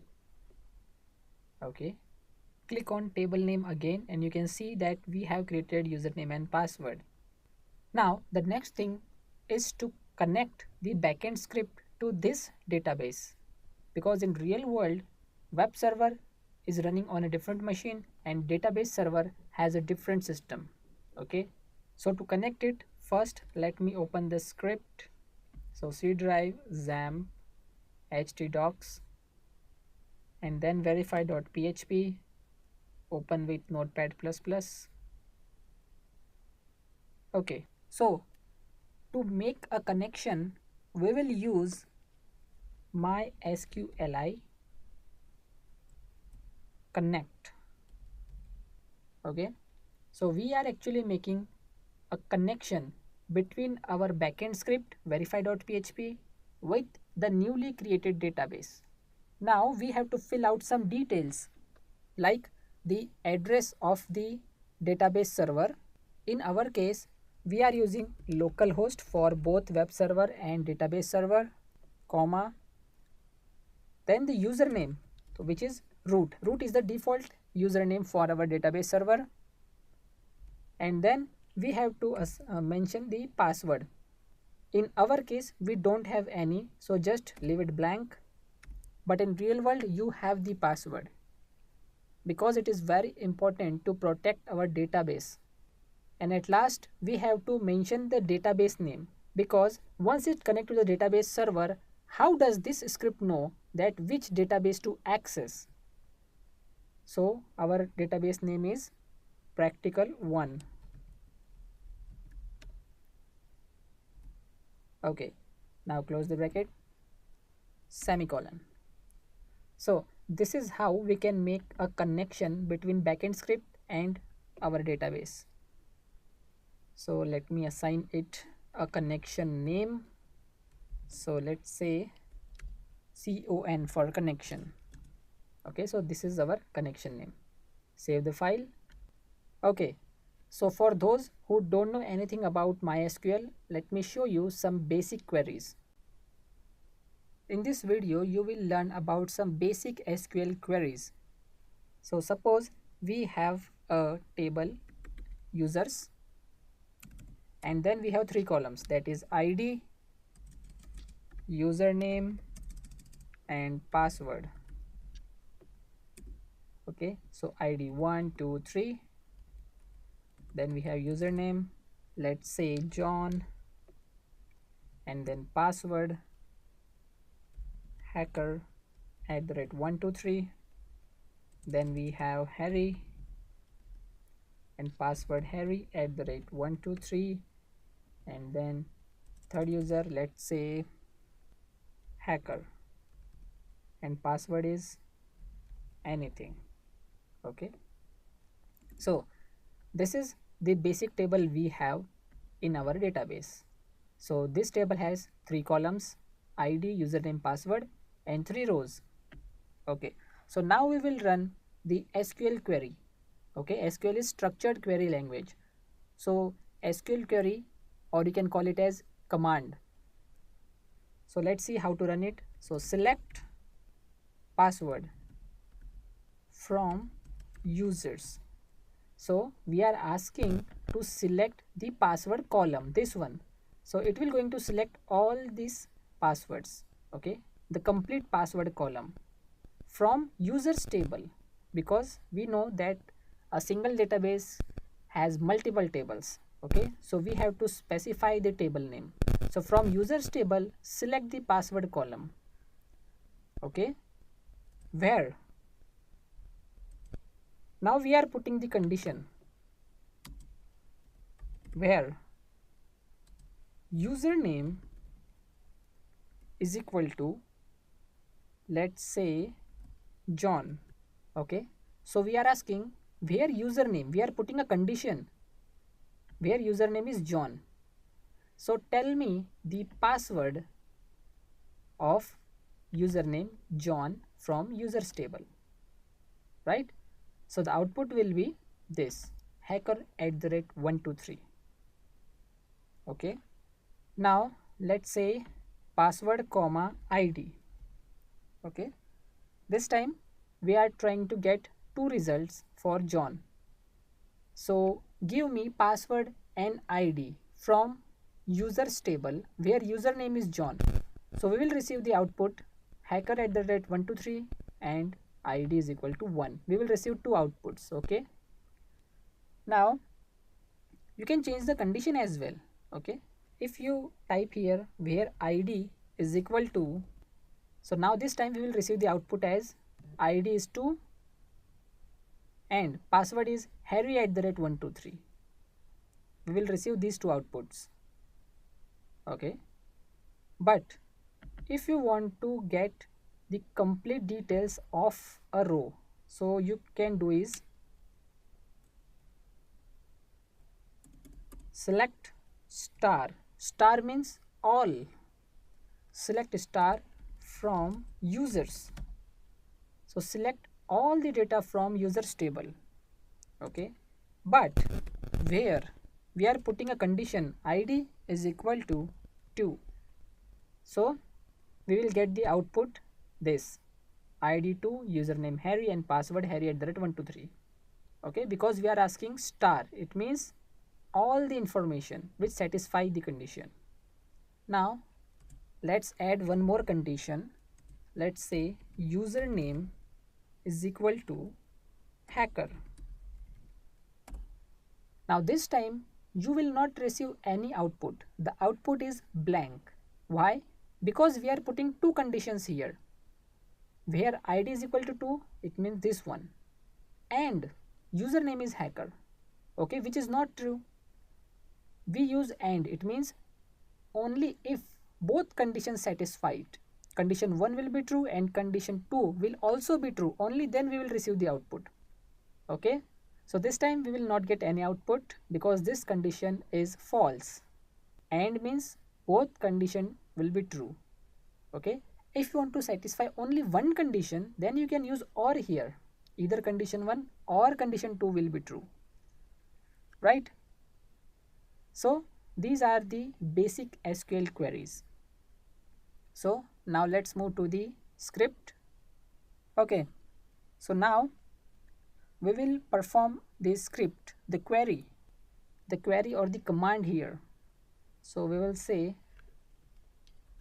select star from users.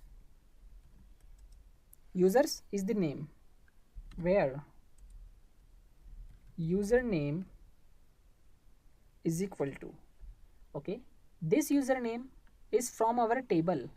Okay, let me show you this table. Okay, this column name. Okay, so what is username? The username which we receive from the front end. Okay, this one, as we know that we have stored it under a variable, so let me just copy and paste it here like this. Okay, so whatever username we receive, paste it here, and password is equal to which password? This word represents this column name, this password column name. Okay, what password? The password we receive from the front end. So just copy this, the name of the variable, and paste it here. Okay, so we are asking for the information only when the username is this, whatever we receive, and password is this. If this condition matches, only then we will receive the output. See, this is a SQL query, so we can't run it directly, okay, because we are using PHP here. So we will store its value $SQL, put it under double quotes, and now we will run this query with the help of this connection. Okay, the connection we made using these details. So my SQLi query, we want to run this query using this connection. Okay, so we had to give the connection name, so $con comma the query name, which is $SQL semicolon. Done. Now when we will execute this, we will store the execution or the result or the output in a variable. So let's say res. Okay, so we will store the output inside this variable. So what kind of output we can expect? The execution consists of how much time this query took to execute in total, what kind of outputs we got, etc. Okay, but we don't want that complete output. We just want to focus on the number of rows. Okay, so for this we will use mysqli num rows. Okay, number of rows from the output. So just give me the number of rows we received in the output. Okay, we don't want all the outputs. And again we will store it inside a variable. Okay, so count is the variable for this, and after that we can use echo count. It means print the result. Save the file. Let's open the login page. So localhost login.php. Let's give it a name. Let's say John @123. Click on submit, and you can see the output is 1.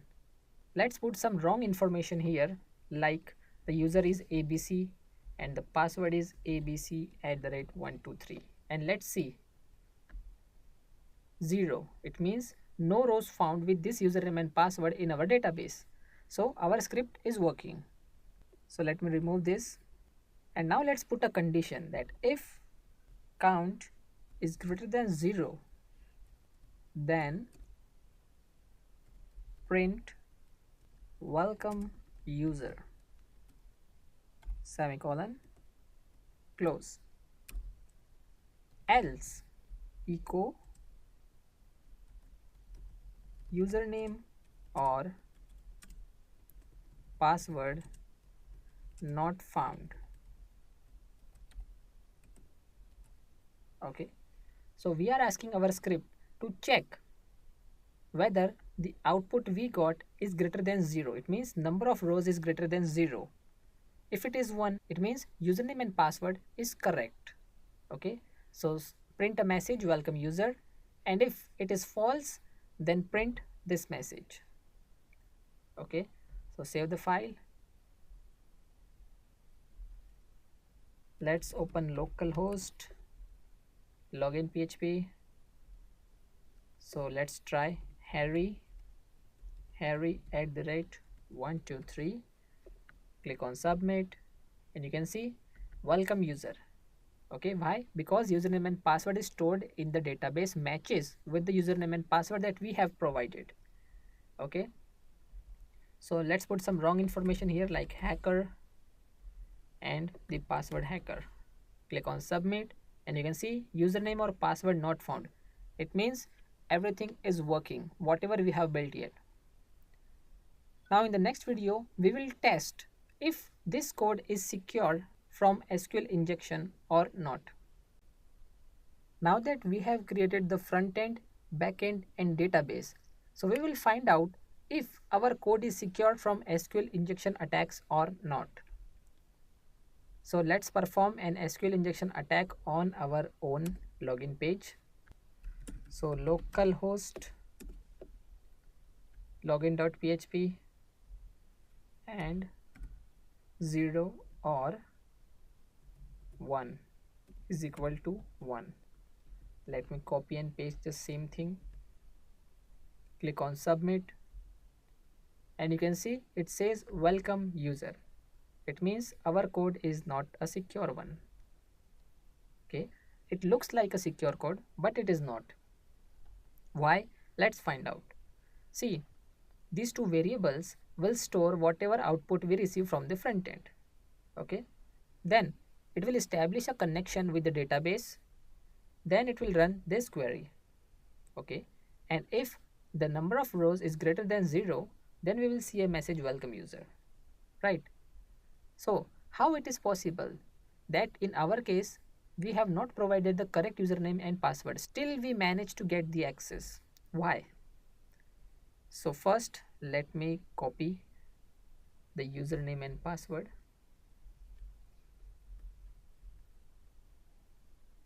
It means this variable is getting this as a username.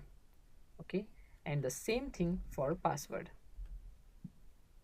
Okay, when executing the query, it will take this variable value.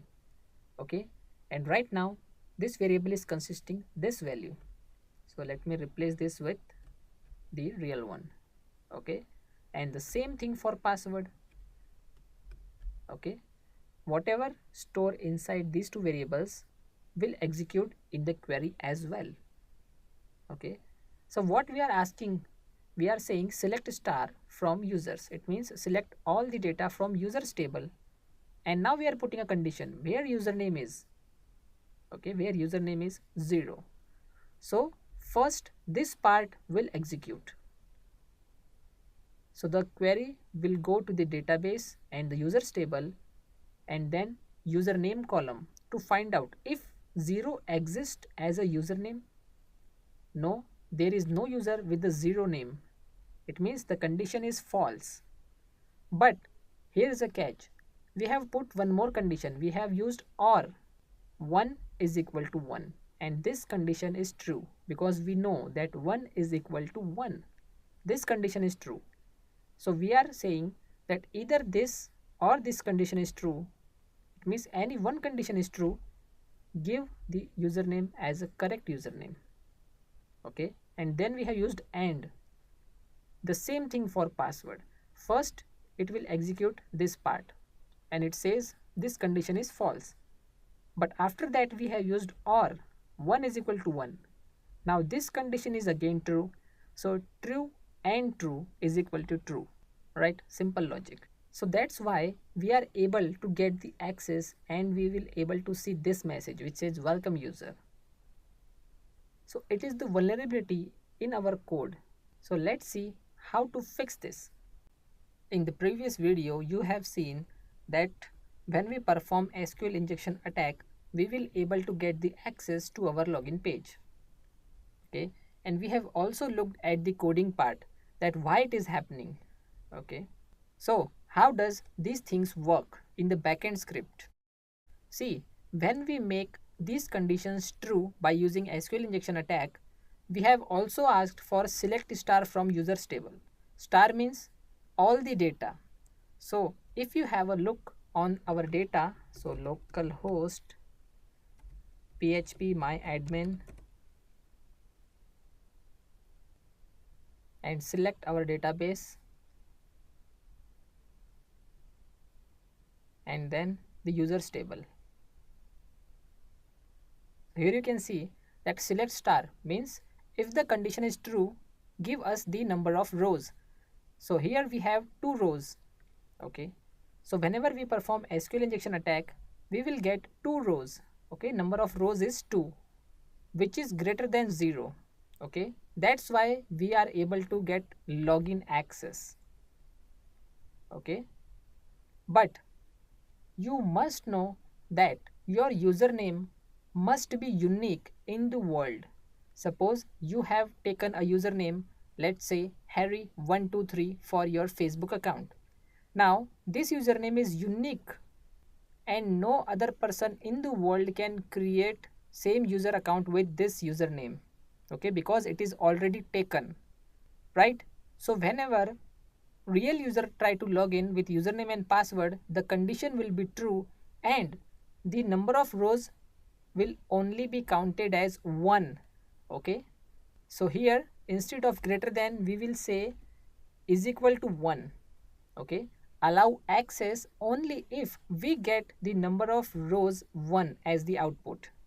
Okay, so now in this case we are not able to perform SQL injection attack.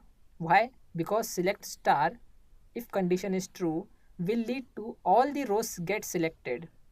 Okay, and we will get the 1 as the output only when we log in with the real username and password, right?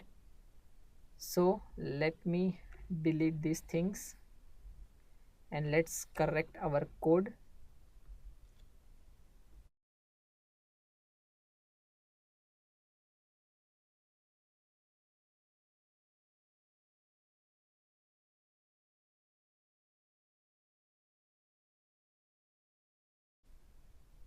Done. Okay, so instead of greater than we will use is equal to. Okay, it means strictly restricted number of rows equal to 1. Save the file. Let's go to our login page again. See, you can create your own SQL injection. It is not mandatory to use 0 or 1. You can also use anything. Let's say A or B is equal to B. This condition is also true. This is also an example of SQL injection. But this time we will not able to get the access. Okay, why? Because of these changes. Instead of greater than we will say restrict it to 1 only, right? Now our login page is secure from the simple SQL injection attack. Now that you know our login page is secure from simple SQL injection attack, so let's perform some more attacks. So here 1 is equal to 1. So just copy and paste this and click on submit and you can see we are unable to log in. So what we can do is just add single quote and type limit 1 semicolon hash and click on submit and you can see this time we got the login. Okay, so why? Let me copy this. You can see this is our code. Okay, so in username we have used this. It means the same thing will be assigned here as well.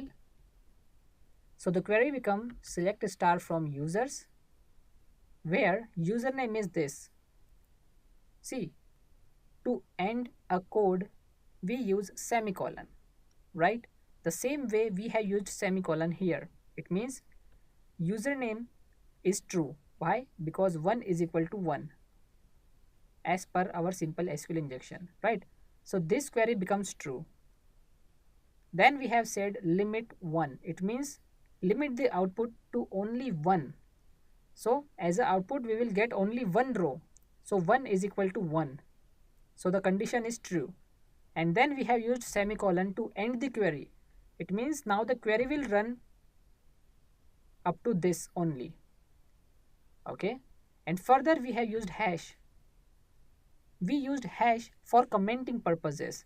It means PHP will think that whatever comes after hash is just a normal text. Okay, and it couldn't be executed, right? So whatever we type after hash doesn't affect the output. right?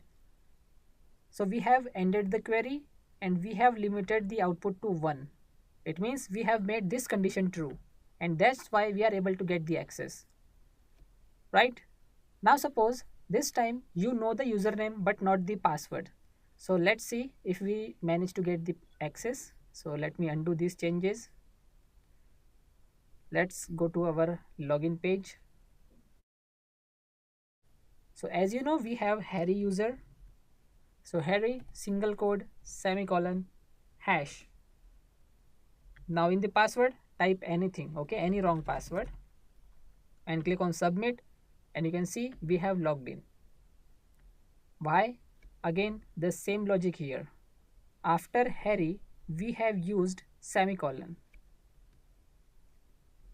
okay, here. So Harry single quote semicolon and then hash, right? It means username is Harry, which is true because in our database we have two users, John and Harry. So username is correct. So this condition is true, and then we have ended the query. Okay, so the output will obviously 1 because username is unique, right? So we have got the 1 row as the output. So again this condition is true. That's why we are able to see this message and we have got the login, right? Now after hash, it doesn't matter whatever you type, whether it is a correct password or incorrect password. So now let's learn how to secure this. So we have to perform username and password hashing. In this video, you will learn about username and password hashing. As you know that we have stored username and password in the plain text in our database, okay, which is not secure. So we will convert these username and passwords into hash. As you all know that hash is a one-way encryption and cannot be read by humans, okay. So let's see how to convert it into hash. So we will use PHP. You can use any online hash converter. There are many available for free. So here, let me copy this, paste it here, rename as hash.php. Now let's open it with Notepad++.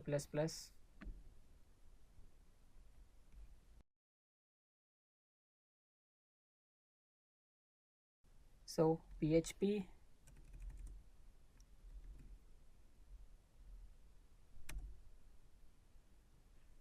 so string is equal to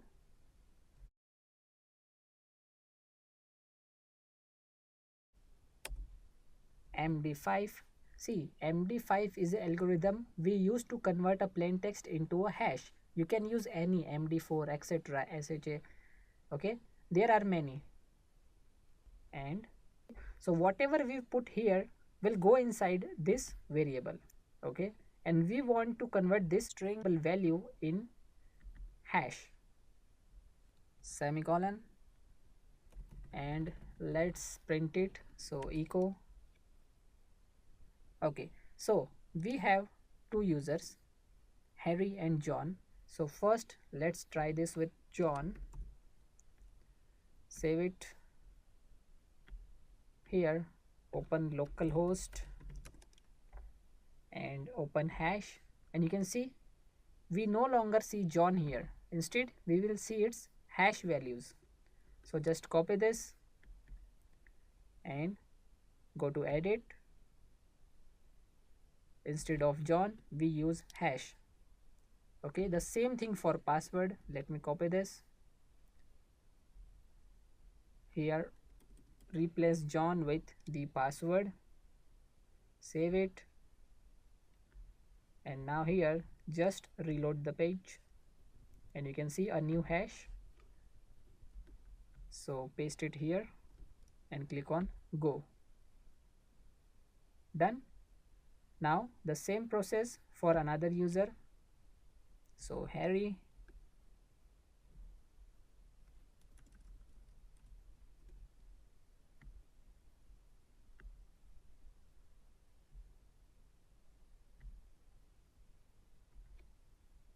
copy hash, paste here, and now for the password.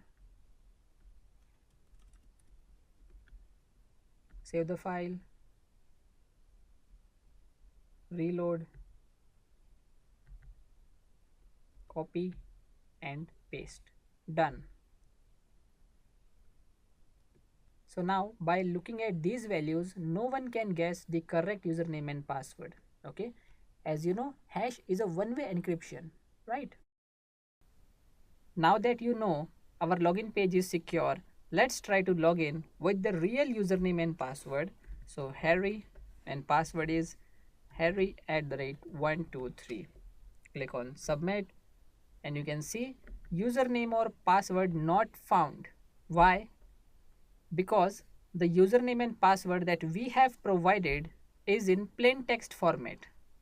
So it will receive by this script like this, Harry and Harry@123, and the same thing will go here in the script, right?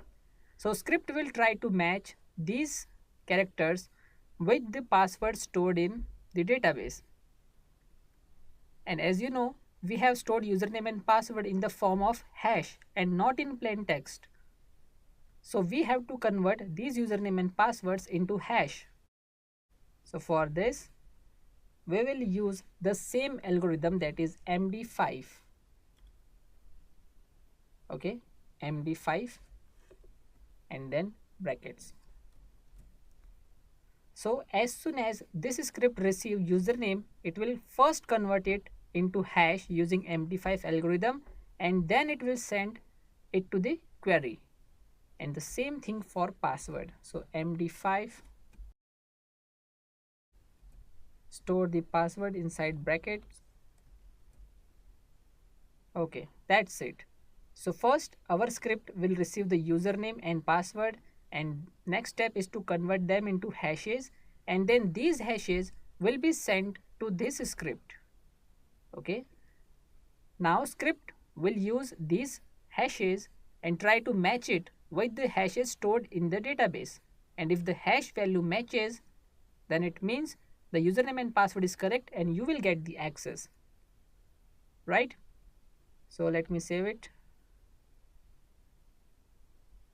Now let's try to log in again with correct username and password. Click on submit and you can see it says welcome user, right? Now you can also try the another user, John, and again the password John@123. Done. Okay, so now our login page is fully secured from SQL injection attacks.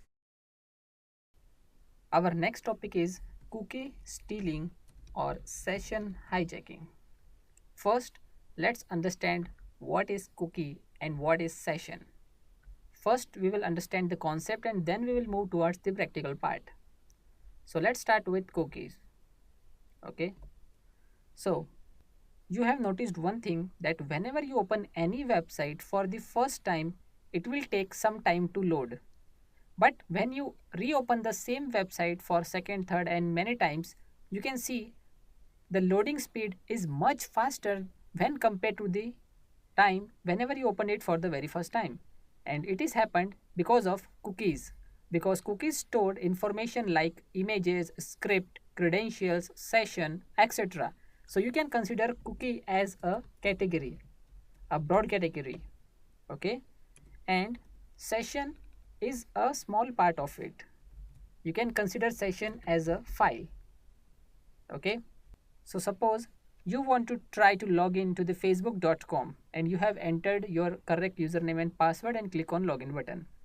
Then the Facebook server will send some values to your PC. So consider it as a file. So Facebook server will send a file to your PC and it will continuously check if the file still exists in your PC. So it is actually an active session. And when you click on logout button, that file will automatically gets deleted from your system. So whenever Facebook server try to connect with that file, it will found that the file is no longer exist. Then server will know that you have logged out from the session. Okay, so suppose Harry has logged in to the Facebook, okay, and Facebook server has sent a file to his PC, but somehow John, which is a hacker, succeed in stealing that file, okay, steal that file, and will inject this file into his own system, okay, or particularly browser. So John will inject the stolen file into his own browser, okay, and will try to open facebook.com. Now Facebook server will check for that file and directly open the account without asking for username and password. So it is actually a weakness that just by checking this session file, the server will grant you the access without asking for username and password for the second time, right? So this is known as session hijacking. So when we log in, let's say Harry and then Harry@123, you can see we receive a message, welcome user, okay, but still here in the URL bar we are on our backend script. This message is written inside our backend script, right? But in the real world, when you try to log into a website, let's say facebook.com, and you enter correct username and password, you will directly land on the home page of your profile, okay. So let's do the same thing here. So here we are actually printing a message, right? But now we will redirect the user to home page.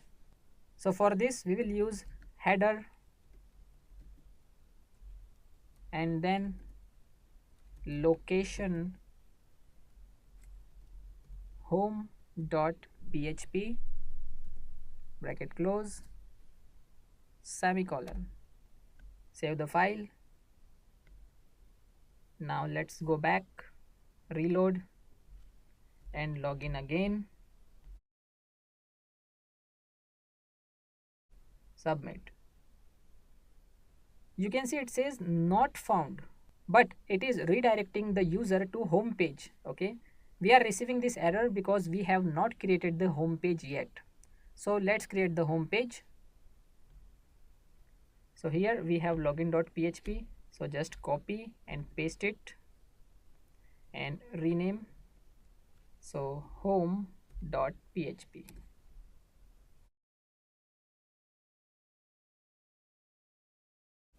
Edit with notepad++. So let's create a HTML page.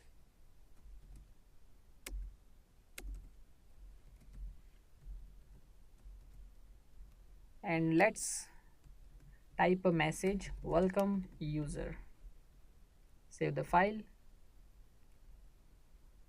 go back, reload,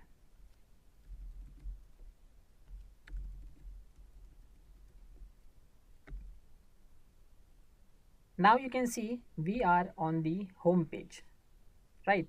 But here in our coding there is a fault. And what was that?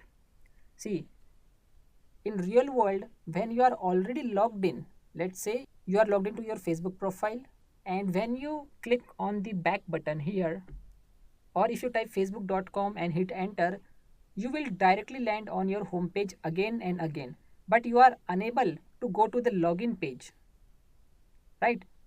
So if you want to go to the login page, you must log out from the current session. This is the only option, right? But here in our case we are able to go to the login page, okay. And if here in the URL, if I type, let's say home.php, you can see we are directly land on the welcome page, okay, without username and password.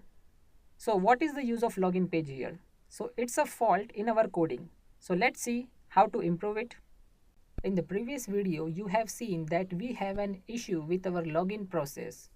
So whenever we try to switch between login.php and home.php, we are able to do that without any username or password. Now in this video you will learn how to solve it. So to solve it, let me go to the coding part. Here in the verify.php, in order to start a session in PHP, we have to use session start semicolon, right? Now you can consider session as a variable and you can store any value inside it, okay? But it is a special variable. So what is the difference between a normal variable that is like this one and a special variable like session? A normal variable cannot be used on another page. For example, if we have $username, we can't use the same variable here in HTML. Okay, if I use it here echo space username, it will not going to print it, right? But in special variable, we can create it on a single page and can be accessed on multiple pages. So let's create session. Now here you can type anything, okay, whatever you want. Close it. Is equal to, okay, let's create a normal variable. So let's say user, then post user, okay, because here in username, whenever we receive a username, this script will going to convert it into hash, okay, but we want the username in plain text. That's why I have created a normal variable and we will store its value inside session.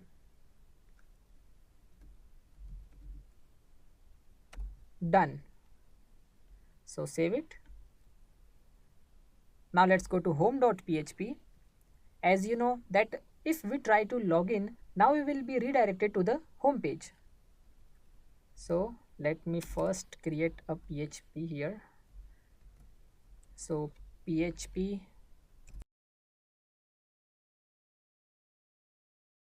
and session start. Okay. See, you can use PHP inside HTML and vice versa. It is possible just by using the opening and closing tags. So we will say PHP echo session anything, okay, the same thing that which we have created on our backend script, okay. So save it. Now you can see that we have created a special variable here and we are trying to use it on home.php as well, okay. Here it's echo.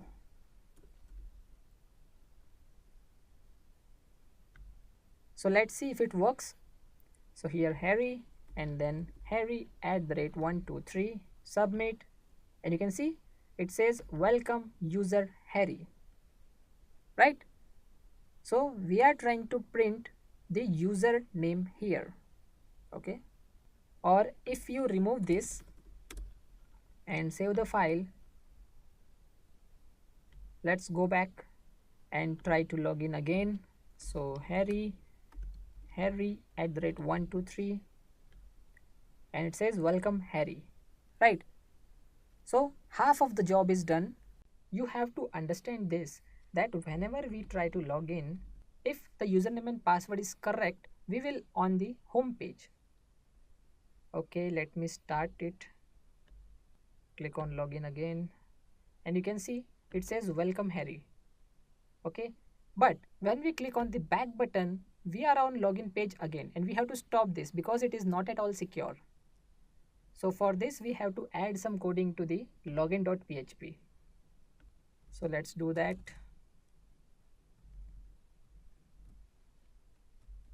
PHP. Here we have to start the session.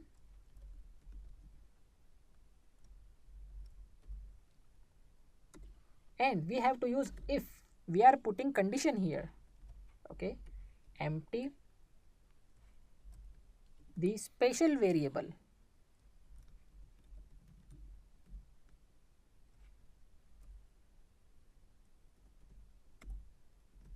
anything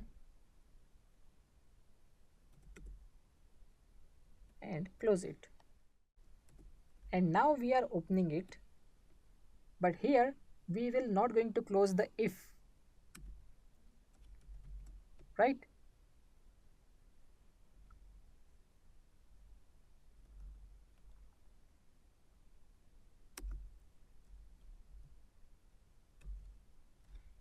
Start PHP again, and here at this location we will close if. So if is not closed here, so we are asking that start session, if this variable is empty, only then open the login form, right? This is the reason we have not closed if at this point, right? So it says whenever this variable value is empty, which means username and password is not provided, only on this condition open the login page. Else redirect the user to location home.php.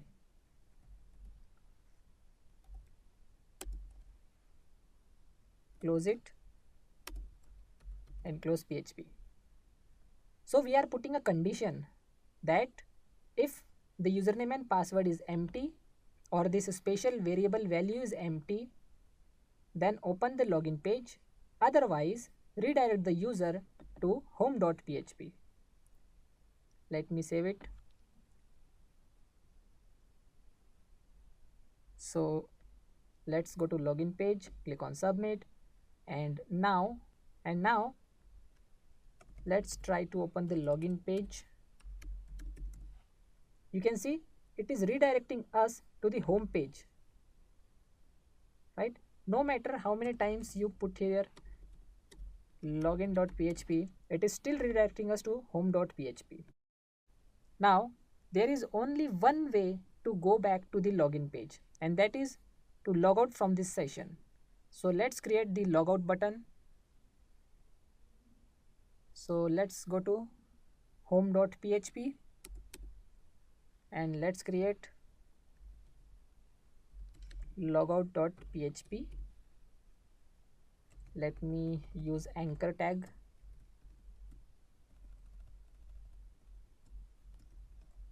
And we will use href, that is hyperlink reference logout.php. So we are actually creating a hyperlink. Okay, we are saying that whenever user click on logout, it's a logout button. So we are asking whenever user click on logout, redirect user to the logout.php. Okay, so let's go back to, and let me reload this, and you can see we have logout link here. So click on it. It says logout.php not found because we have not created logout.php yet. So let's create it. So let's go to XAMPP, htdocs.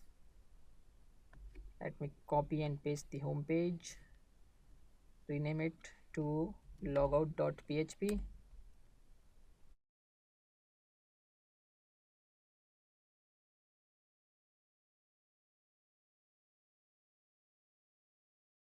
So PHP, let's start the session.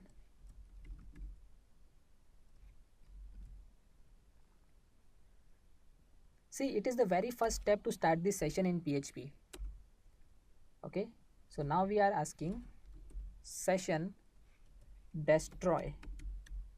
So if the user click on logout button, go to logout.php, and logout.php consists of a code session destroy. So it says destroy the session once user click on logout, and then redirect user to login.php. Save it. Let's go here and click on logout. Let's see the error, line number 4, this one. So header, okay, double quotes.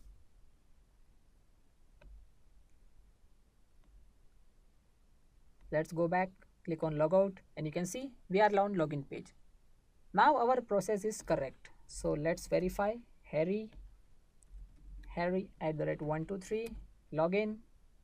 Let's try to open login.php.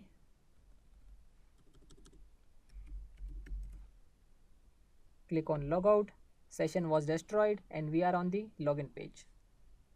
In the previous video, you have seen how we have secured our login page, but our home page is still not secured.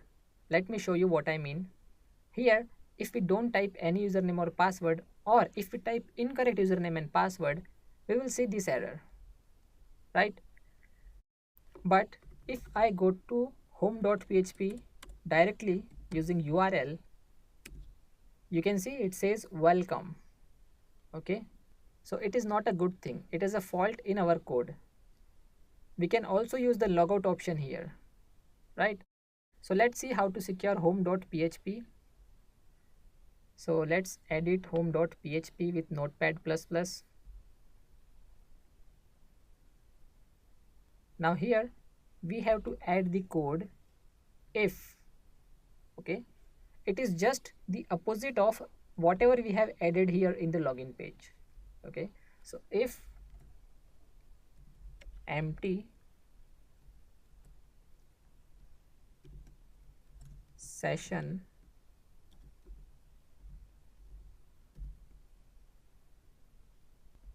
anything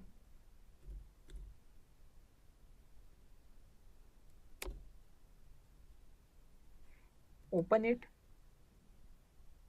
and now header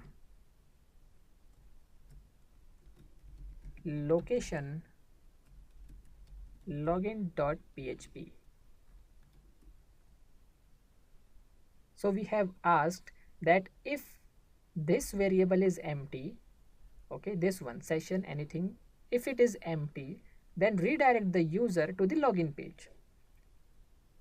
Okay, so at the end always use semicolon, close it. Now we will say else open, but do not close it here. Okay, just came here at the end, php, close it. Okay, here we are closing the else condition. Okay, so what is happening here? We have mentioned if this variable is empty, then redirect the user to the login page. Otherwise, it means if there is any value here in this variable, then verify it whether it is a correct username and password, and if it is correct, then redirect the user to the home page. Okay, only on this condition. So save the file. Here we have login page. So let's try correct username and password. Click on submit. It says welcome Harry, log out. Okay, now let's try to open home.php again directly, and you can see we are unable to access it. Okay, because just by typing the URL we are not providing any values here in the login page, and that's the condition we have put here in the code. So if variable is empty, redirect the user to login.php. Okay, do not give the access of home.php at any cost. Now let's move towards the next attack. In this video you will learn about network attacks.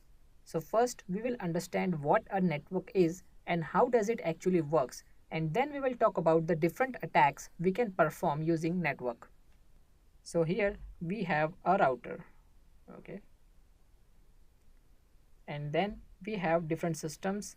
Let's say one is laptop, then we have desktop, and suppose the one is a smartphone, and all these are, just a second, all these are connected with the router.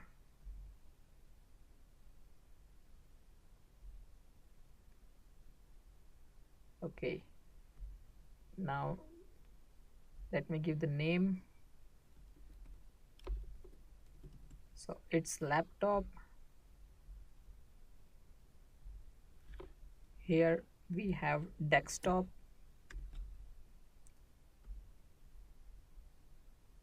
and then we have mobile phone.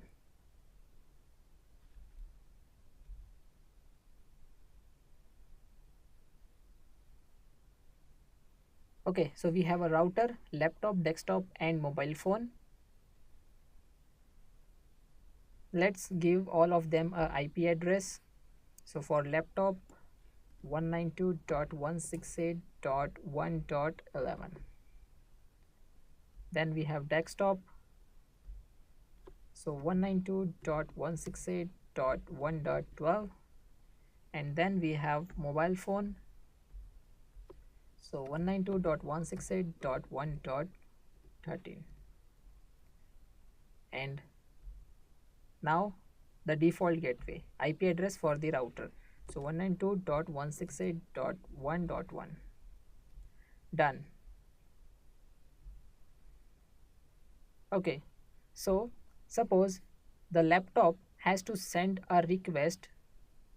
Let's say laptop want to open facebook.com.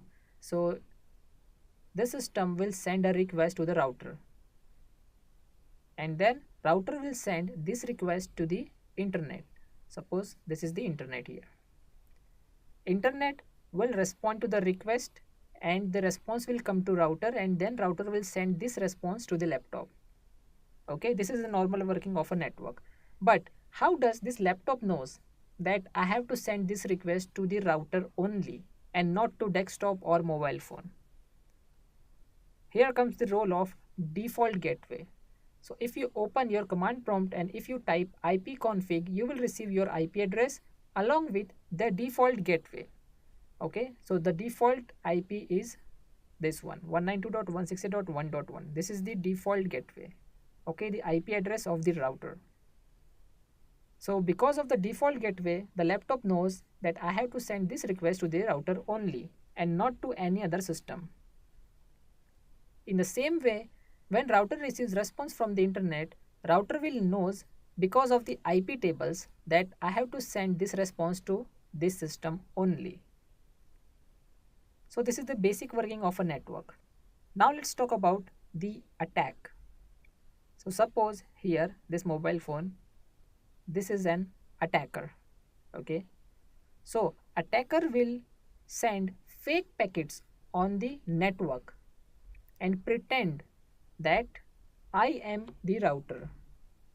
So it will send fake packets all over the network and pretending as a router.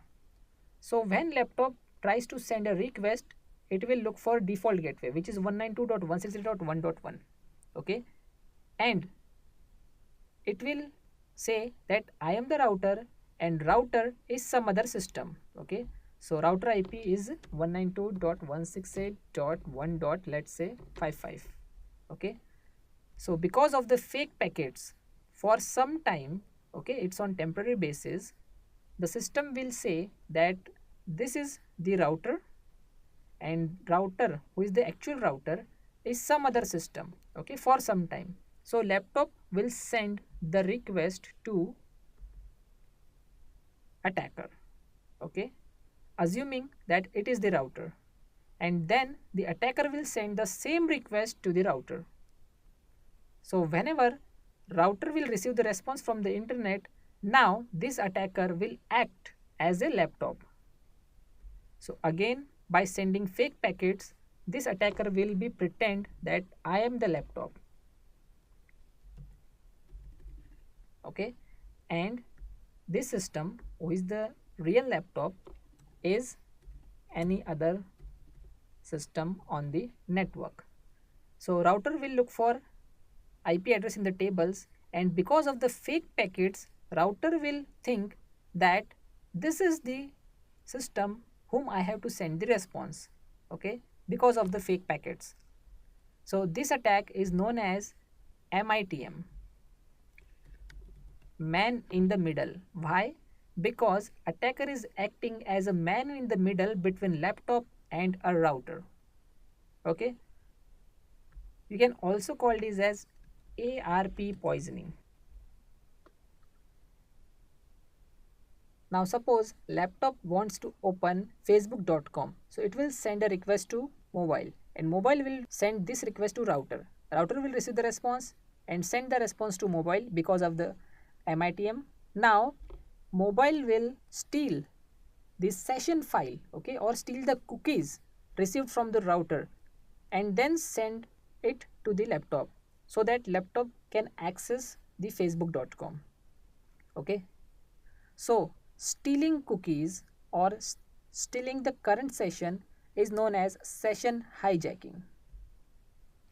Now let's see what other attacks can we perform.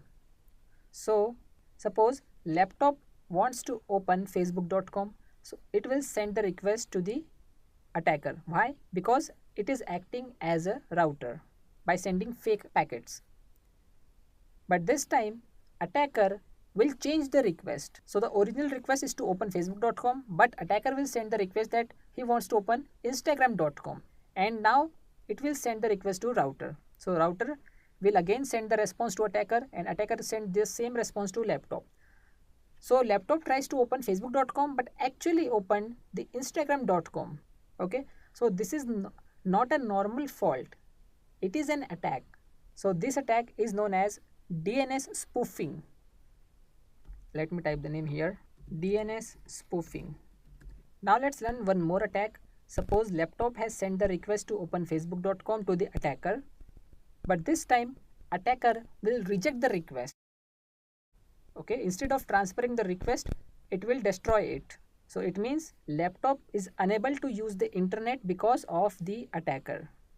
Okay, so making a system or forcing a system not to use the available services is known as DOS attack, denial of service, which means laptop has the authority to use the internet but attacker has stopped it. So making a service unusable for the target is known as DOS attack. Okay, so this is the concept for MITM, ARP poisoning, session hijacking, DNS spoofing and DOS attack. Now let's see the practical. In this video you will see the practical of sniffing attacks. So in the previous video you have learned about MITM and ARP poisoning attacks. So these attacks are a part of sniffing. So here we have two virtual machines, one is XP and the next is XP clone. So XP clone will act as a victim and XP is an attacker machine, and we are going to use a tool called Cain and Abel. To perform sniffing we are using this tool. Okay, and my main machine, which is running Windows 11, will act as a router for these virtual machines. So the scenario is victim will try to open a website through router and attacker machine will act as a man in the middle and will steal the username and password by performing ARP poisoning attack. So let's install the tool. Click on next, next, again next,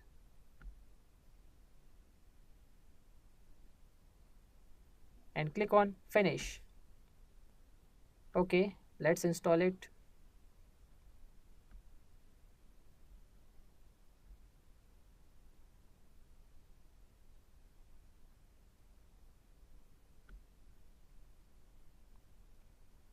Click on finish.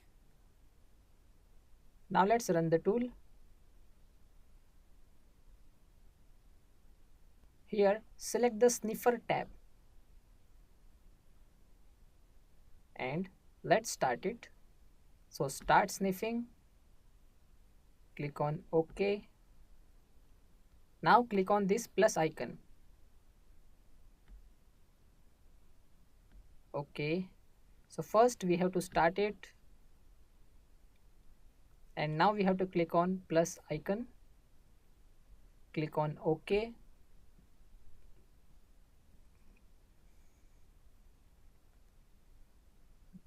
Now here we have a list of all the available IP addresses which are connected in a network, okay, our network. So let's verify the IP. So just open the command prompt and type ipconfig 10.0.0.4, okay. But you will not see this IP address here in the list because this tool will not scan our own system, right? So let me close it.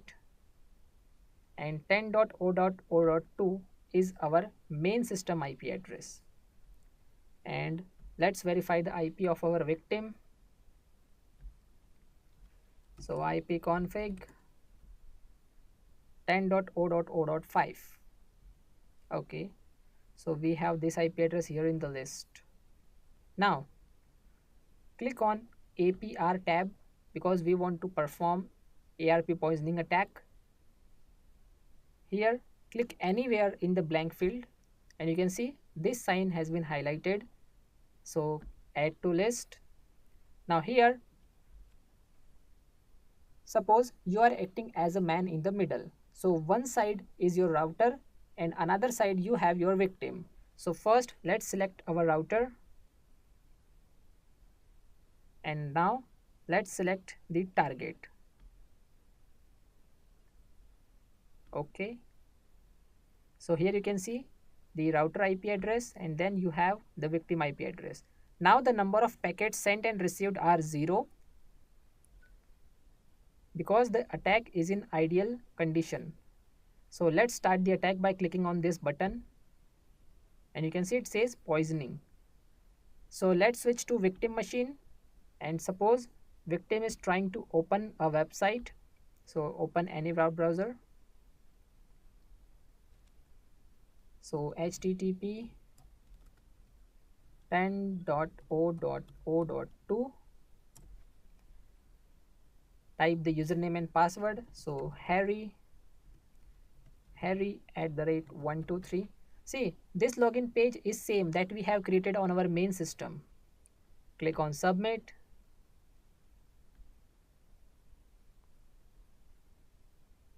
Okay, now it says welcome Harry. Now let's switch to the attacker machine. And here we have a password tab, this option. Click on it. So now here select HTTP and you can see it has captured the username and password, right? So let's switch back, click on logout. Let's type wrong username and password. Click on submit. It says username or password not found. But here you can see it has captured the incorrect username and password too. Okay, so no matter whatever the victim has typed here will be captured by the attacker. So it's a weakness. So what's the solution to this problem? See, whenever we are opening a website, we are using HTTP. It means Hypertext Transfer Protocol, and this one is not secure. So the solution to this problem is always use HTTP over SSL, okay, secure socket layer. So you have to install SSL certification on your domain. So whenever person using HTTP, it means it will transfer the text or whatever information over the internet without encrypting, okay, so that it can be captured by attacker very easily in plain text format like this. But if you are using HTTPS, like if you open facebook.com and you try to log in with username and password, it will first encrypt the username and password and then it will transfer it over the network. So if hacker is able to capture the hash values, still it is not possible for attacker to convert it into plain text. Although there are various methods and various tools available over the internet, but your username and password will be secured as it is present in hash format. Okay, so this is the weakness and solution is using HTTPS.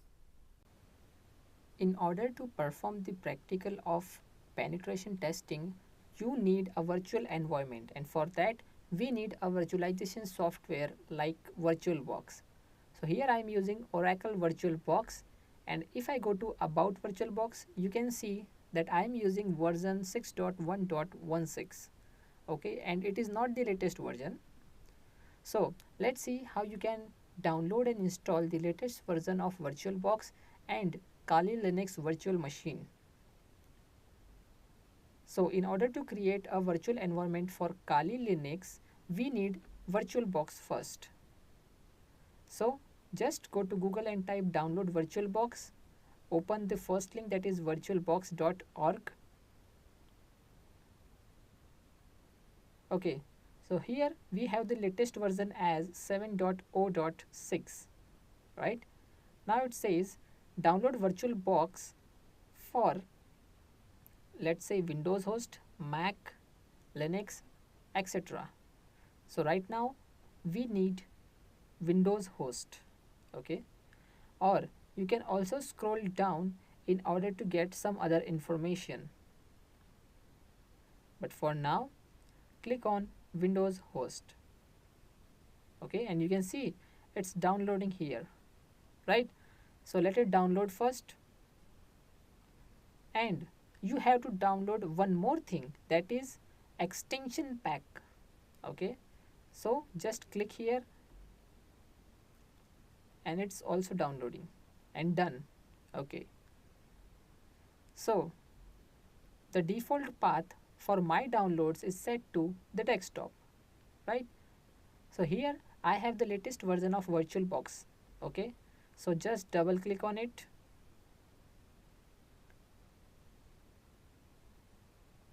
It's loading. Click yes.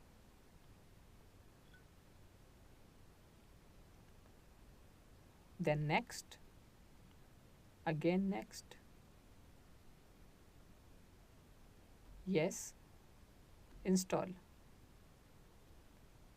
Okay, now we have to wait until the process gets completed.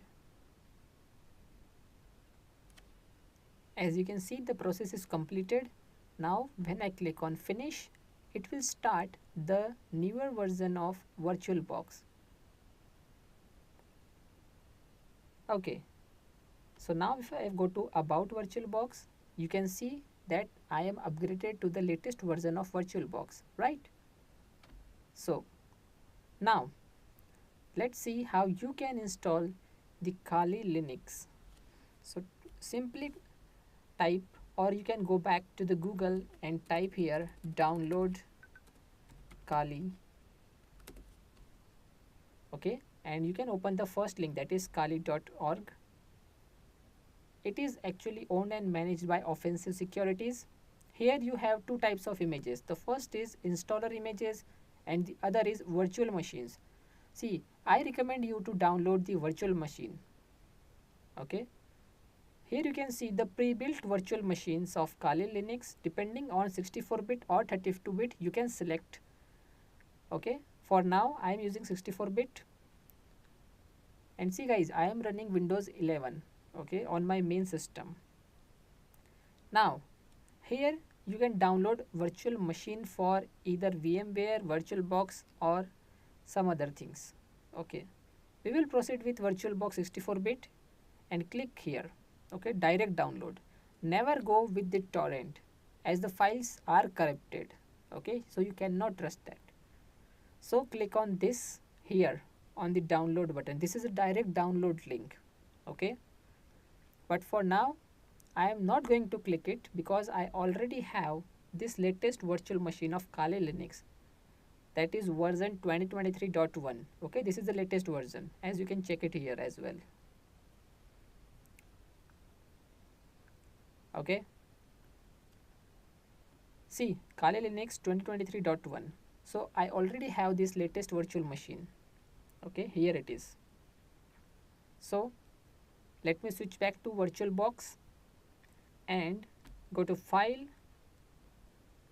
Before importing the virtual machine, we have to go to tools and then click on extension pack manager. As you can see, it is using the older version, right?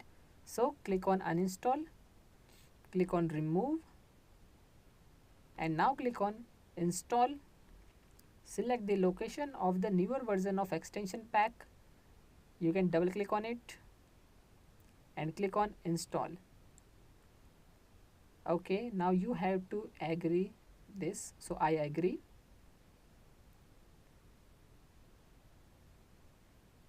Okay, so you can see the Oracle VM VirtualBox extension pack has been updated to the latest version, right?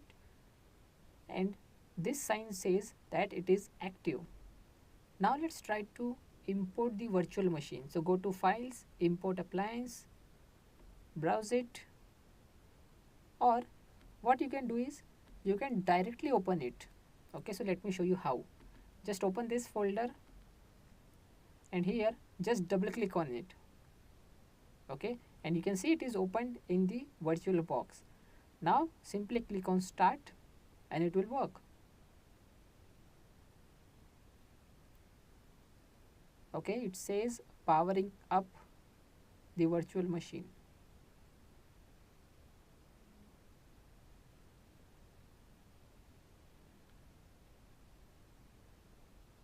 So you can see here we have on the login page.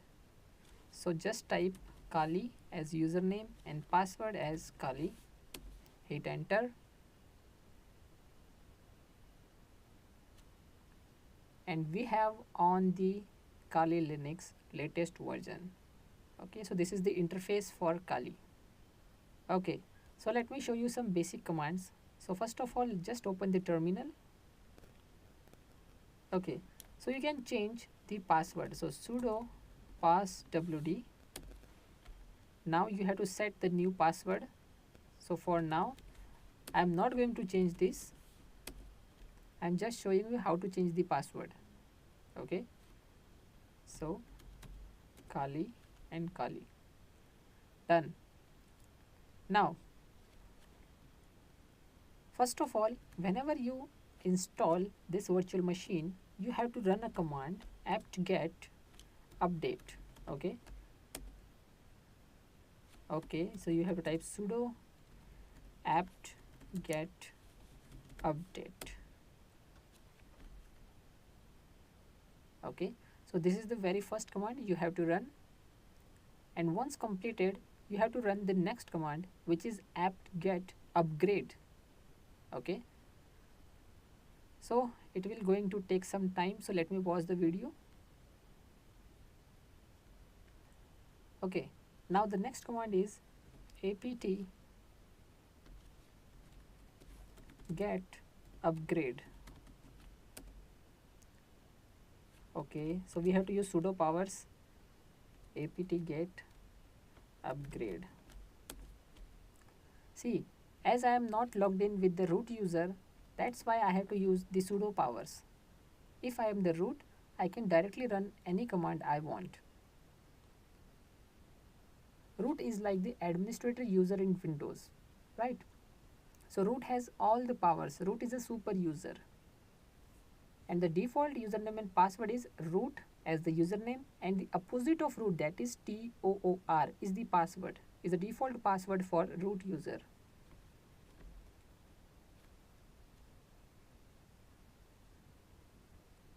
Okay, so my Kali is upgrading.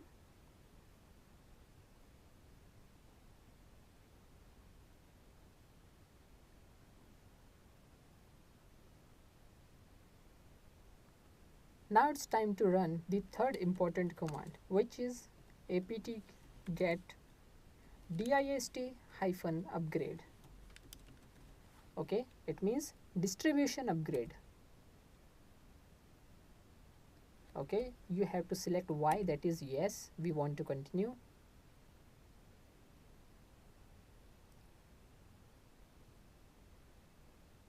So in total we are going to run 4 different commands. The first is apt-get update, then upgrade, then distribution upgrade, and at last we will use apt space auto remove. Okay, we will use auto remove command in order to remove the older version of the packages. Okay, as you know that we have downloaded the latest version of all the packages, so it is important for us to remove the older versions from our system. Okay, for smooth processing, right?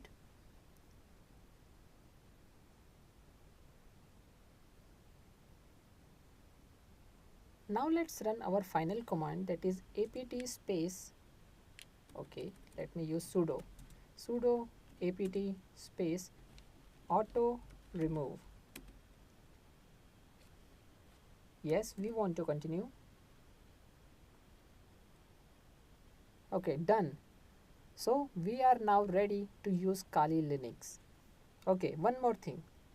Switch to Oracle VirtualBox Manager, select the virtual machine, go to settings and change the network settings, okay, from NAT to NAT network. See, NAT network works best with virtual machines, okay, but if you are not comfortable with it and you have knowledge about networking, you can also proceed with bridged adapter, okay, but for now we will proceed with NAT network, okay. I will set NAT network for each virtual machine that we are using for our practical. So this is the complete process of downloading and using Kali Linux in virtual machine. In the previous video, you have seen how to perform sniffing attack using knable. Now in this video, we will do the same thing but using Kali Linux. So here in Kali, we have a tool called ettercap. So it's a free tool and it comes with Kali Linux. And this time our victim is Windows 7. So instead of XP, we are using Windows 7. So here in Kali Linux, go to applications, look for sniffing and spoofing. Here it is at 9th number. Now click on ettercap graphical. Okay, so we have primary interface. Leave all these things to default because our virtual machine will connect using Ethernet 0, so ETH 0. Okay, simply click on this. Now click on three dots. Here you can see host. So scan for host. So it will look for all the live host on the network. If you want to see the list, go to host and select host list. Okay.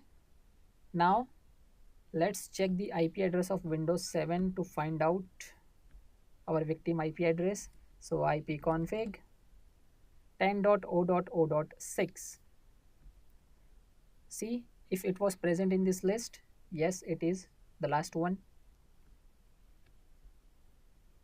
Okay, now click here. So it's MITM menu and select ARP poisoning attack. Here you will see two options. One is sniff remote connections and the other is only poison one way. So we will select the first option because we want to sniff all the host on the network, right? And one way means, if you remember from the example, that laptop is trying to send the request to the router, but the mobile phone, which is the attacker, has performed the ARP poisoning attack, so that laptop will think that the hacker is the original router. So it will send the request and then hacker will send that request to the original router. So it's a one way. Whenever router receives the response from the internet, it will send this response to hacker again and then hacker will transfer the response to the laptop. So it's a two-way. So we want two-way connection here. So select first option and click on OK. So attack has been started. Now let's switch to the victim. Open Google Chrome. HTTP 10.0.0.2. Let's log in. So Harry @123. Click on submit. Never. You can see it says welcome Harry. Now let's switch to the attacker machine. You can see it has captured the username and password, right? Now let's try to open any secure website. So facebook.com. You can see a lock sign here. It means this website is using SSL. So let me type any username and password. Let's say admin. Click on login. Go to attacker machine, and you can see it is not able to capture the username and password because of HTTPS. Okay. In this video, you will learn about DNS spoofing. So what is DNS spoofing? Suppose we have a victim. So Windows 7 is our victim. So Windows 7 tries to open facebook.com. So this request will first go to the attacker machine. Why? Because Kali Linux is acting as a man in the middle. Now the attacker will change this request to, let's say, instagram.com. So Windows 7 tries to open facebook.com but ended up opening instagram.com. So this is known as DNS spoofing. Okay, redirecting the victim to other website. Now let's see the practical. So first we have to edit a file known as eater.dns, and we don't know where this file is located. So we will use a locate command. Okay, so locate eater.dns. This command is used in Linux to find out the exact path of a particular file. Hit enter, and this is the path for eater.dns. Now in some case locate command won't work. Okay, so in that case you have to run one more command, which is update db. Okay, and this command will take around 2 to 3 minutes to update your database, and then you can use locate command. Okay, now let's see how to edit this file. So first is nano editor. So you can type nano and then the complete file path, but you will able to use nano only if you know about Kali Linux and its basic commands. In our case, I assume that you don't know about basic commands. So let's see how to do it graphically. So let's open the home directory of root folder. Go to file system. Here we have etc folder. So just double click on it. And now let's search for ettercap. So ETT, hit enter. And here we have all the files related to ettercap. So here we have .dns. So just open it. Okay, so this is the file. Now you have to look for a word called Microsoft sucks. So scroll down, and here you can see Microsoft sucks. So redirect it to linux.org. So whenever someone tries to open microsoft.com, redirect the user to this IP address. Okay, so let's add a line www.facebook.com. Okay, so whenever someone tries to open facebook.com, redirect to our website. Okay, the website which we have created. So most probably the IP address would be 10.0.0.2. Okay, and these words like a, ptr, these words are used for redirection in DNS. So just add this line and save the file. Click on the save icon and done. Close it. Close the box. Now make sure your XAMPP is running Apache and MySQL. Now let's switch to the victim. Let me open the Google Chrome. Now let's try to open any website, let's say google.com or microsoft.com.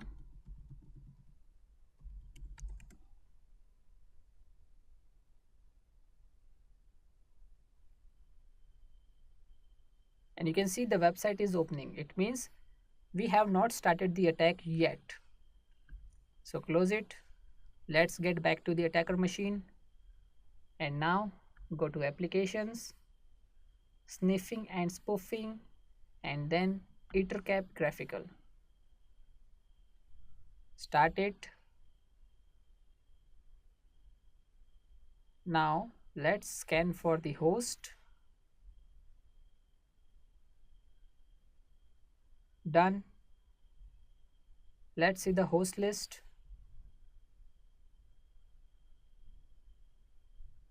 And now start MITM. Select ARP poisoning. See, these steps are exactly same as we have done in the previous video. Okay, so click on OK. Done. Now we have to add one more step here, and this step is for DNS spoofing. So click on three dots, then go to plugins, select manage plugins, and here you can see DNS spoof. Okay, this one, just double click on it, and you can see it says activating DNS spoof plugin. Now let's switch to Windows 7. Let's open Google Chrome. You can use any web browser like Firefox, Internet Explorer, etc. Now open incognito mode. Now let's open facebook.com. So www.facebook.com, hit enter, and you will be redirected to the website that we have created. Okay, but in here in URL you can see facebook.com, but it's opening our page, right? So this is the complete process of DNS spoofing. And if user login to this website by using correct username and password, click on submit, go to attacker machine, and you can see the username and password, right? In the previous video you have seen the process of DNS spoofing, but in DNS spoofing the victim will know that there is something wrong with its system or network. Why? Because he's trying to open facebook.com but ended up opening some other random website. Now we will create a phishing page. Okay, so we're going to add the phishing process in the DNS spoofing. So first let's create the exact copy of facebook.com. So facebook.com, this is the original Facebook page. So use Ctrl S to save it. Let's save it on the desktop, and let's change its name to index.html. Okay, click on save. It's downloading. You can see the process here. Done. Now let's move to the desktop. Here we have the index page. Right click and select edit with notepad++. So this is the coding of the original Facebook page. So we have downloaded the complete page on our own system. So if you remember, let me open our website coding. As you know, when someone enter username and password, it will send it to the verify.php. Why? Because we have mentioned it inside action. The same way, real Facebook will send the username and password to some location. So let's find out that location. Here we have index.html. Now use Ctrl F, and we have to look for action is equal to double quotes. So we have to look for this word. Okay, click on find next, and here we have. So this is the path where real Facebook is sending our username and password for verification purpose. We have to delete this part, verify.php. Okay, and let's cut this index page from here and paste it to htdocs folder.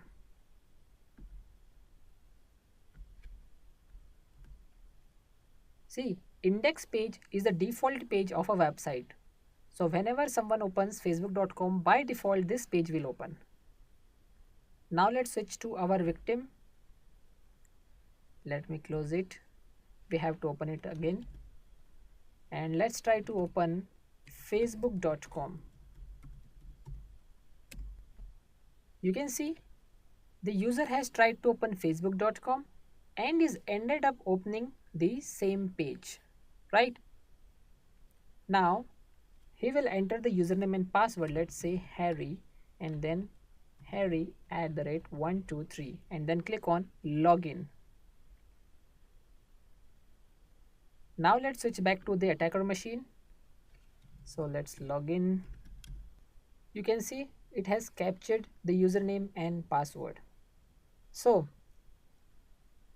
if the victim tries to open facebook.com and he sees the real Facebook page, login page, then there are very less chances of getting caught that this is not a real page. Okay, because everyone is not aware of these attacks. In this video, you will learn how to perform session hijacking. So it is divided into two parts. The first is cookie stealing and the second is cookie injecting. So first we will perform the cookie stealing using a free tool called Wireshark. So Wireshark is a free network monitoring tool which actually captures all the packets in a network. So here we have Windows XP. It will act as a victim, and I am using my main machine which is running Windows 11 as the attacker machine. So Wireshark is installed on Windows 11. First, let me change the network settings of Windows XP and let me connect it directly to my original router. So here we will select bridged adapter. Okay. Now open the command prompt, check the IP address. You can see there is no IP, so we will perform ipconfig/release, and now ipconfig/renew.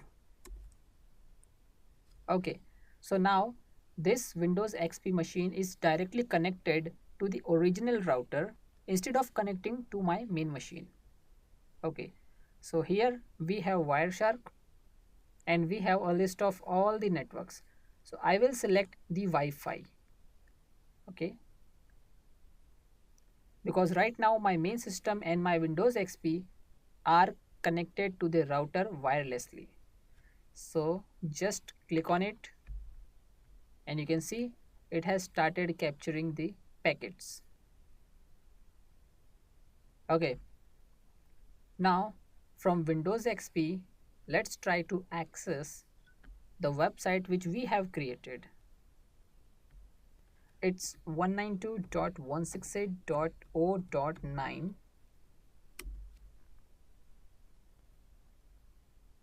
and you can see our website is open. Now let's type the username and password. Click on submit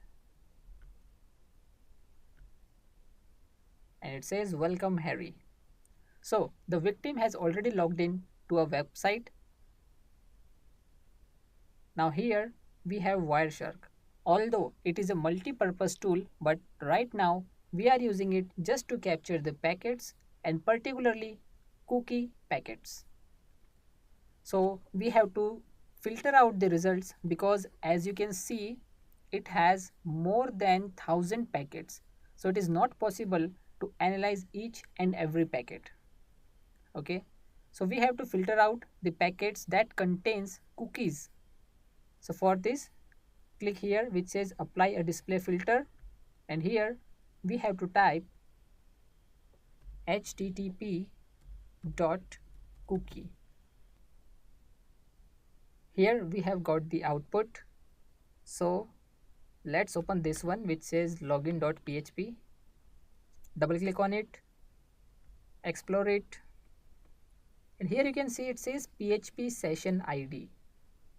Okay, inside cookie. So we have to copy this. So just right click on it, Okay, let me close this box first. Select login, expand it. Here it is. Just right click, go to copy and select value. Now let me open the notepad. Paste the cookie here. So we have performed cookie stealing. Here we have the cookie. Okay, this is the value. Now let's see the injecting process. First, let me install the Firefox, because Firefox has a lot of add-ons especially for hacking. So we need an add-on called Cookie Editor, which is available for Firefox. You can also check the same thing for Chrome as well if you want, but for now I will use Firefox browser. So it's installing. Just open google.com and type Cookie Editor Firefox. Here we have Firefox add-ons, so open it. We have Cookie Editor, so just click on Add to Firefox.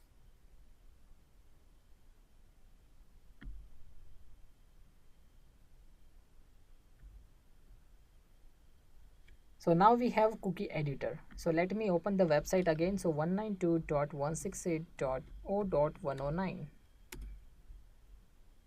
Okay, here you can see we don't have the access to this login.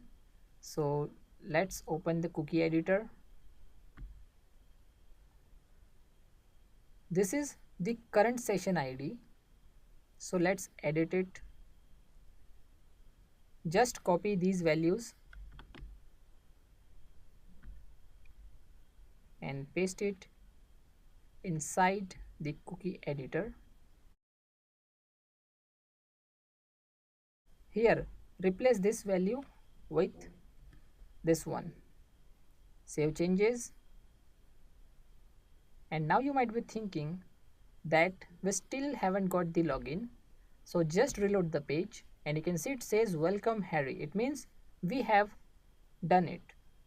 Okay, so we have steal the cookies and now we have injected it to gain the session, active session. So this is the practical of session hijacking. Now you will learn about cross-site scripting, that is XSS.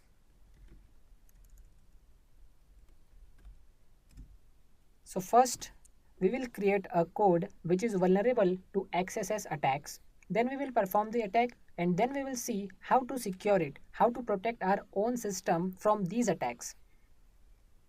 So for this we need front end, then backend script, and then database. So first let's create the front end. So here we have our website, so localhost. Let's log in.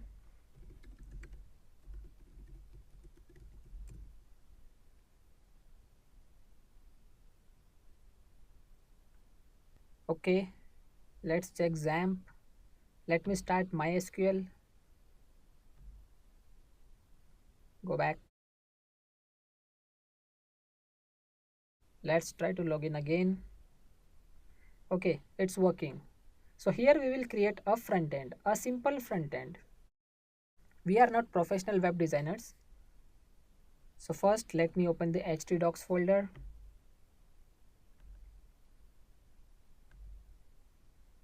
And let's edit home.php. Let's add break tab, so br.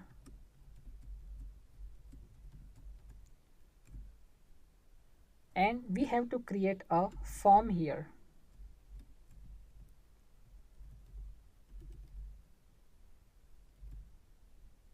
And we need a text area. So we are actually creating a box where you can post something. Like in Facebook, you can update your status, you write a post, like that. Okay, similar to that. So we will create a text box and a submit button. So text area, and let's say placeholder. So we will write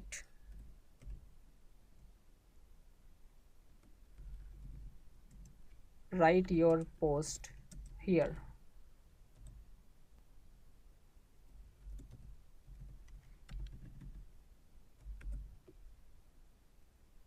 Now create a button.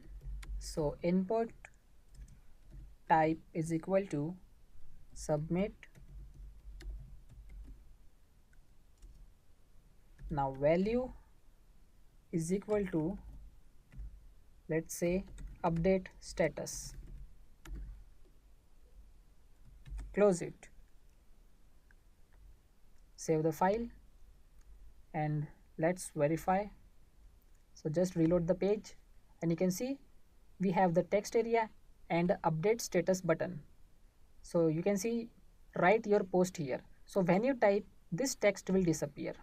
Okay, like this.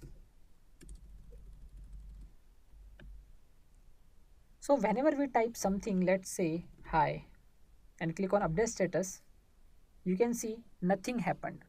Why? Because we have not mentioned the action, that whenever user types something and click on this button, now what? What will happen next? So we have to mention the action as we have done earlier. So here in form we will type action is equal to, let's say, send this status to status.php, and the method will be post. As always, we always use post method. So save it. Now let's do the same thing again. So hi, click on update. Okay, we have to reload the page first. Now hi, click on update. You can see it says status.php not found because we have not created the file yet.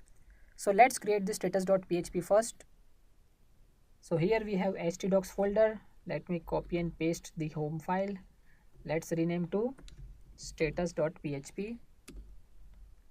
Let's open it with notepad++.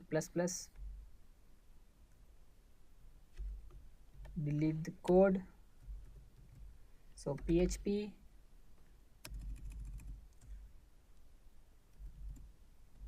okay.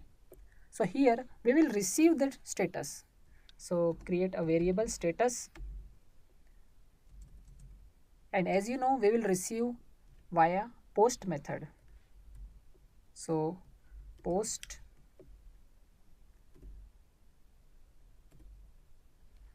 status underscore text. So we will receive status text via post method and we will store it inside this variable on status.php file. So just save it. So we have created the front end. Here it is. Let me click.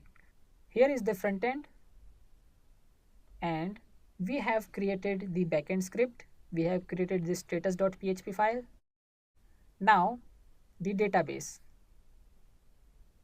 So localhost php myadmin. See, we will receive this status. Now we need a place to post that status, to store that status. Okay, so we need a database. So we already created a database with a name practical1. Here it is.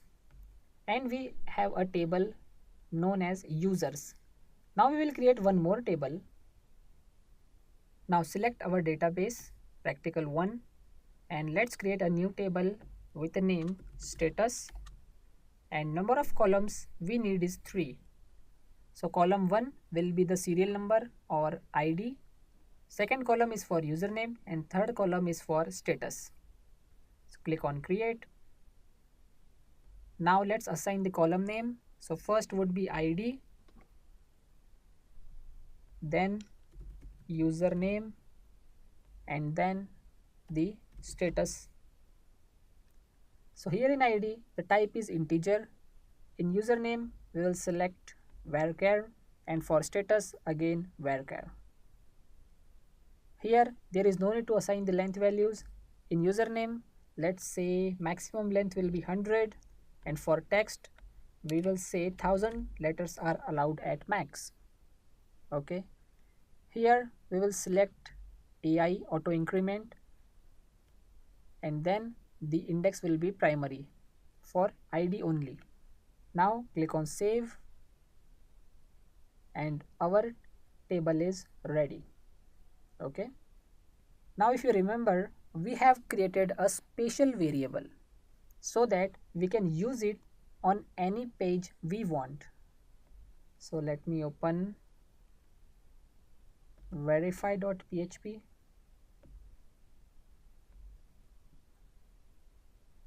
Here we have this special variable, this one. So let's copy it and paste it on status.php.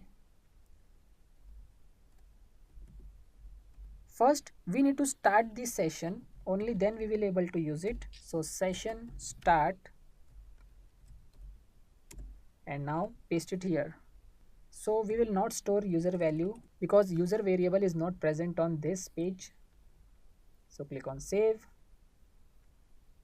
Now let's test our front end.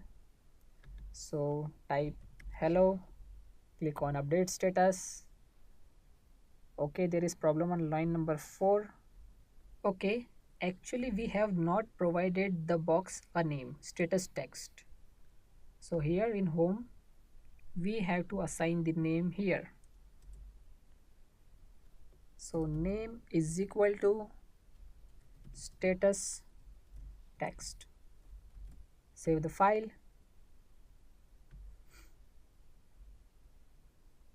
go back, type hello again, click on update status, and done. The status has been received but not been posted to the database. So first we have to make a connection with the database. So for this, go to verify.php, copy this code for making connection with the database. So just copy and paste it here. After making connection, we have to insert the received text into database. So for this we will run insert into status values.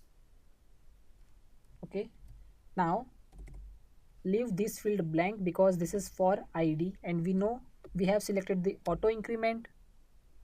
Then we need the username, so let's store it inside a variable username. So just copy this variable and paste it here, and then we have status. So we have mentioned the name of all the 3 columns, that which data is sent to which column. Now as we are using PHP, so it is not possible to run SQL queries. So we will store it inside a variable with the name SQL.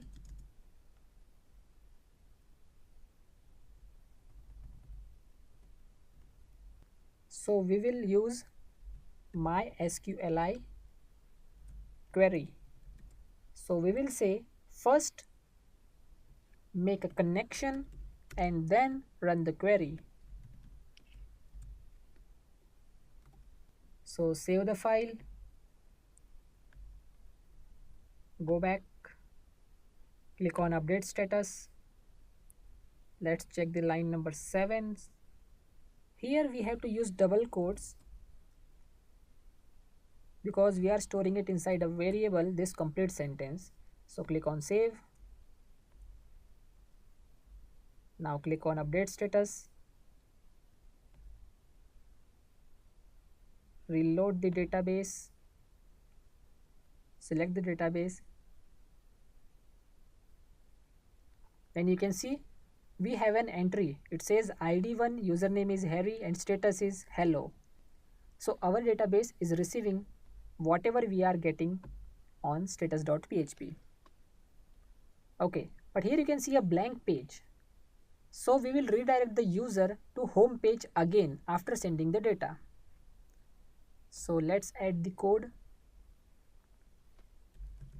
Header,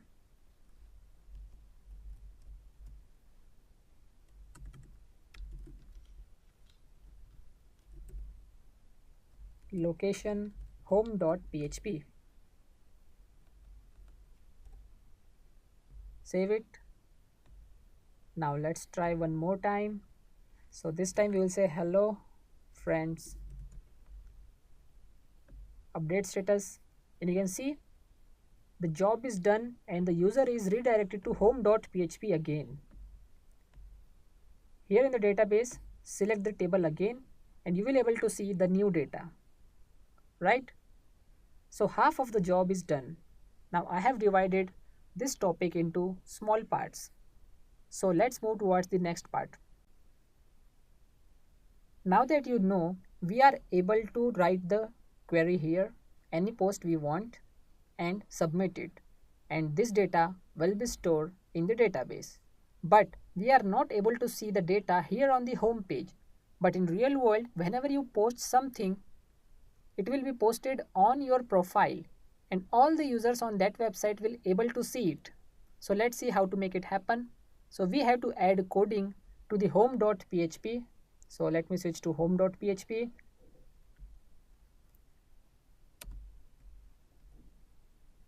Let's start PHP.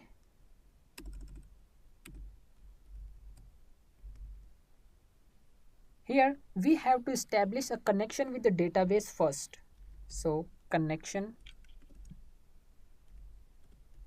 MySQLi connect. As you know, we have to store it inside a variable.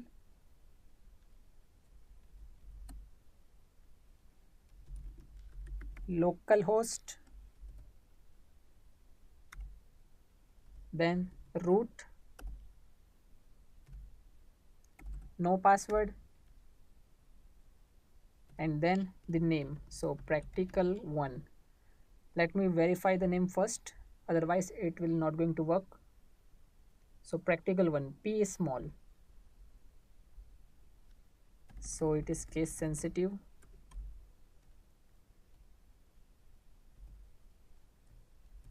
Semicolon.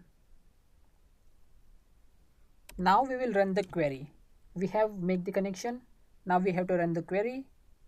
Again, we can't run the query directly, so we have to store it inside a variable. So SQL. Now select star from status.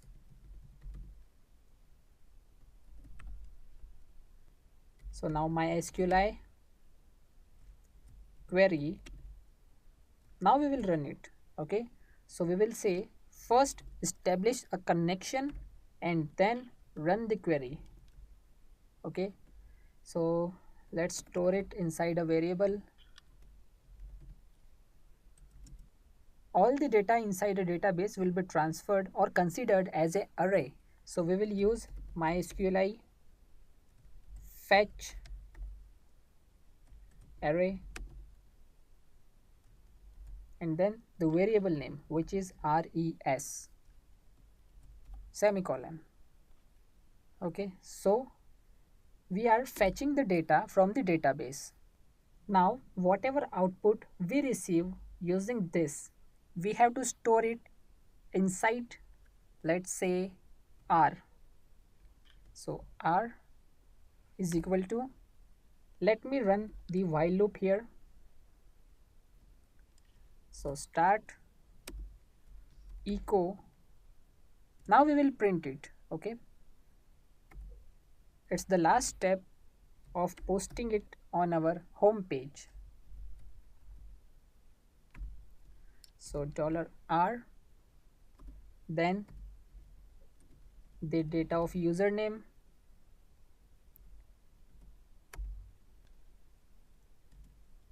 will say has posted. Okay, so here we have the username, let's say Harry. So Harry has posted.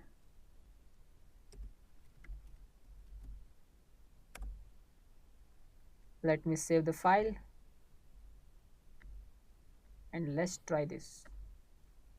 So let's say hello everyone. Now you can see Harry has posted, but what? So we have to add the status as well. So here before semicolon we have to add our coding.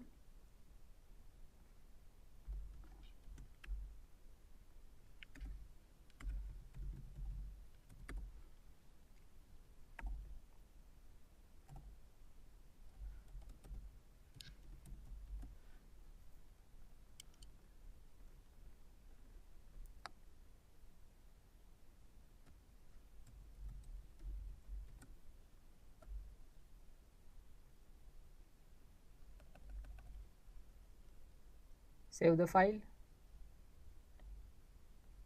reload. Line number 28. We just have to remove this single code. Save the file. See, don't worry about coding. Just pause the video and type the coding as it is. Now reload. You can see Harry has posted hello, Harry has posted hello friends, and Harry has posted hello everyone. Okay. Now let me add some designing part or some border. Style, border, pixel, solid black.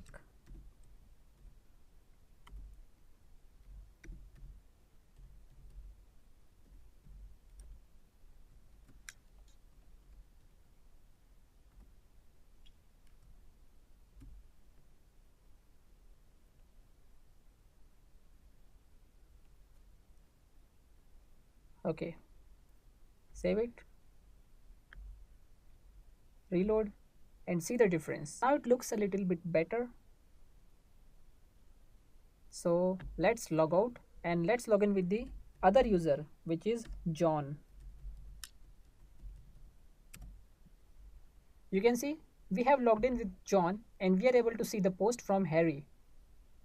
So let's post something like, hi, I'm John. But you can see that John has posted right now, but his post is showing at the last. So let's just change the order. So here we have select star from status. Now here we have to add order by. So order by ID. Okay, descending order. That's it. Now let's type I am the latest post. So now we have latest post. So you can see the order has been changed now, right? So our application is ready and we know that it is vulnerable to cross-site scripting attack. So let's perform the XSS attack in the next video. In this video, you will see the practical of cross-site scripting attack. So as you know that we have developed an application which is vulnerable to XSS. And how do we know this? First, let me create a notepad file and let's save it as .html on the desktop. So let's say xyz.html.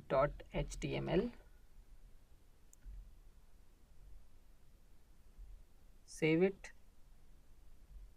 First, you have to understand that what things a browser will print and which codes a browser will execute.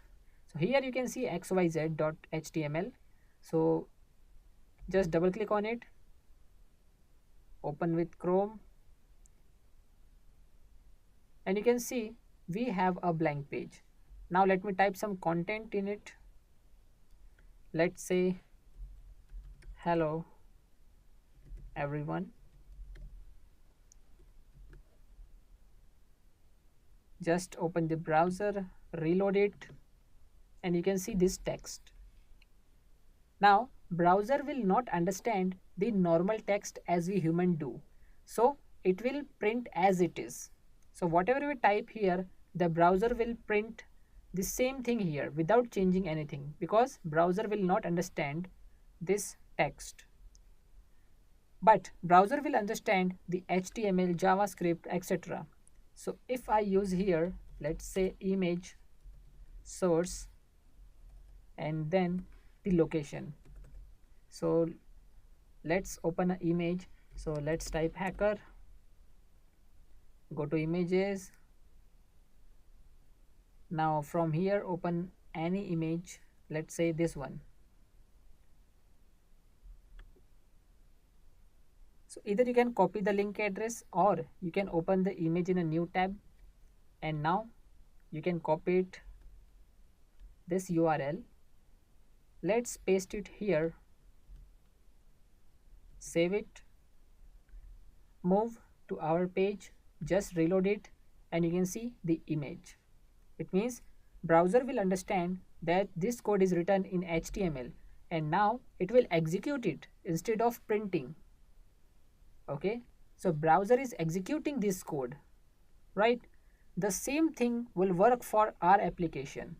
So let me log in localhost. So Harry at 123, and you can see whenever we type anything, let's say bye friends, and click on update, you can see the browser has printed it as it is in a simple text. But if we type the HTML code, the same code,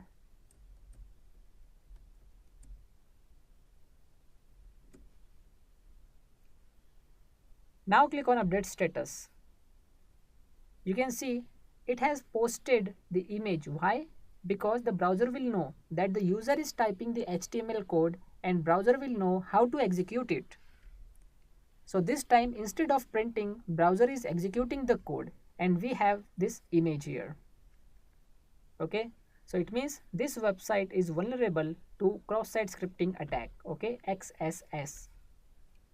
Now let me delete this image from the database. So if you want to delete anything from the database, simply go to php myadmin or whatever URL your database has, just visit it, log in with correct username and password. In our case we don't have any, we will get the direct access to the database. Now select our database and then the table, let's say status. Now simply click on delete. Okay, just reload and you can see it's gone. Now let's test the JavaScript here. So script, opening and closing tags, and here we will say alert, you have been hacked.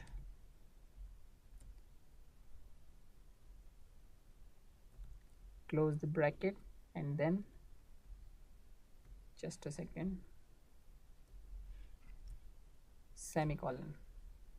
Click on update status and you can see we have a pop-up which says you have been hacked. It means the JavaScript is running here using the text box.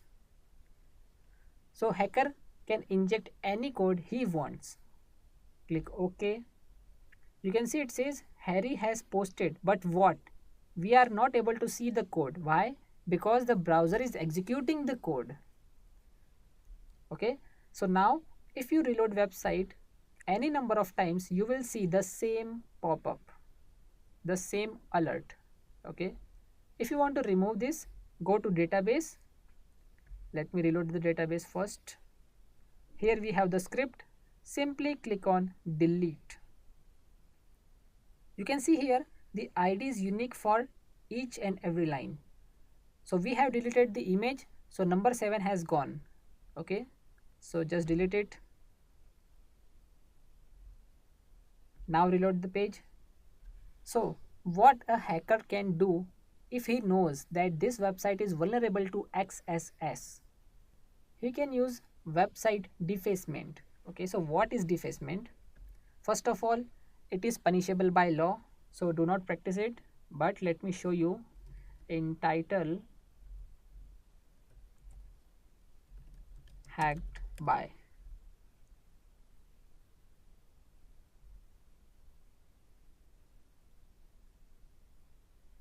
Here you can see some images like this and this. Okay, let me open any image, let's say this one.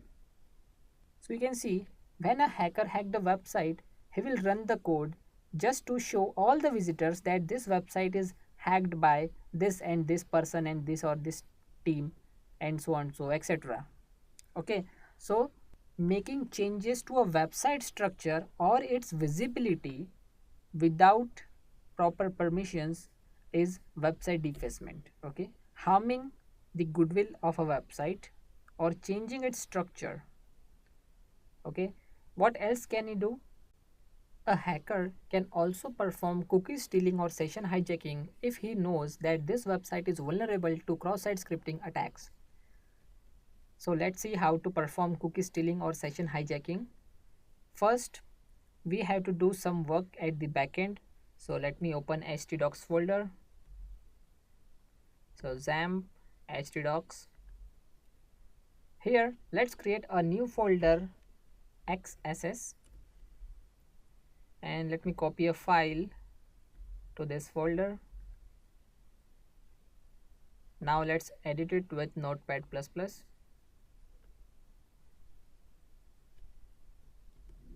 So delete and PHP. Okay, so here we will ask to get cookie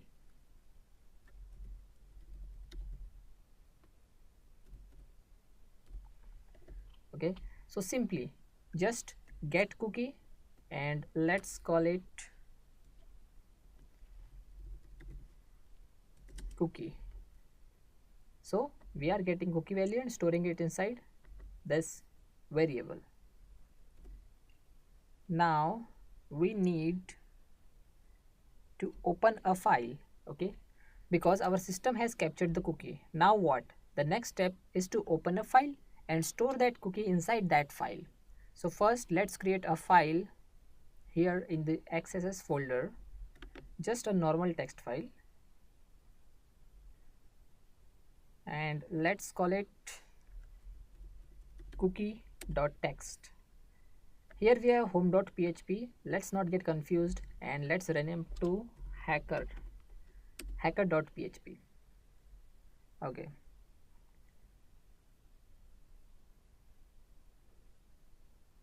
Okay, just let's open this file again because we have just renamed this file.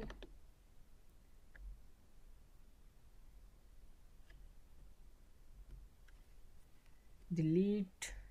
We have to type everything again because we have not saved the data.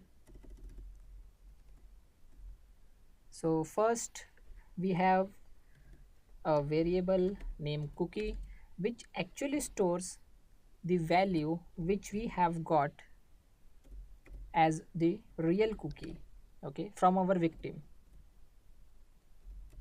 Then we will say that open the file. Fopen means file open. So which file to open? Cookie.txt file. So just provide the name and then here we have to mention read, write or append. So for R it means read, that just give read permissions to this file. So you will able to read it but you can't do anything. Or you can use W for writing, but it has a disadvantage. It will actually overwrite the file. So we will use A for append. It means store the value next to what we already have in the file. So don't touch the existing data, instead write the cookie in a new line. So fopen means file open, and let's call it, let's say, handler. Okay, now we will say f write, again the same thing, file write.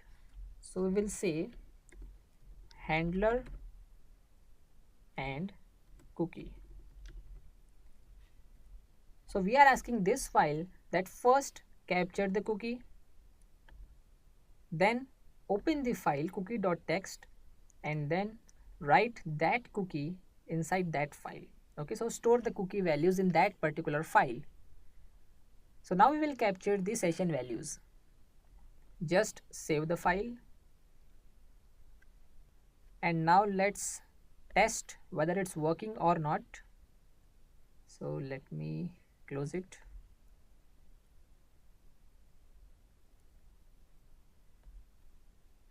So we have to type localhost/xss, then we have hacker.php, and then cookie is equal to, let's say, anything. Okay, it's just a demo.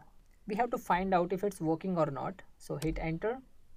Here you see a blank page, but the job is done in the backend. So we have cookie file here, and you can see it has captured the cookie which says anything, right? So it means our file is working. Now let's do something else. So let me open Notepad. Now we will create a link of an image file in HTML. So as you know that we have used this image source, and then we have assigned some link. We will use anchor tags. So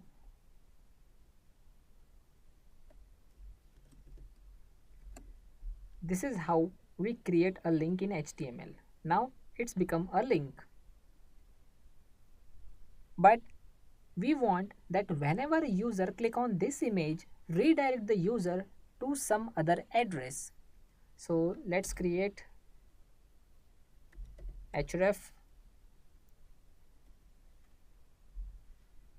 and let's try to redirect the user to www.google.com. Just copy this code and paste it here. Click on update status. The image is not opening, but you can see when the person is clicked on the image, he will be redirected to the google.com. Don't worry, we will change the image. First let me remove it. Let's use the same image.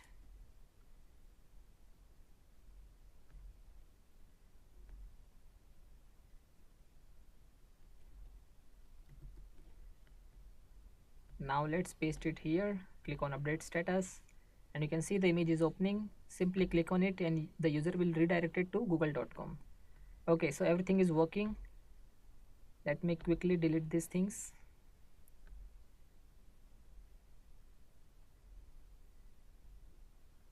Okay, now here we will use the JavaScript, because at the end we want to steal the cookies of our target. So we will use, let's just remove these codes. We will say JavaScript. It means replace the current window location of a user and replace it with, now we will assign localhost xss hacker.php, then cookie document dot cookie, bracket close, and done. So first let's understand what is document dot cookie. Here let me reload the page. So let's use script alert document dot cookie. Document dot cookie is actually inbuilt in JavaScript. Close the script. Update. Now you can see using this function of JavaScript we will able to extract the cookie values.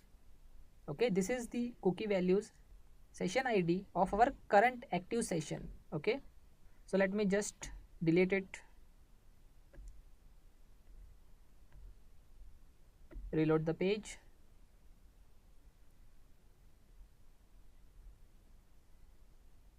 Let's just copy this complete link, paste it here, click on update. Now our job is done. Okay, we have posted this image. Now let's log out from this website. Let me open the Firefox. Now you have to assume that the hacker is using Firefox and the victim is on the Chrome. So we have one more user, John. So let's log in with John. Suppose John is our target. John thinks that, hey, Harry has posted an update and I want to read this article of what happened next.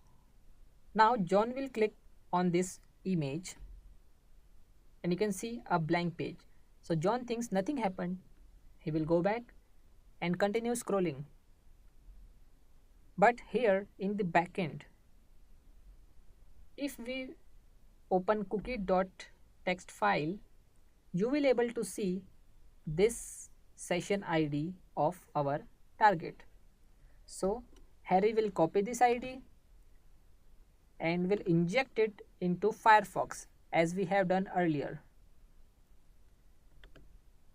So we have cookie editor.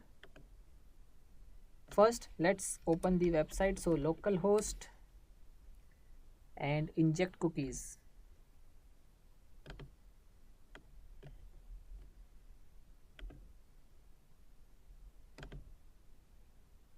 And you can see here we have logged in as John without knowing the username and password. So this is how an attacker can use cross-site scripting attack. In this video you will learn how to protect our own website from cross-site scripting attack. So first let me log in to the website.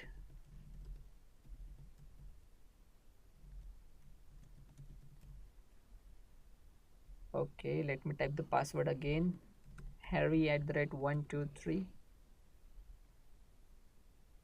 Now let's remove this image. So here we have our table with the name status. Delete. Okay. All right. Reload the page. So you can see that whenever we write anything here, the browser will print it as it is if it was a plain text. But if it was a code or HTML tag, it will going to execute it instead of printing, which is harmful.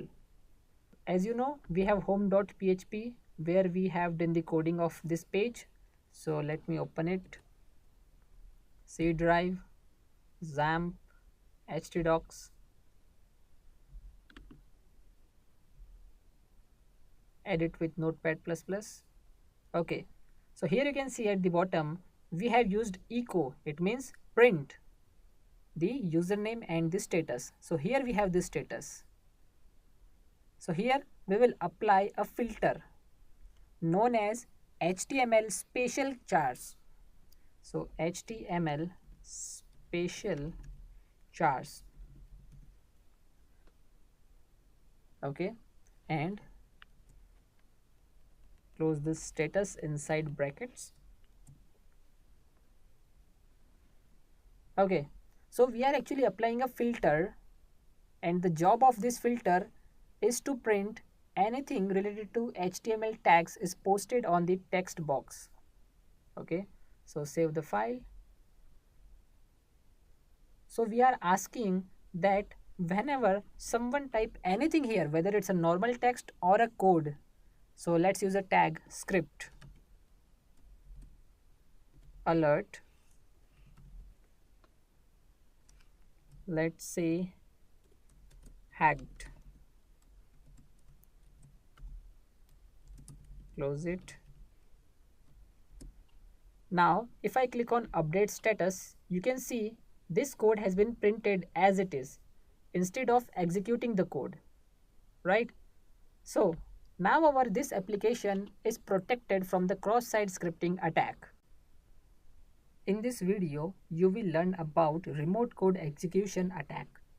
So first, we will develop our application as per the requirements, then we will perform the attack, and at last we will see how to secure it. So here we have our application. So first let me delete this one from the database. Okay, one row deleted. Done. Let me reload it. Okay, so now we will add a function or a column of uploading a profile picture. Okay, here on our home page. So for this we need a picture. So let me type default profile picture.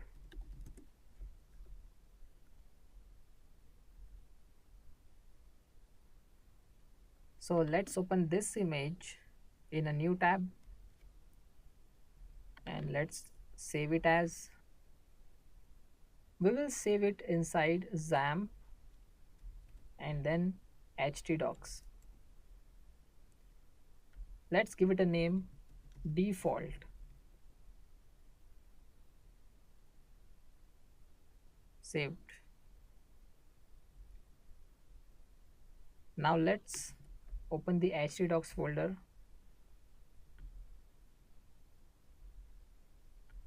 Here we will create a new folder with the name profile pic, and we will store this default image inside this folder.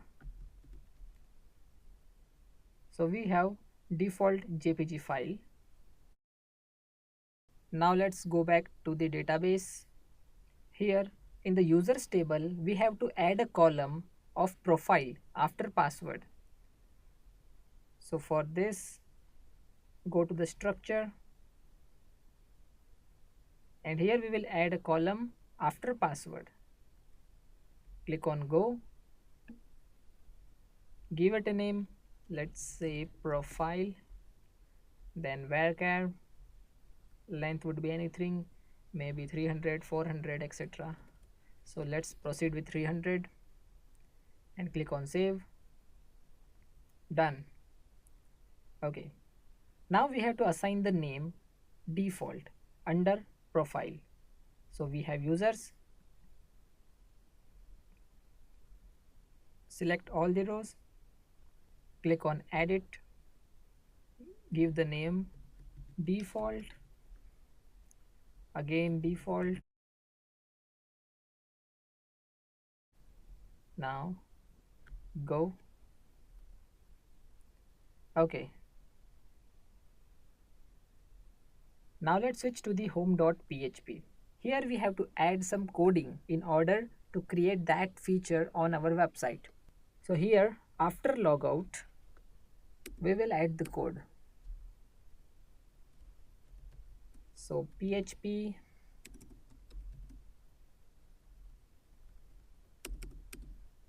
here we have to make the connection. So as you can see we have made the connection here at the below. So just cut it from here and create the connection here. Okay, now we will create a variable to store the username, okay, from which we can logged in into our own website. Okay, so the current username. So for this we will say session and then anything, and we will also use the MD5 here because as you know that we have stored username using encryption in the database, so we will use MD5. Now we will run the query, and for this we will store the query inside a variable. So select Let's check the name. Column name is profile. So select profile from users table, where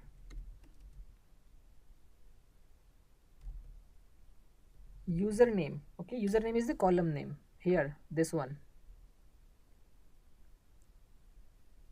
where username is equal to the current user. So we will provide the variable name here, okay, this one. And let's close it with double quotes.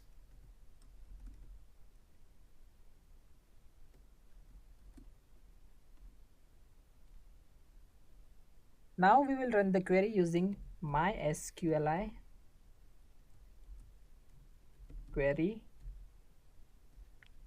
So first make the connection and then execute the query.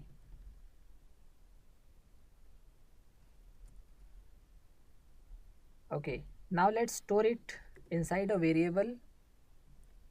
So res. Now we have to create one more variable just to store the output we get from this variable. So let's say row MySQLi fetch array. As you know, we will fetch the data in the form of array. So whatever we got in the res, just store it inside this variable. So we have got the image inside row variable. Okay, so now let's store the image inside a image variable. So from whatever data we got, we will filter the image. Okay, so we have added profile, so we will use profile and done. Okay, so now we have got the image. Now it's time to print the image. So to print the image, we will say image source. Now we have to provide the complete path here. As you know, we have stored image under a new folder inside htdocs. So let me open it again. Profile pic. So we have to assign the complete path. So profile pic and whatever image we got, okay, whatever image stored inside this variable. So just print it. So we will say php print the image. Close it and done. Okay, so first we will make the connection, then we will run the query, and then we got the output, and from the output we will filter the image, and then we will store that image inside this variable. And now we are printing the image using this line. Okay, so just save the file, go to browser, reload the page. So image is not opening. Let me check the coding. Okay, here we have to add the slash because we have this new folder inside the current one. Okay, so dot represent the current directory, and then we have the profile pic. So save the code. Now reload, and you can see the image is opening, but it is quite large image. So let's adjust the size of this image. So here we will use width is equal to, let's say, 100. That's it. Save it, reload, and done. But we have to change the location of the image. We want this image below this line or above the text area, okay, text box. So for this we will add the break tab. So br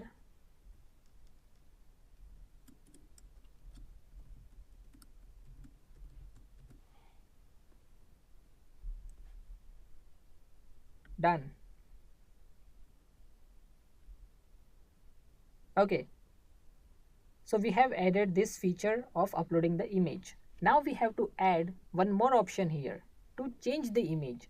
So first we need a button which says upload photo, and then we need a submit button which says updates the pic. So let's see how to edit. Now let's complete our application. So go to coding, and here just below the image we have to add a form, because we are creating an upload button and a submit button. So we need a form for this. So we will say input type is equal to file. If we want to add the text, we will use text here, but in our case we want to add the profile picture, so we will say file. Close it. Now same thing for submit button. So input type is equal to submit. Okay, but as you know we have more buttons on the same page. So how do we differentiate them? Simply by giving a unique name. So we will say name is equal to profile pic, and the same thing here. So we will say value is equal to update image. Done. Save it, reload, and you can see it says choose file and click on update image. Now we have to add the code to send this image from our system to the server. So for this we will say perform the action of sending this file to update.php on the server. Okay, using a method called post. As you know, we are using the post method as always, and we will also use the encryption. So enc type is equal to multipart or form data. Okay, click on save. So we are actually sending the picture from our system to the server, and on the server we have a file with the name update.php to receive that image. So just reload. Let me download an image. So hacking. So let's download this image, give it a name hacker. Okay, location would be desktop. Now here choose the file from the desktop, click on update image, and you can see an error which says update.php not found, because we have not created the file yet. So let me open the htdocs folder, just copy and paste it, rename it to update.php, open it with notepad++, delete the code. So php. Now we have to receive the file here on this update.php. So we will say image files. So we will receive the file using this function, okay, files, and let's give it a name profile pic. Okay, the same name that we have used on the home.php.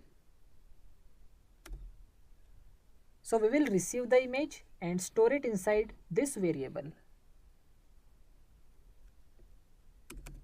Once received, we have to upload this file to the server. So for this we will use move uploaded file. Okay, first let me show you what will happen if we only receive the image but do not upload it to the server. So go back, choose the file, click on update. You can see a blank page because we have sent the file to the update.php, but it is not uploaded to the server yet. So now let's upload the image. So we will say image variable, then the name. So store the image inside profile pic folder.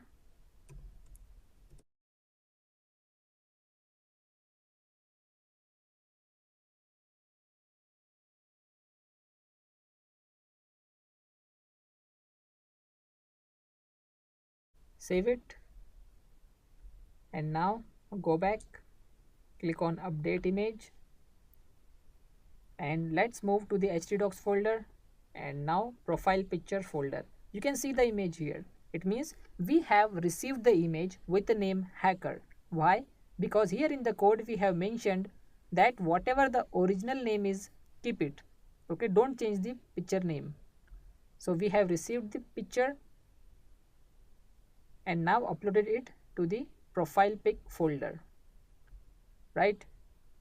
So if you go here, let me reload it, you can see default.jpg here.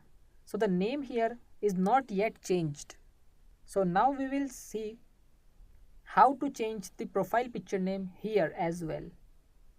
So whenever a user update the image, just use the same name here on our database. So for this we need to add some coding to the update.php. Now we have to establish the connection. So let me copy the code from home.php. Here it is. So we have made the connection.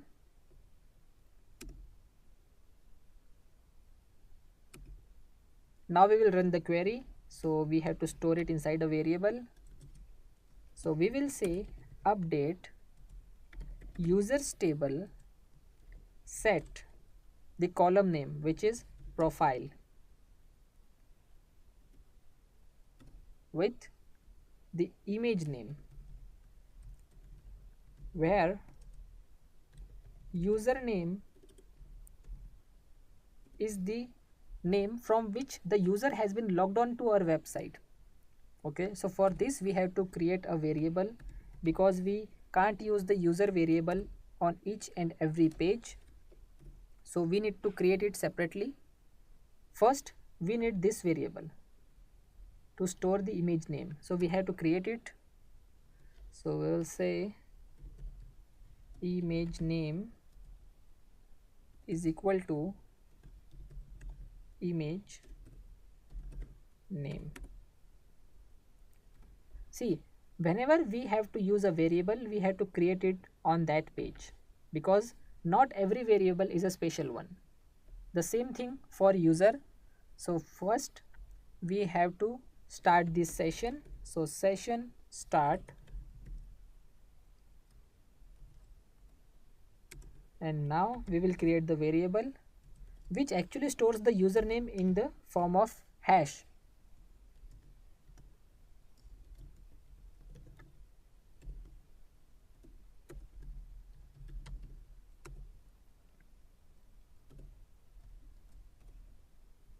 You have seen these things multiple times. Now let's receive the output inside res by using MySQL query. So we will say first made the connection and then run the query.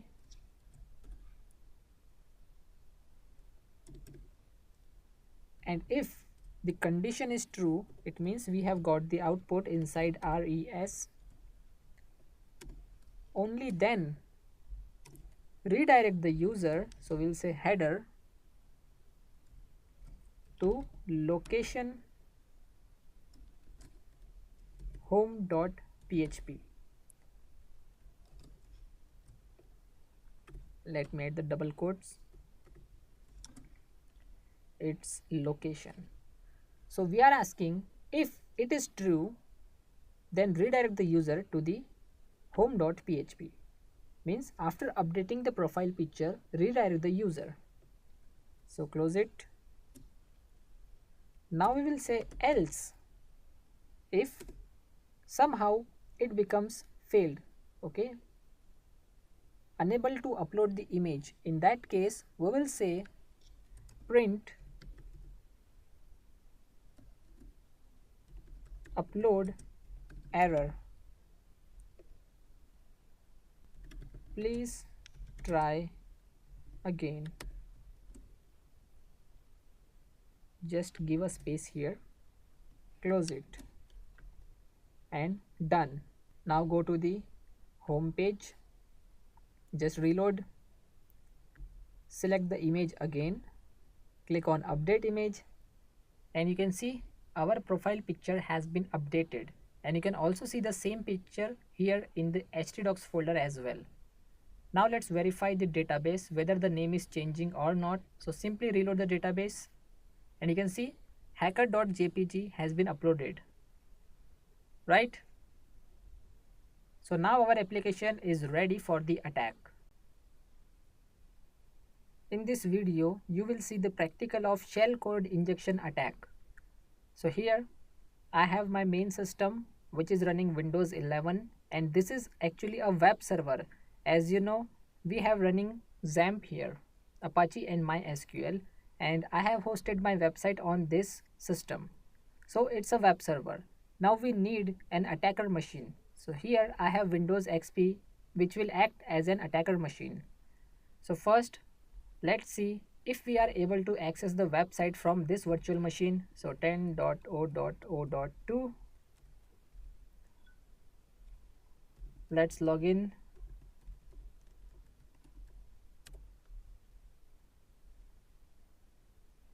And you can see we can change the pic. So instead of updating the picture, we will inject the shell code. So first, let's create an injection or a harmful code. So notepad,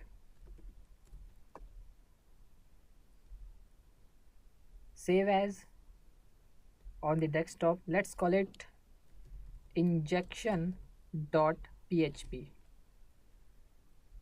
Here select all files and save it. You can see we have a file with the name injection.php. So now we will create the malicious code.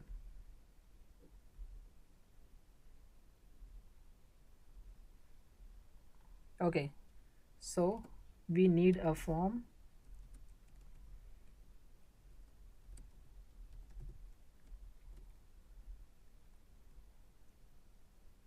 So we need a text box and a execute button. So input type is equal to text, and let's give it a name. So name will be CMD, because we are trying to execute the operating system commands, and close it.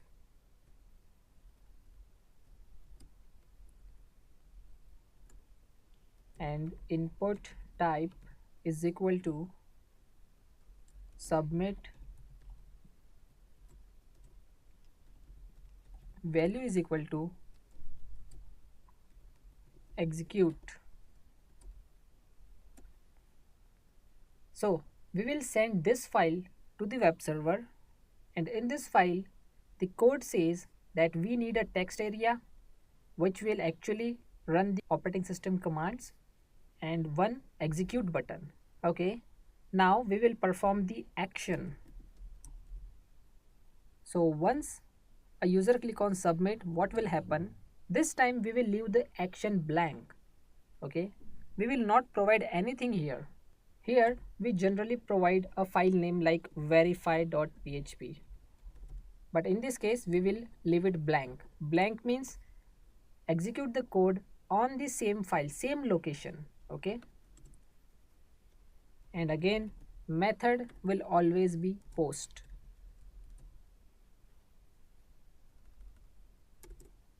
So we have written the code to send the file. Now we will receive the file. As you know, we are receiving the code on the same file, so we will type the command in the same file. So we will say command variable, so receive post cmd. Okay, so receive the PHP file and store it inside a variable. Now you cannot directly run the shell codes or the operating system commands here in PHP. So we will say shell execute. What to execute? Whatever stored inside this variable. So just copy and paste it.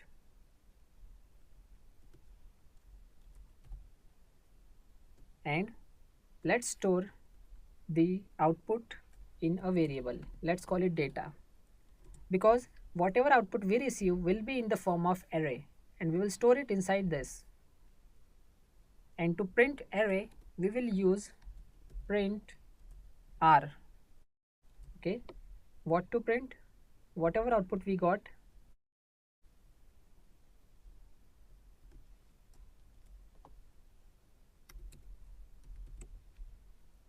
Okay, just save the file,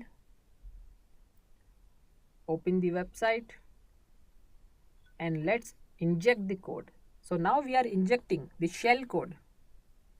So browse, select the file, open, and update image. This time you will not see any image here. Why? Because the code, the backend script is actually trying to print the image, but what we have uploaded is not an image, it's a PHP file. Okay, so right click here, go to view source, and here you will see a path. Okay, image source path. So just copy it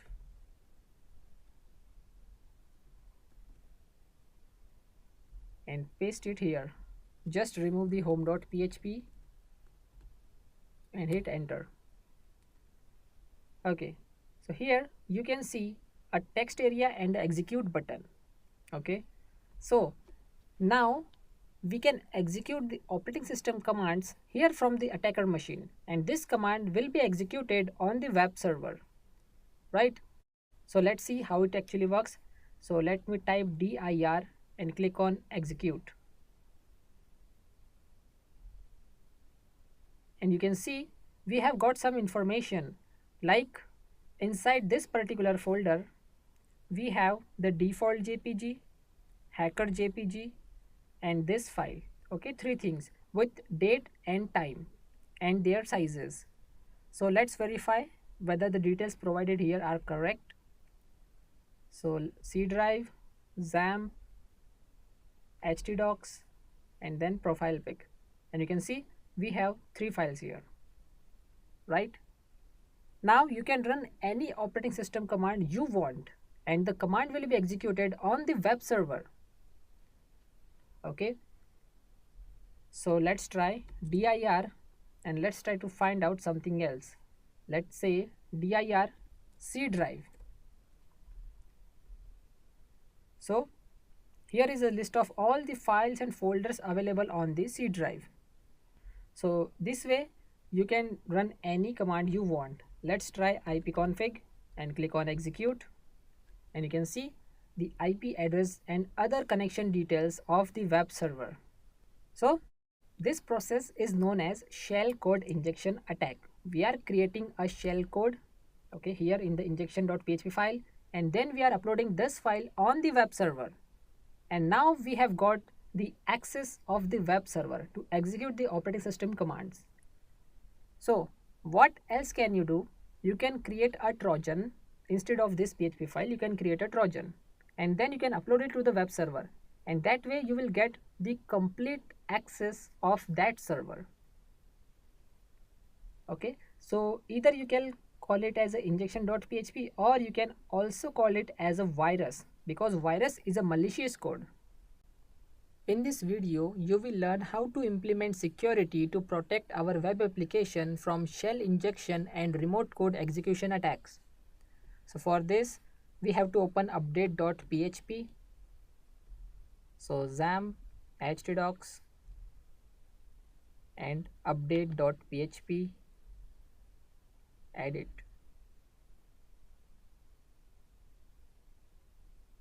Okay, so first let me make these codes as a comment.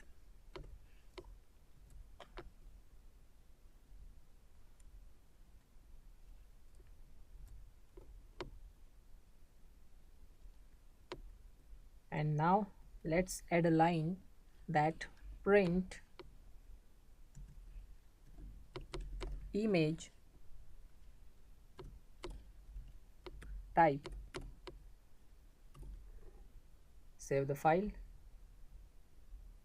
Let's open our website. So localhost, let's log in. Okay, so now here let's try to upload a file. So choose file, hacker, and update image. So this line, the new line that we have added, will actually print the image type, that what type of image or a user is trying to upload. So let me remove this line, and let me remove the comment.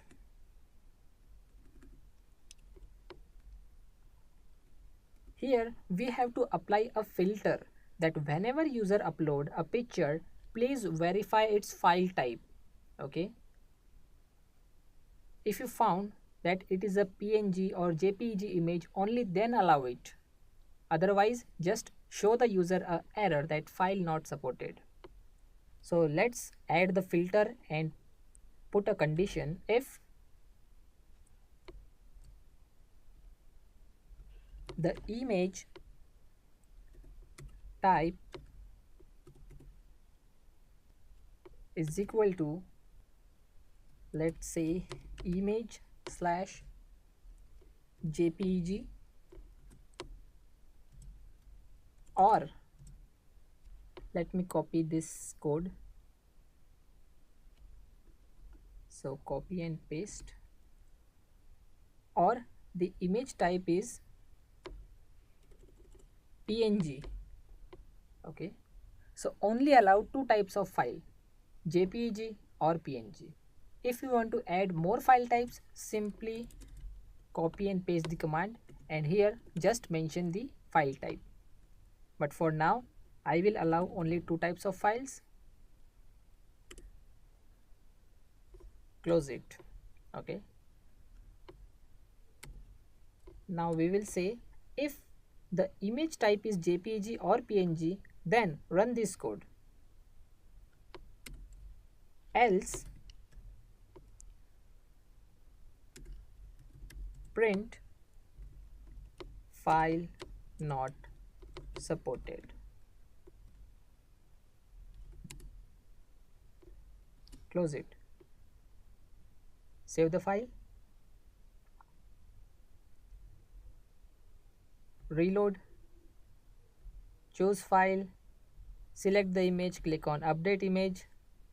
Okay, so it is allowing the JPEG image, but if we try to upload a PHP file here, so first let me create the file. So notepad, save this file as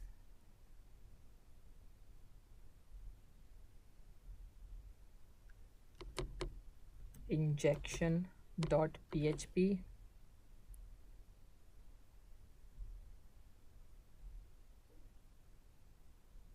and let's try to upload this PHP file here. Click on update, and you can see file not supported.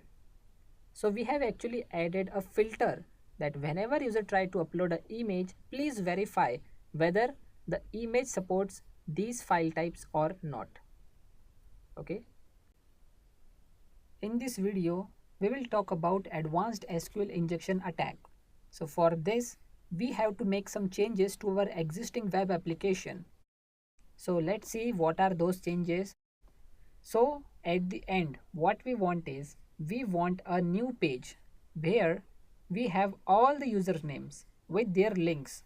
So whenever we click on any username, its profile will open.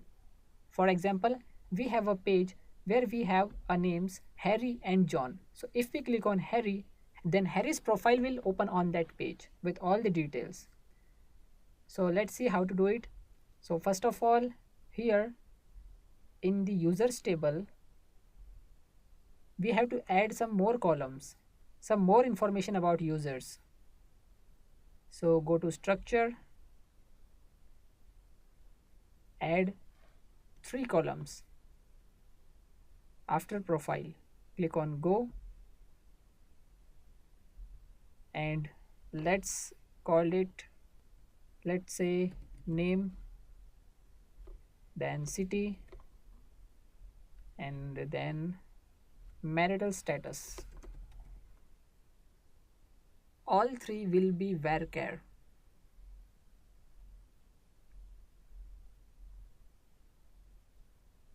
Length values will be different, so name 100, city 100, and again 100. Okay, you can customize it if you want, but for now 100 will be enough. Now leave all things to default, simply click on save. Okay, so now 3 more columns added to the users table. See, name, city, marital status. Now let's add some data into these new columns. So click on edit,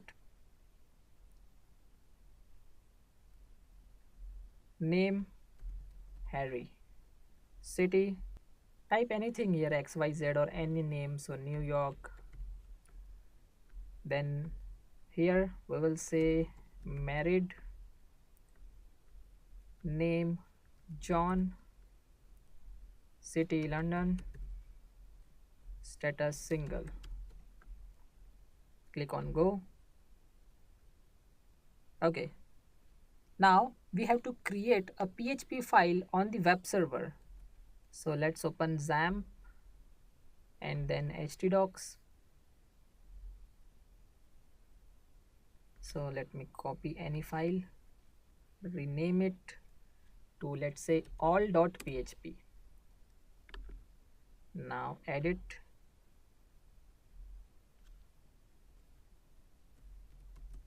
php. So very first we have to make a connection with the database. So for this, let me copy the command. Here it is.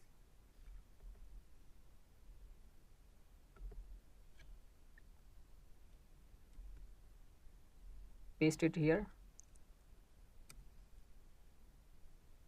Okay, so here in this file we have to do just 2 things. First, make the connection, and second, run the query. Okay, and third, just print the names of all the users on the page. So we will say SQL is equal to run the query. So select name from users table, and then again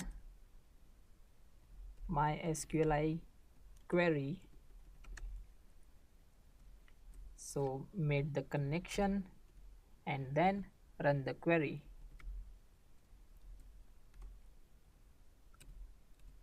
Once done, we will say while r is equal to my SQLi fetch array, as we know data is in the form of array, $res.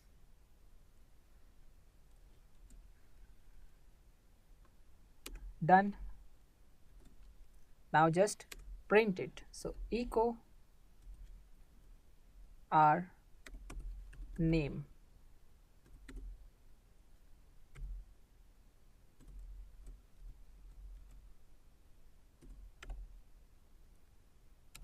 Close bracket.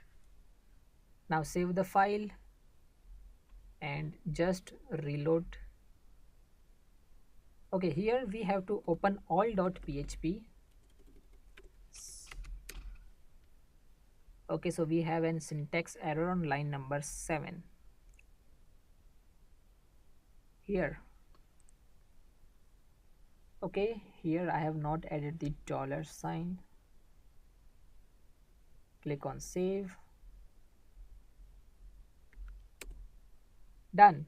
Here you will see the usernames, but these are not clickables. We have to create the link here.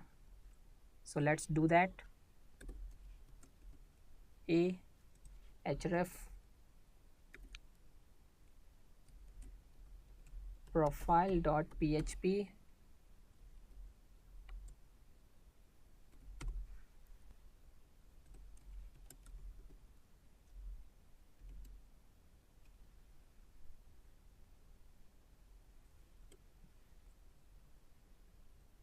save it,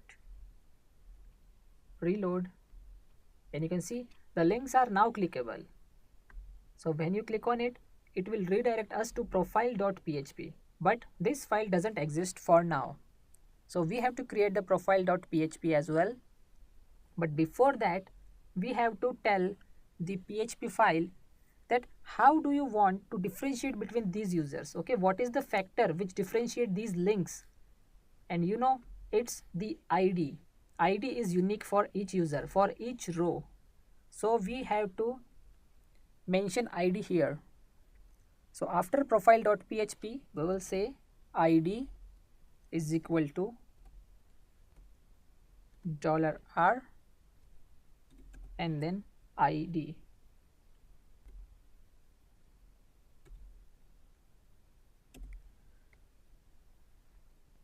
Okay, so which ID?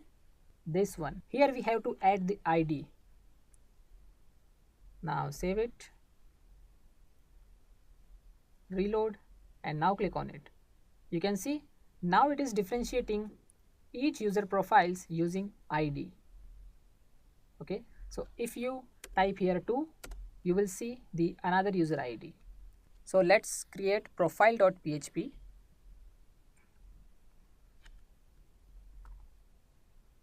Rename to profile.php.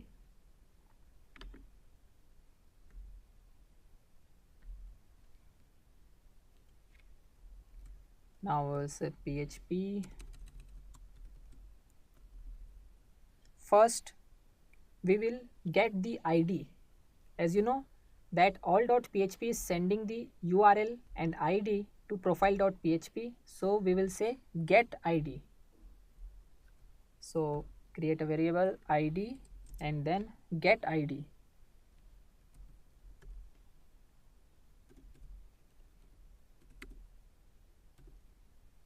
Now we will make the connection. Now let's run the query. Select star from users where ID is equal to the ID which we receive. To run it, we will use MySQLi query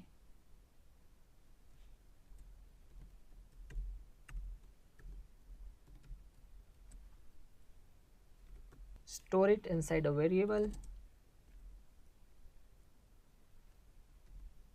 Now whatever output we receive, we will store it inside this variable.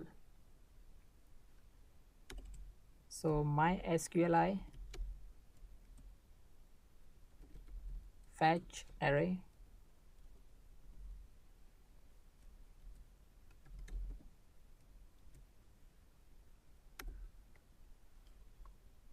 now this variable will contains all the output.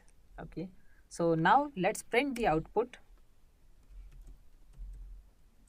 So image source we have to give the path.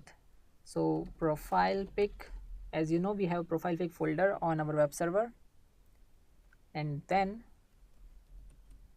php print the output profile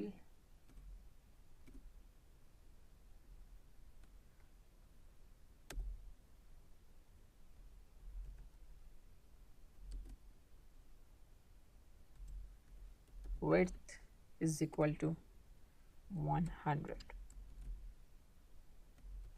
Done. So just save it, go back, and now click on any user, and you can see its profile picture. Now we want some more information like name, city, marital status, so we have to add it here. So we will say php print from the output print the name, and then break tab, so br. Now okay, let me press enter. So echo from the output, what we want city this time, then br,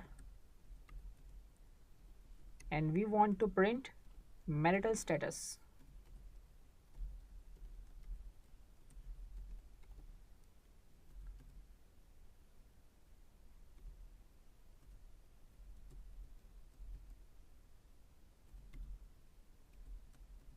And close it, save the file, and done. Go back, just reload, click, and you can see the details. Okay, so here let me add br,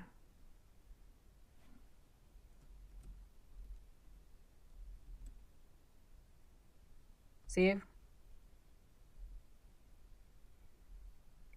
and done. Okay, the same thing for other users as well.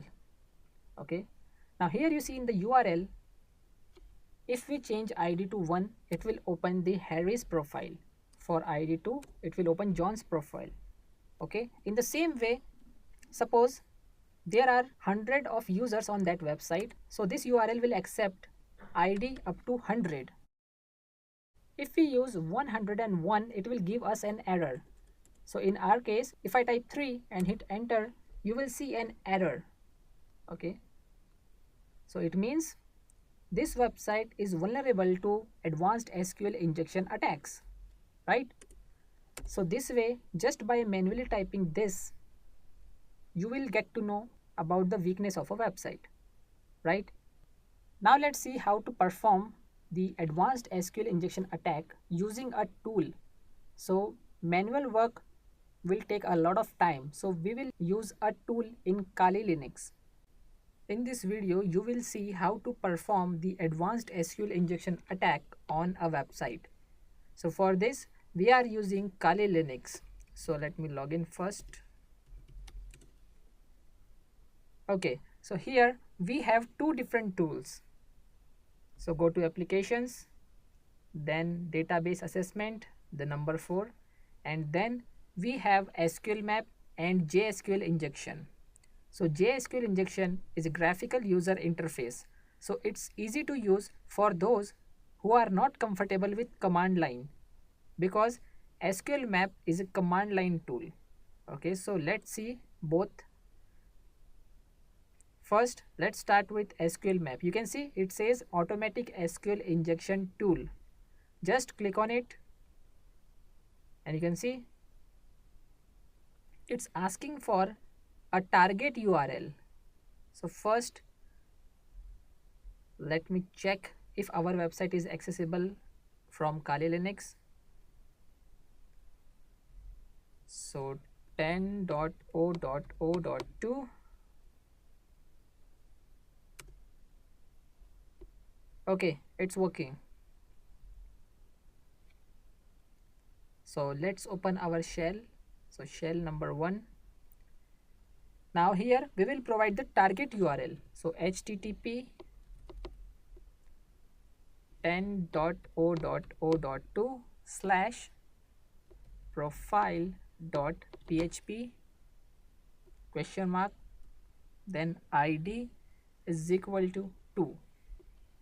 So we are providing the exact URL. Hit enter, press enter for none.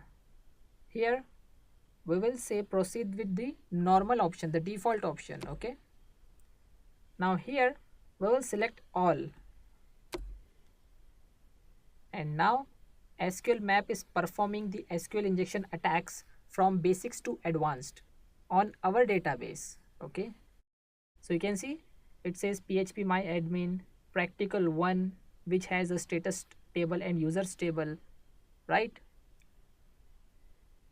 So let's wait, it will take some time.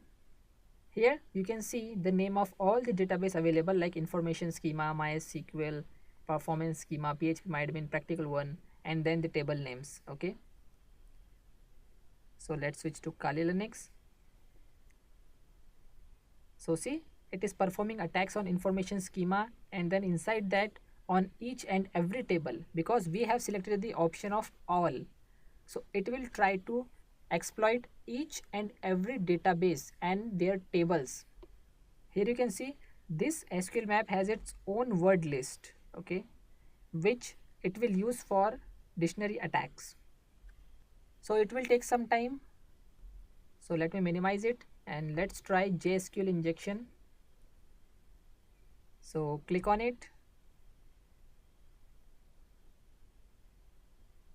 Both the tools are very easy to use. So this is the interface for JSQL injection, and by default it has opened the database tab, and that's what we want. So here again type the target URL. So 10.0.0.2 slash profile.php question mark id is equal to 2 and hit enter. You can see here at the below it says this target URL is vulnerable to blind SQL injection. Okay, and you can see the structure of our database including all the things. So we have information schema, which includes 79 tables, then we have MySQL, which includes 31 tables, then we have practical, which include 2 tables. Okay, so just double click on it and it will open the tables. So here we have status, in which we have 7 rows, and then in users we have only 2 rows. You can click on the plus icon. So we have ID, status, username, and here for users we have 2 rows, that is for one for Harry and one for John, and we have 7 columns. So let's verify whether this information is true. So here we have users. So you can see the 1 2 3 4 5 6 7, we have 7 columns and 2 rows. So the information we got from this attack is true, right? So just paste the target URL here and rest the tool will handle it. Okay, so this is the graphical version for JSQL injection. So for those who are not comfortable with command line tools can go for JSQL injection, and for those who already knows about Kali Linux, it doesn't matter whether you know the basics or advanced. Basics are sufficient, and here we have some of the outputs which says schema name, and if we scroll up you will see some more things like information schema, and then inside that there are many tables and other details. So it is continuously penetrating the database. Okay,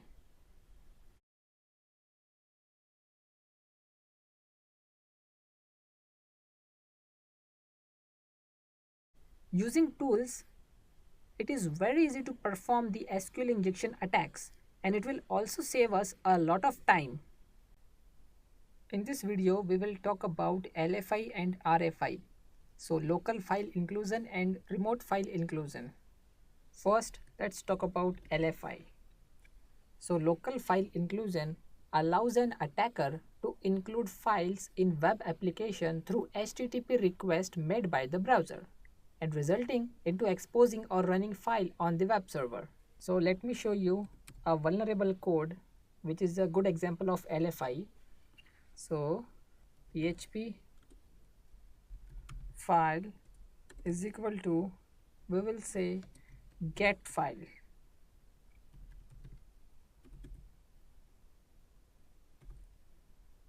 So we are actually asking the code to get the file name from a get input. Then we say include directory dot file. It means unsafely include the files.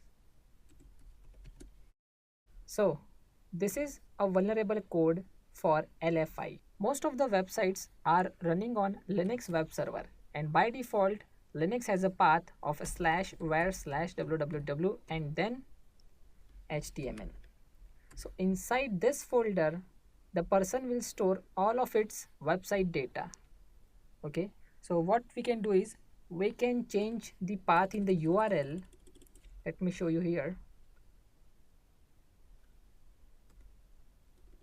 As we know, we have a profile pic folder, so we will say localhost / profile pic, and you can see the folder has been opened and we have the access to the data. So if I click on any image, it will open, right? So actually our web server is executing whatever user is demanding without any filters. It means accept all requests and just give the output. This way attacker will get a lot of hidden information and secret information, including the username and passwords as well. So if we are using some other system, let's say Kali Linux, in that case we will say 10.0.0.2/profile pic, okay, or the default file, which is index.php. But for now we don't have index.php, we have renamed that file. Now we will try to open another folder, let's say XSS, and it is opening, and you will also access cookie.txt, right? So this way, if a website is vulnerable to this attack, attacker will get a lot of sensitive information. Now in order to protect this code, we can add filters. So let's add one filter here. So it's a $file, and here we will place this variable. Okay, so we are actually applying a filter. We are asking that whenever you receive the file name, okay, in the URL, just filter it out, replace it with these, and if not found, then do not perform any action, and if that passes this filter, only then open the file. Okay, now talking about RFI, remote file inclusion is a type of attack targeting vulnerabilities in web applications that dynamically reference external scripts. So the end goal of the attacker is to upload the backdoor shells, reverse shell access. So for example, if you are using Kali Linux and you have opened this website 10.0.0.2, okay, when you log in, you have an option to upload a picture, but there we have applied the filter of only accepting the JPG or PNG images. So what a hacker can do is, attacker can convert the file into PNG or JPG. Suppose we have created a shell.php file. So in Linux we will say copy shell.php and then with a new name, so shell.php hash.jpeg, okay, and if a website has this vulnerability, then hacker will succeed in uploading this file, okay, or the attacker can use an external URL. So attacker will create a backdoor, upload it somewhere else on any other website and then provide the URL. So whenever you upload an image on your profile, you have an option whether you can select the file from your own system or you can enter the URL. So in the URL, attacker will enter the backdoor hosted URL. Okay, if he succeed, then attacker will have the reverse shell access on his computer. Now he can remotely perform any action on the target website. In order to perform the practical of penetration testing, you need a virtual environment, and for that we need a virtualization software like VirtualBox. So here I am using Oracle VirtualBox, and if I go to About VirtualBox, you can see that I am using version 6.1.16. Okay, and it is not the latest version. So let's see how you can download and install the latest version of VirtualBox and Kali Linux virtual machine.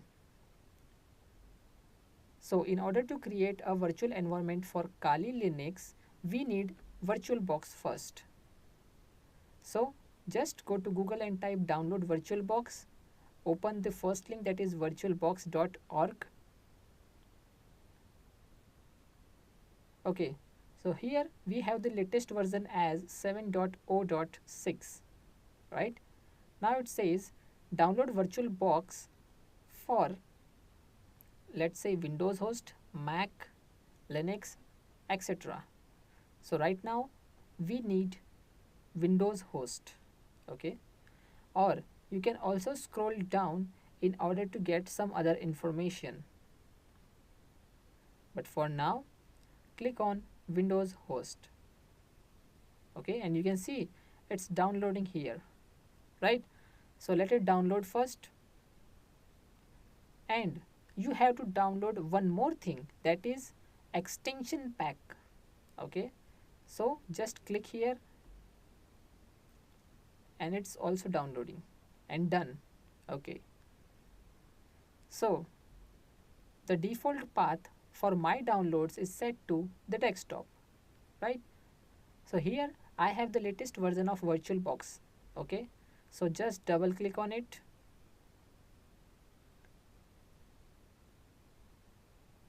It's loading. Click yes.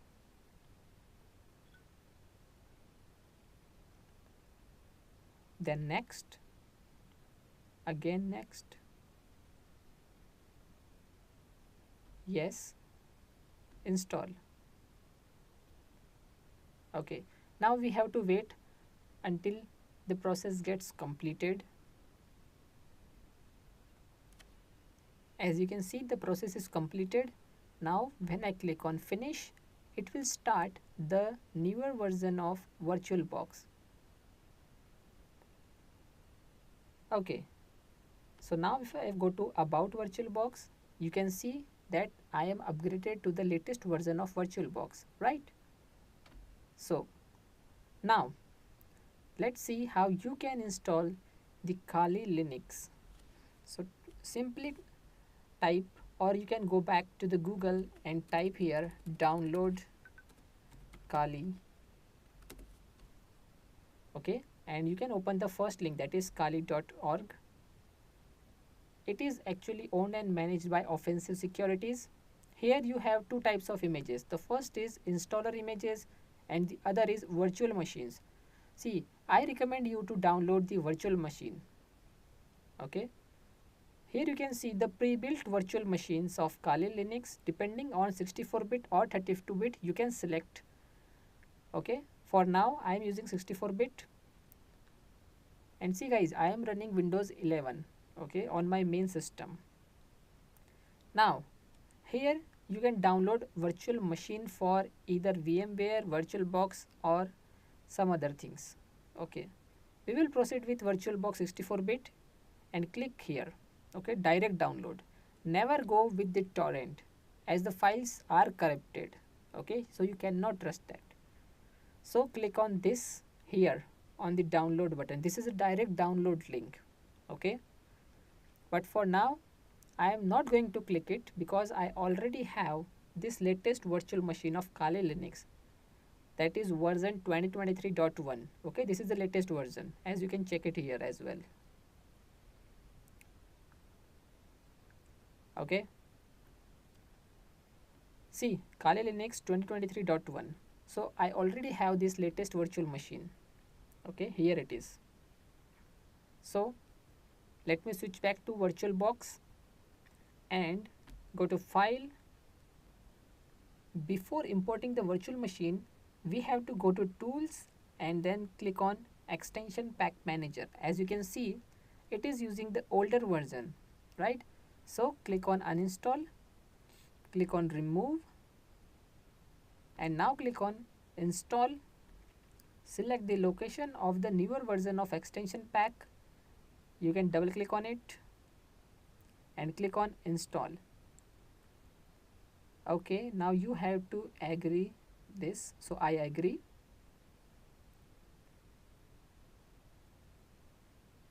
Okay, so you can see the Oracle VM VirtualBox extension pack has been updated to the latest version, right?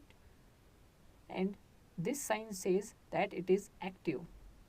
Now let's try to import the virtual machine. So go to files, import appliance, browse it, or what you can do is you can directly open it. Okay, so let me show you how. Just open this folder and here just double click on it. Okay, and you can see it is opened in the virtual box. Now simply click on start and it will work. Okay, it says powering up the virtual machine.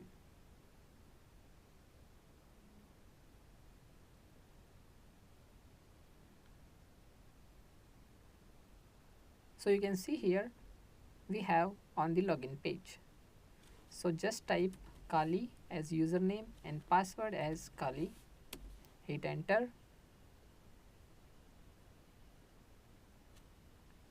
And we have on the Kali Linux latest version. Okay, so this is the interface for Kali. Okay, so let me show you some basic commands. So first of all, just open the terminal.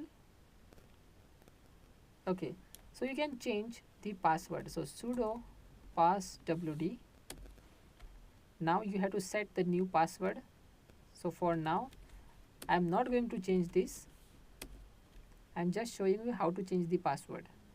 Okay, so Kali and Kali. Done. Now, first of all, whenever you install this virtual machine, you have to run a command apt-get update. Okay. Okay, so you have to type sudo apt-get update. Okay, so this is the very first command you have to run, and once completed you have to run the next command, which is apt-get upgrade. Okay, so it will going to take some time, so let me pause the video. Okay, now the next command is apt-get upgrade. Okay, so we have to use sudo powers apt-get upgrade. See, as I am not logged in with the root user, that's why I have to use the sudo powers.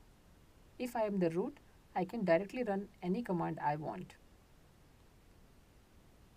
Root is like the administrator user in Windows, right? So root has all the powers. Root is a super user. And the default username and password is root as the username, and the opposite of root, that is TOOR, is the password, is the default password for root user.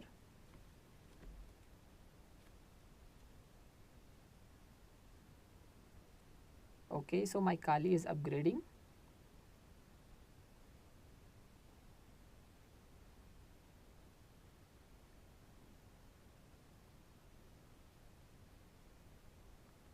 Now it's time to run the third important command, which is apt-get dist-upgrade.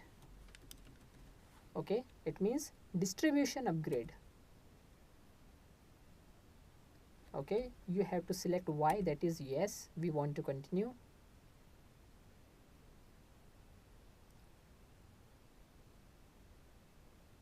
So in total we are going to run 4 different commands. The first is apt-get update, then upgrade, then distribution upgrade, and at last we will use apt space auto remove.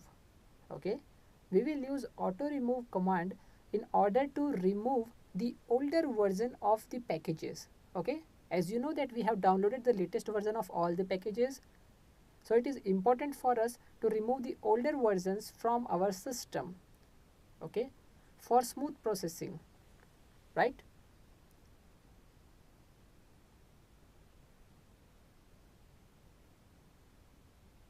Now let's run our final command, that is apt space, okay, let me use sudo apt space auto remove. Yes, we want to continue. Okay, done. So we are now ready to use Kali Linux. Okay, one more thing. Switch to Oracle VirtualBox Manager, select the virtual machine, go to settings and change the network settings, okay, from NAT to NAT network. See, NAT network works best with virtual machines, okay, but if you are not comfortable with it and you have knowledge about networking, you can also proceed with bridged adapter, okay, but for now we will proceed with NAT network. Okay, I will set NAT network for each virtual machine that we are using for our practical. So this is the complete process of downloading and using Kali Linux in virtual machine.